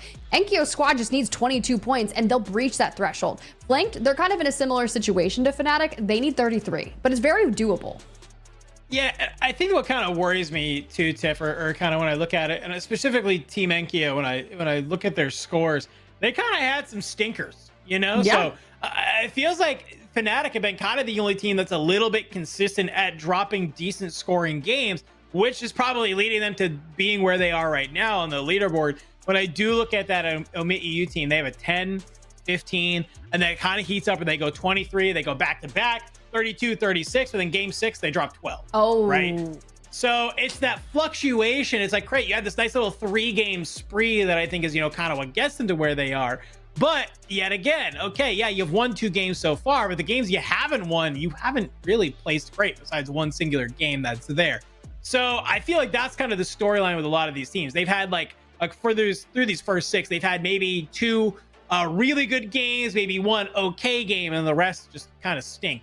That's there. So I think that's probably the gatekeeping of why we're not seeing a lot of more teams kind of being up there with this Fnatic squad to be crossing into our Call of Duty Warzone match point threshold. Well, while we gear up for our next match, actually, just kidding, we're going in right absolutely now. Give me match number 7, production, because I was about to open a whole other conversation with Dandro and defend oekiy. I know, I was coming to their defense. They returned to Manor in match number 6. They hit that rotation. They have all that congestion over on the eastern side. Speaking of congestion, you talked about contesting. Well, Blade, Vortex, Robstar, maybe this is why those points have been all over the board contesting Careless Kitty's roster.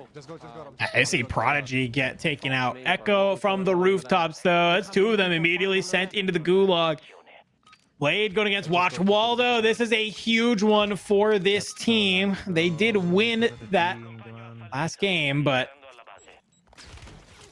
doesn't matter. Oh, wait. Early shots onto Blade. He will throw down the smoke as he flies on forward. Yeah, Watch Waldo slides on out, slammed out of the game. Blade, you might have won that last game, but game number 7, it's not really feeling too hot.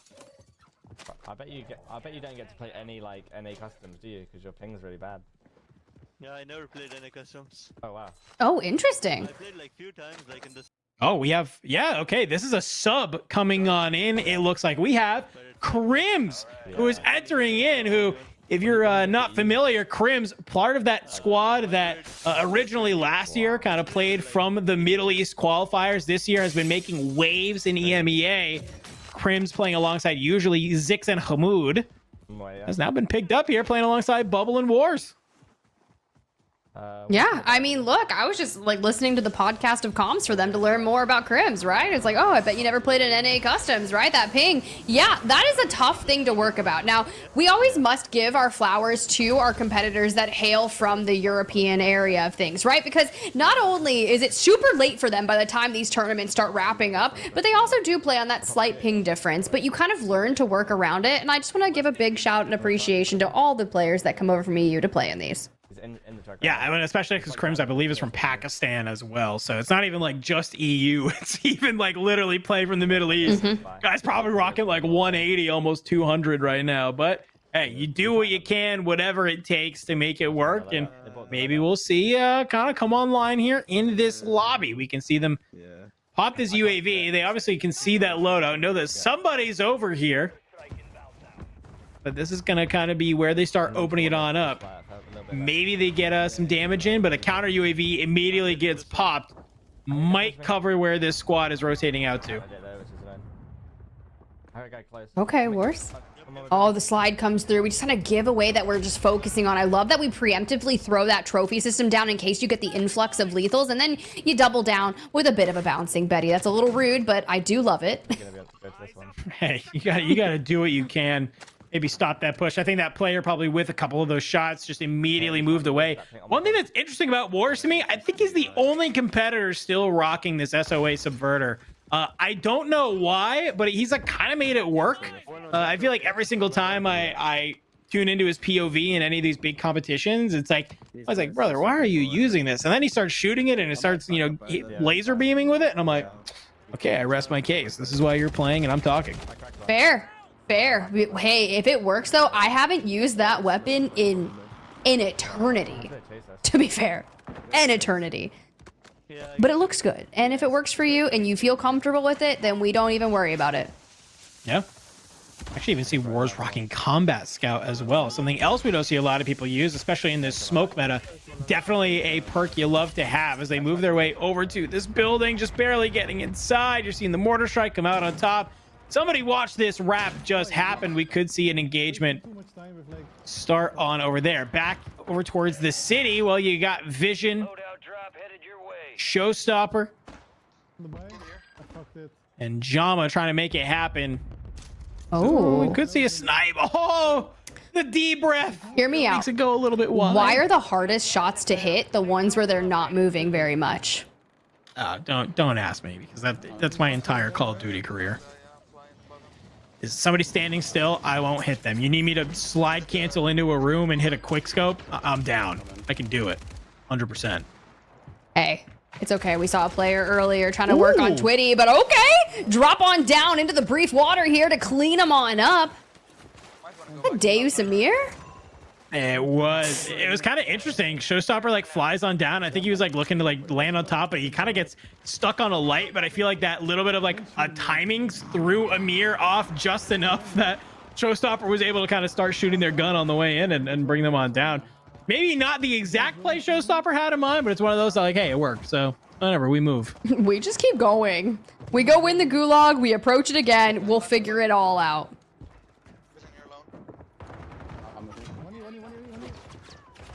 Okay. Ooh. Good comms, but not when you get worked like that by Strixie. The trade comes in, thankfully. And hopefully Vision can hit that gulag for a win. Did he say don't follow me? No, I think he said follow me. Oh, I was like, brother, what are we about to do? Like, it's going to have to make the best hero play of all time. Hold this and don't follow me.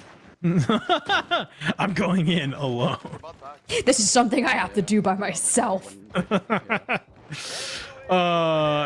though in the gulag. Well, look who's in the gulag against. It's Fnatic Noobs. So an opportunity to maybe dwindle Fnatic's chances of ending the tournament here, but Noobs able to stay alive.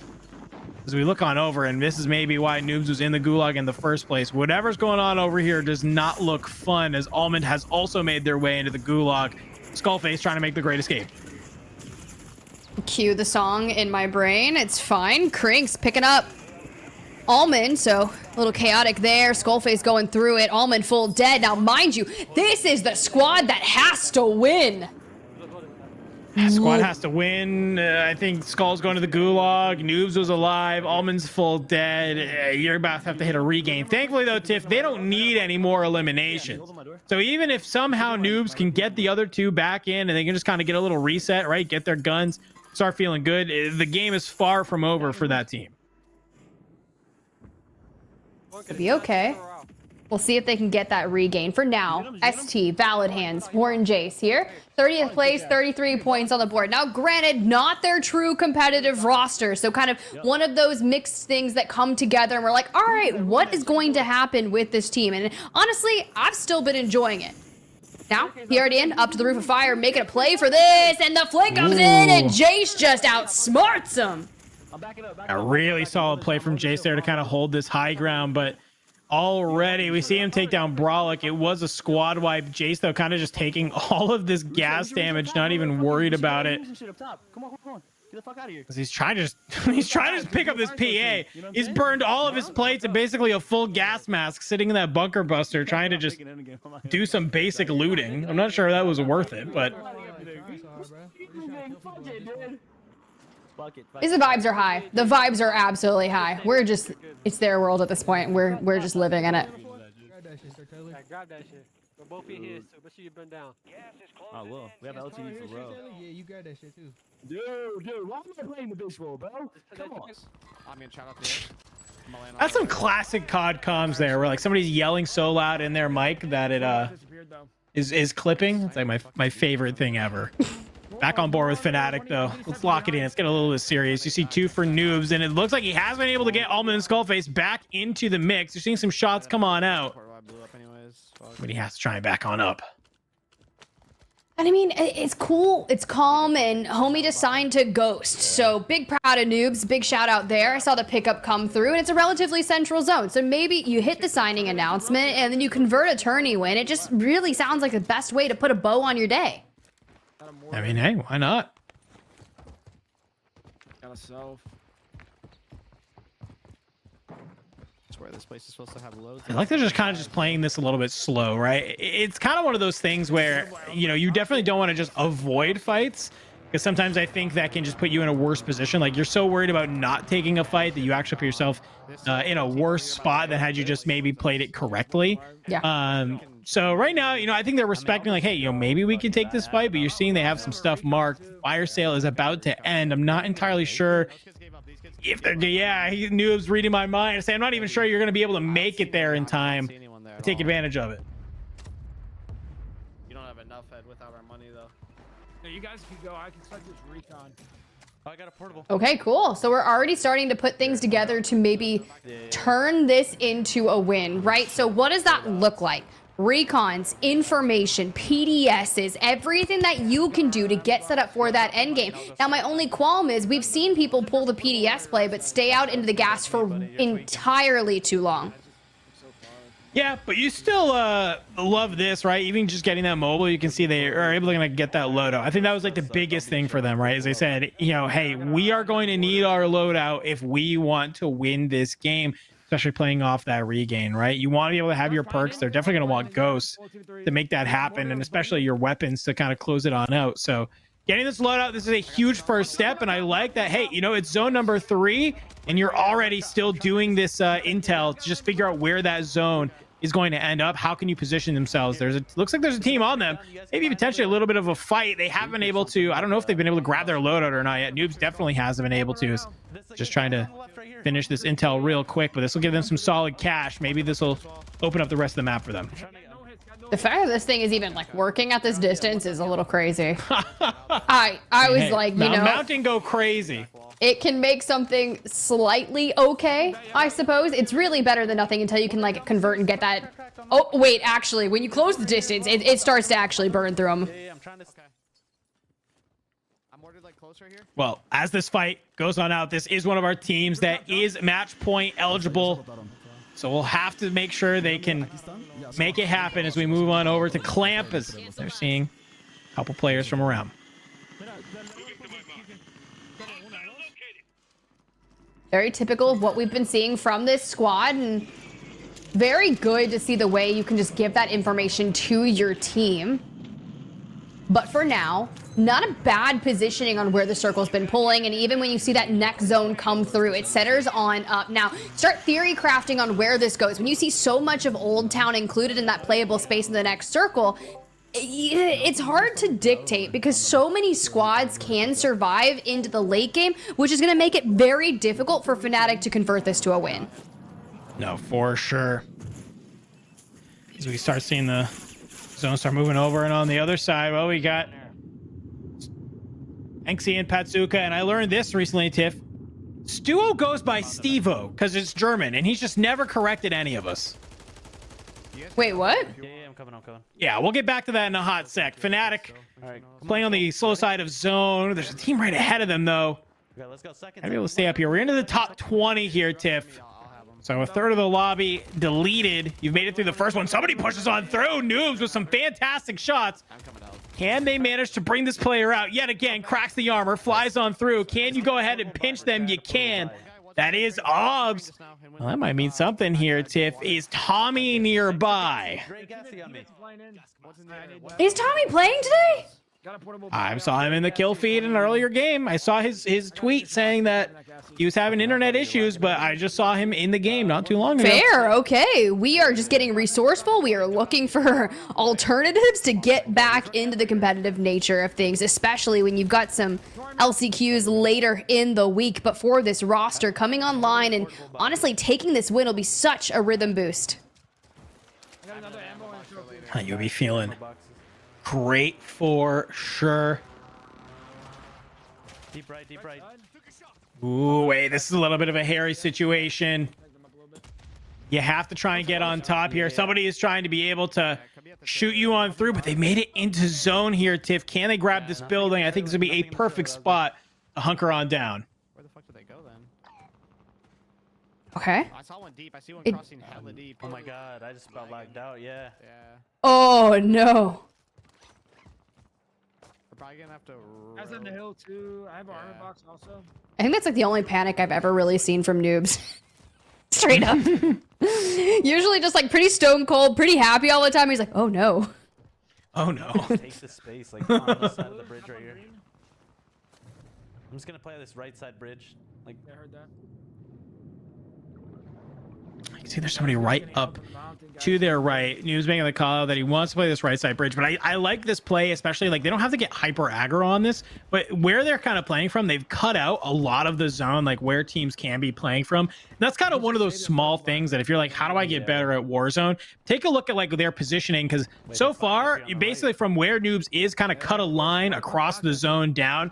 I can feel pretty confident that there's probably not really any teams, you know, down there. So by Noobs playing up ahead like this, they get some great comms. And look at him laying in wait. You're trying to go for the win, but you're still chalking other teams' games. You find Rios, you get in some good damage, and you're already backing on up. But it looks like maybe there's a team behind them. Skullface and Almond need to take this fight, but News might be playing at an angle. You might be able to help out. Well, yeah, it's Teeny, the final remaining member of that squad, will get taken on out. They still have a big rotation to go, so I wonder if we're going to double back, go through the waterway, and look for some cover that's going to be on the outskirts. You could definitely kind of just swim this if you wanted to, you know, just stick a little bit to the shoreline if you wanted to. Yeah, kind of just do this right now, play a little bit safe. Hey, it looks like they have munis and stuff. They're going to try and just stock up on all of their smokes and maybe just kind of play this riverbed. You can kind of just chill here if you want. You don't have to do anything super crazy right now. There definitely were just like people that were lurking by that buy station. So I understand why you have a reserve about where they were trying to kind of break into that next circle. So this might actually be the thing that gets them deeper into that circle, but more safe. Yeah, and you can see they're constantly looking at their back too, because the last thing you want them to do is maybe get there a little bit too early, right? A lot of teams, they love this, like, I know where the zone's going. I'm going to hold this one building that's in final zone. And then they just sit there for like 8 minutes while the rest of the game plays. And the next thing you know, they just get like full send by a team and eliminated because people know they're there. So I like what Fnatic is doing, where they're kind of just trying to move around the map right on the very edge, enough that they have a good idea where some of the squads are, but that nobody can push them from the back.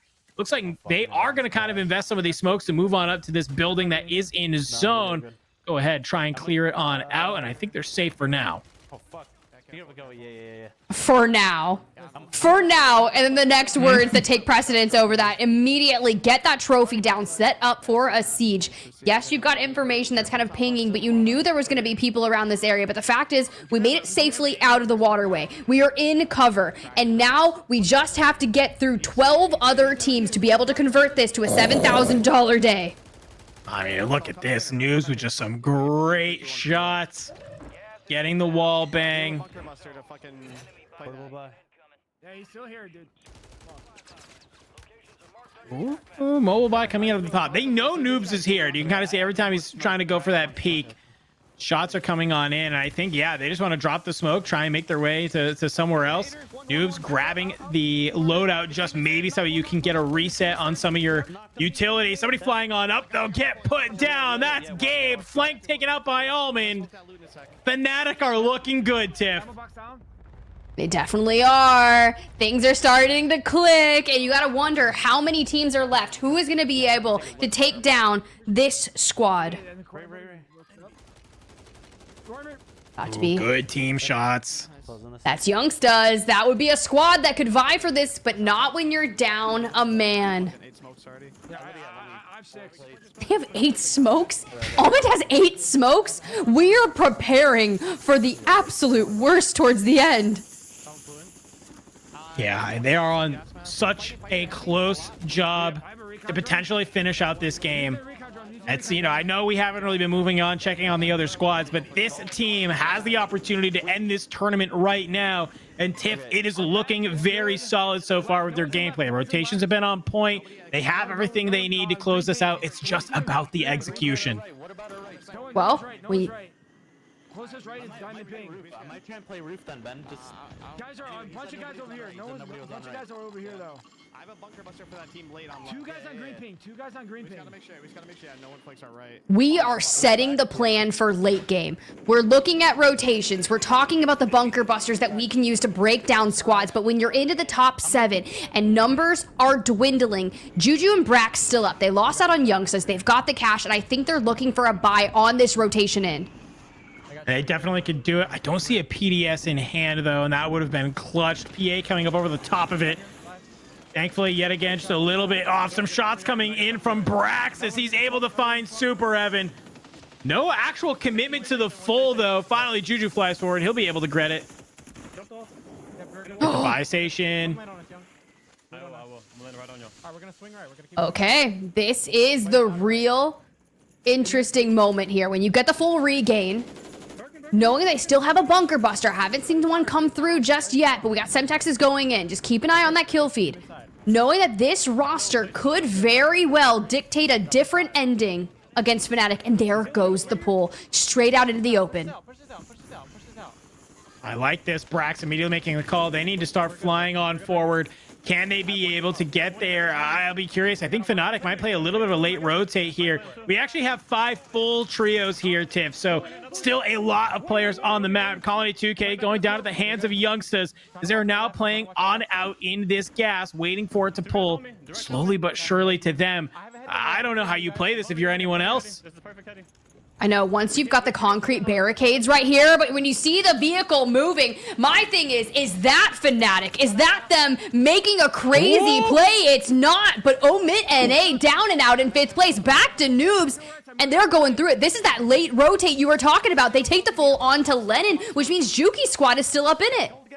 Yeah, but I love that. You know, they probably saw that car play happen, and they say, wow, everybody's going to be looking on over here. Noobs does find Nick cool.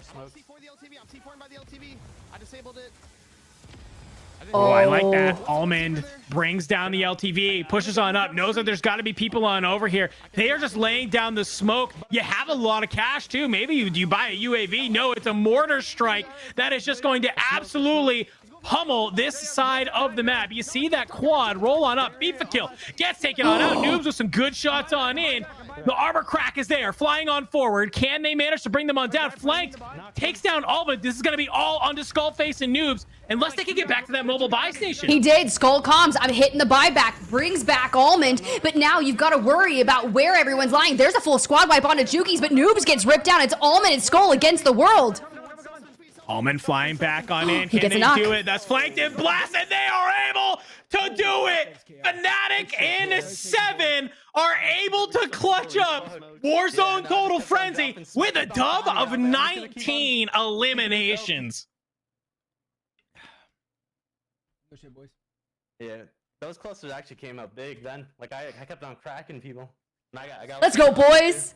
Let's go. I expected them to be super psyched and excited. They're just like, no, they're yeah, locked. Cool. They are locked. They're just like, all right, yeah, GG go next. When's the next one, right? But they understood. Congratulations to our champions, Skullface, Almond, and Noobs. Honestly, ever since they signed to Fnatic, they have hit that final form. I got to imagine it's that boot camp they did in London, all three players together. They bring in literally a sports psychologist to help them. I was talking to Almond about it, and he said, you know, it was a lot of stuff we probably could have figured out on our own, but he just gave us the structure to really talk through a lot of what we were kind of having troubles with and what we were struggling with as a team. So to have that structure, figure it on out, hey, it's obviously working for this team.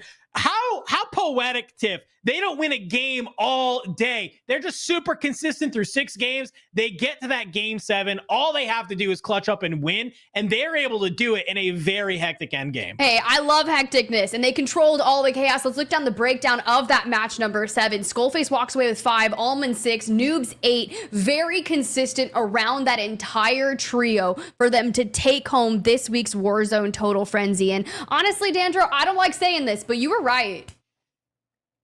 Thank you. I usually am. You're welcome. I hope that yeah, like, yeah, look at this. look at this guy right here. He's like, my prediction, it was right, 100%. And to be fair, you didn't even believe that Fnatic was gonna hit that Call of Duty Warzone match point last game. You're welcome. I believed. I said it was possible. But I didn't say they were going to. I just said it was possible. Okay, you know. But hey, congratulations to them though, being able to kind of round that on out. Really, really good stuff. I want to talk about that end game a little bit because, you know, sometimes when we see Call of Duty Warzone match point, like somebody just kind of literally lays in wait and then you get down to the final 3 and then they just basically third party for the win. I like what they did. They had a very hard rotation. They're able to make it, but I think it comes down to that kind of late game. We saw Omit and A make the early rotate, trying to get to zone way too early and gatekeep the rest of gas. We see FIFA Kill in that LTV trying to make a play, pushing towards them. They get absolutely slammed, right? And it kind of just leaves a lot of zone space for Fnatic to kind of just play from behind. But we also got to talk about that gas play from Skullface, because that was really, I think, what kept them on in it. We saw Noobs go down, but Almond stays alive, you know, gets bought back in, flies in, grabs some loot up, and that's how they clutch up the rest of the game. Some really smart plays from them. Yeah, as soon as Almond gets fooled right there, right? Skull immediately calms without a second of worry. He knows he has the cash. He's like, I'm hitting the buy. I'm going back. I'm getting him. And they do just that. That's where Noobs has to step into that role and be like, I am suppressing fire and letting our numbers get back up to form. As soon as they see that buy come off, Noobs gets ripped down. But then you kind of just understand that Almond is able to get back down, find a weapon, and do enough waiting for Skull to kind of get there and manage those trades. Regardless, you had some heavy hitting squads in that endgame, and it could have went either way. But I think under the guise of that LTV rotation from FIFA, like you called, they were just like, this is our moment. We let this chaos be our cover. Yeah, no, it's true. Because like when you're in such a small zone like that, the second you see a vehicle start moving, like I think that thing takes up like 30% of the map, it feels like, right? Like everybody's eyes are going to pull towards, where is this vehicle going? Can we start shooting it? Can we bring it on down? And well, when you're Fnatic trying to play a little bit on that outside edge of zone and just you see all of the eyes and aggression get pulled the opposite side of you, yeah, you're feeling super good. You're definitely like feeling very confident about that. So the fact that they're able to kind of go through, play through that end game, really, really, really solid stuff. But it's obviously they won, Tiff. So congratulations on Fnatic for taking home our $7,000. But I'll be curious to see how the rest of the leaderboard shakes on out. We knew what it kind of looked like going into that game, but you know, that game is actually going to really matter because, hey, we still have $2,000 to give away for second and $1,000 for third. So I know we have a great admin team crunching the numbers there to figure out how we can give out that cash. But what a wild day of Warzone we had here, Tiff. Yeah, it was fun. I just love competitive Warzone. It just makes me so happy. And we did get that different winner, but honestly, it's not like we got the multiple teams on that Call of Duty Warzone match point kind of vying for it. And I don't think we really have seen that, except like when the first couple weeks when the format just came out and people were kind of trying to figure out how they were to play, and then we kind of bumped the numbers up. And when we moved from 120 to 150, I feel like that's when we really don't get that many people that ever break that threshold before someone kind of ends it. Yeah, no, it's a really good shout. And it kind of, is great because it rewards consistency, in my opinion, right? I mean, when we look at that Fnatic team, I'm gonna pull it up because their scores were just so good, kind of game over game, very, very consistently, right? So they kicked the day off with a 6th place with 17 eliminations. Game number 2, a little bit worse on the placements. It's 18th, but with 19 eliminations. So they obviously still get some points, 23, almost as much as they got in game number 1. Then they come in that 2nd place with 20, 36 points. Then a little bit of a lackluster back-to-back games. They have a 10 and a 19. And then it's actually that game 6 and game 7 that really do it. Game 6, it's 3rd place with 23 eliminations for 41. And then obviously in that game, they have 19 eliminations and they take the dub. So really solid just consistency from them. Only that one game that's a 10 that they really dropped, right? I think we saw other teams had maybe 1 or 2 teams games that were, really solid for them, but a little bit lackluster on the other side. So, hey, huge shout out to them for just the consistency on the day overall. Yeah, that's exactly what you need to do. We were always asking, consistency is key. That's the best way to get yourself over that threshold. And then the only one you have to win is once you break that threshold. Now, guys, Dandro laid a very important task on the line. It's not just that $7,000 for first place that went to Fnatic. For Warzone Total Frenzy, we pay out the top 3. So let's go ahead and bring up our overall kills for the day. We'll kind of kick things off with that right now. Skullface does lead the pack with 42 eliminations. Noob's right there alongside him. Almond's over there in 7th place, but then you've got a lot of that Omit EU roster and then some of Flank's team, and that's pretty cool. Yeah, I mean, that kind of just goes to the story, right? It's when we see these teams that are at the top that are performing well, it's always the teams that we see this. I mean, the fact that Skullface and Noobs both tie for first is crazy. And then you have Almond, who's not too far away, also on this board, says a lot. But like you mentioned, we have a couple people, like you said, gabekun and Flanked, both of them being up here is huge to see. Seeing both enkeo and gromalokk up here is great to see. So a couple of our top teams, I think this really kind of tells us the story of how they did get here. So we've seen the overall individual eliminations for the day. Tiff, I think it's time for us to look at our overall leaderboard to see where did we shake on out, who's taking home some extra cash today. And well, look who it is. It's Flanked overtaking Team enkeo in 2nd. And well, Team enkeo in 3rd. That's pretty big, right? Especially when you have Flank doing so well like this. We already knew the Omit EU roster has been kind of in the mix, taking home that $1,000, but they've been really dominant across the board in other competitions. But Flanked has been here for so long, but to see that trio kind of finally start to breach that upper echelon in a lobby, I am so happy to see that they're taking home $2,000. Also, if this one keeps going, chances are we've got 2 different teams, obviously, like you see, that are going to be going into match number 8 that would be able to have that win condition. But even then, enkeo and Raider would be right behind them. No, you're totally right. I mean, I love that. Had it gone one more, we would have had another team joining them, and had it gone one more, we would have had another team joining them as well, Tiff. So really solid day from the, all of those squads.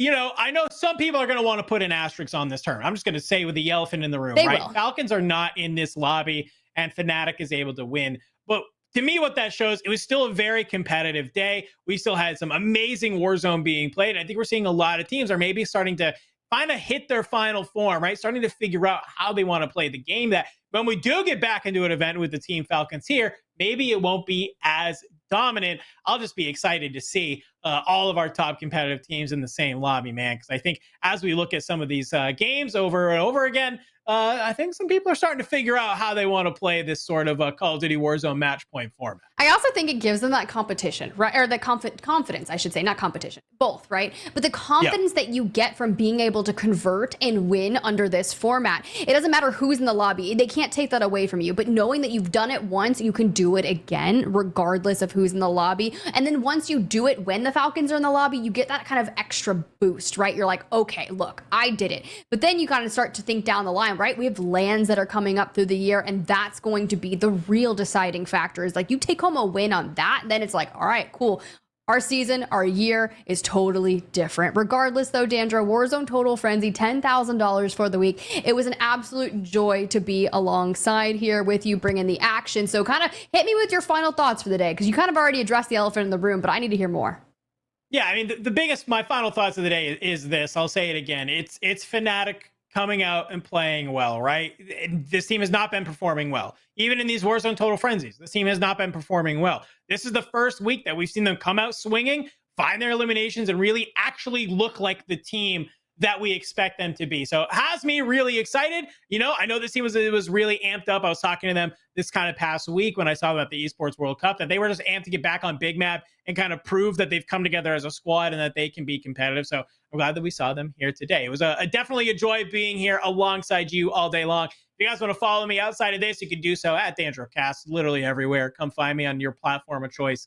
See what kind of nonsense I'm spewing that day. It's good nonsense. It's good nonsense. Sometimes it's a meme photo of me that I don't even know how you got because you're just so crafty with it, but we'll let you have it. Overall, good shouts on the final thoughts. I'm going to hit it ×2 on that because it's really cool to see just different teams in the mix. We even had Swish. She couldn't play because of the internet down in Texas. Twitty kind of subs in for him. Breaks in the top 10, right? So overall, still pretty good. Also, Team Panda going big on those earlier matches, just really doing some work, honestly. And then you got a little omit violence, and hopefully we can kind of not see that go through, but who knows? We'll just have to wait till the next on Warzone Total Frenzy. Like Dandro, I'm on social media.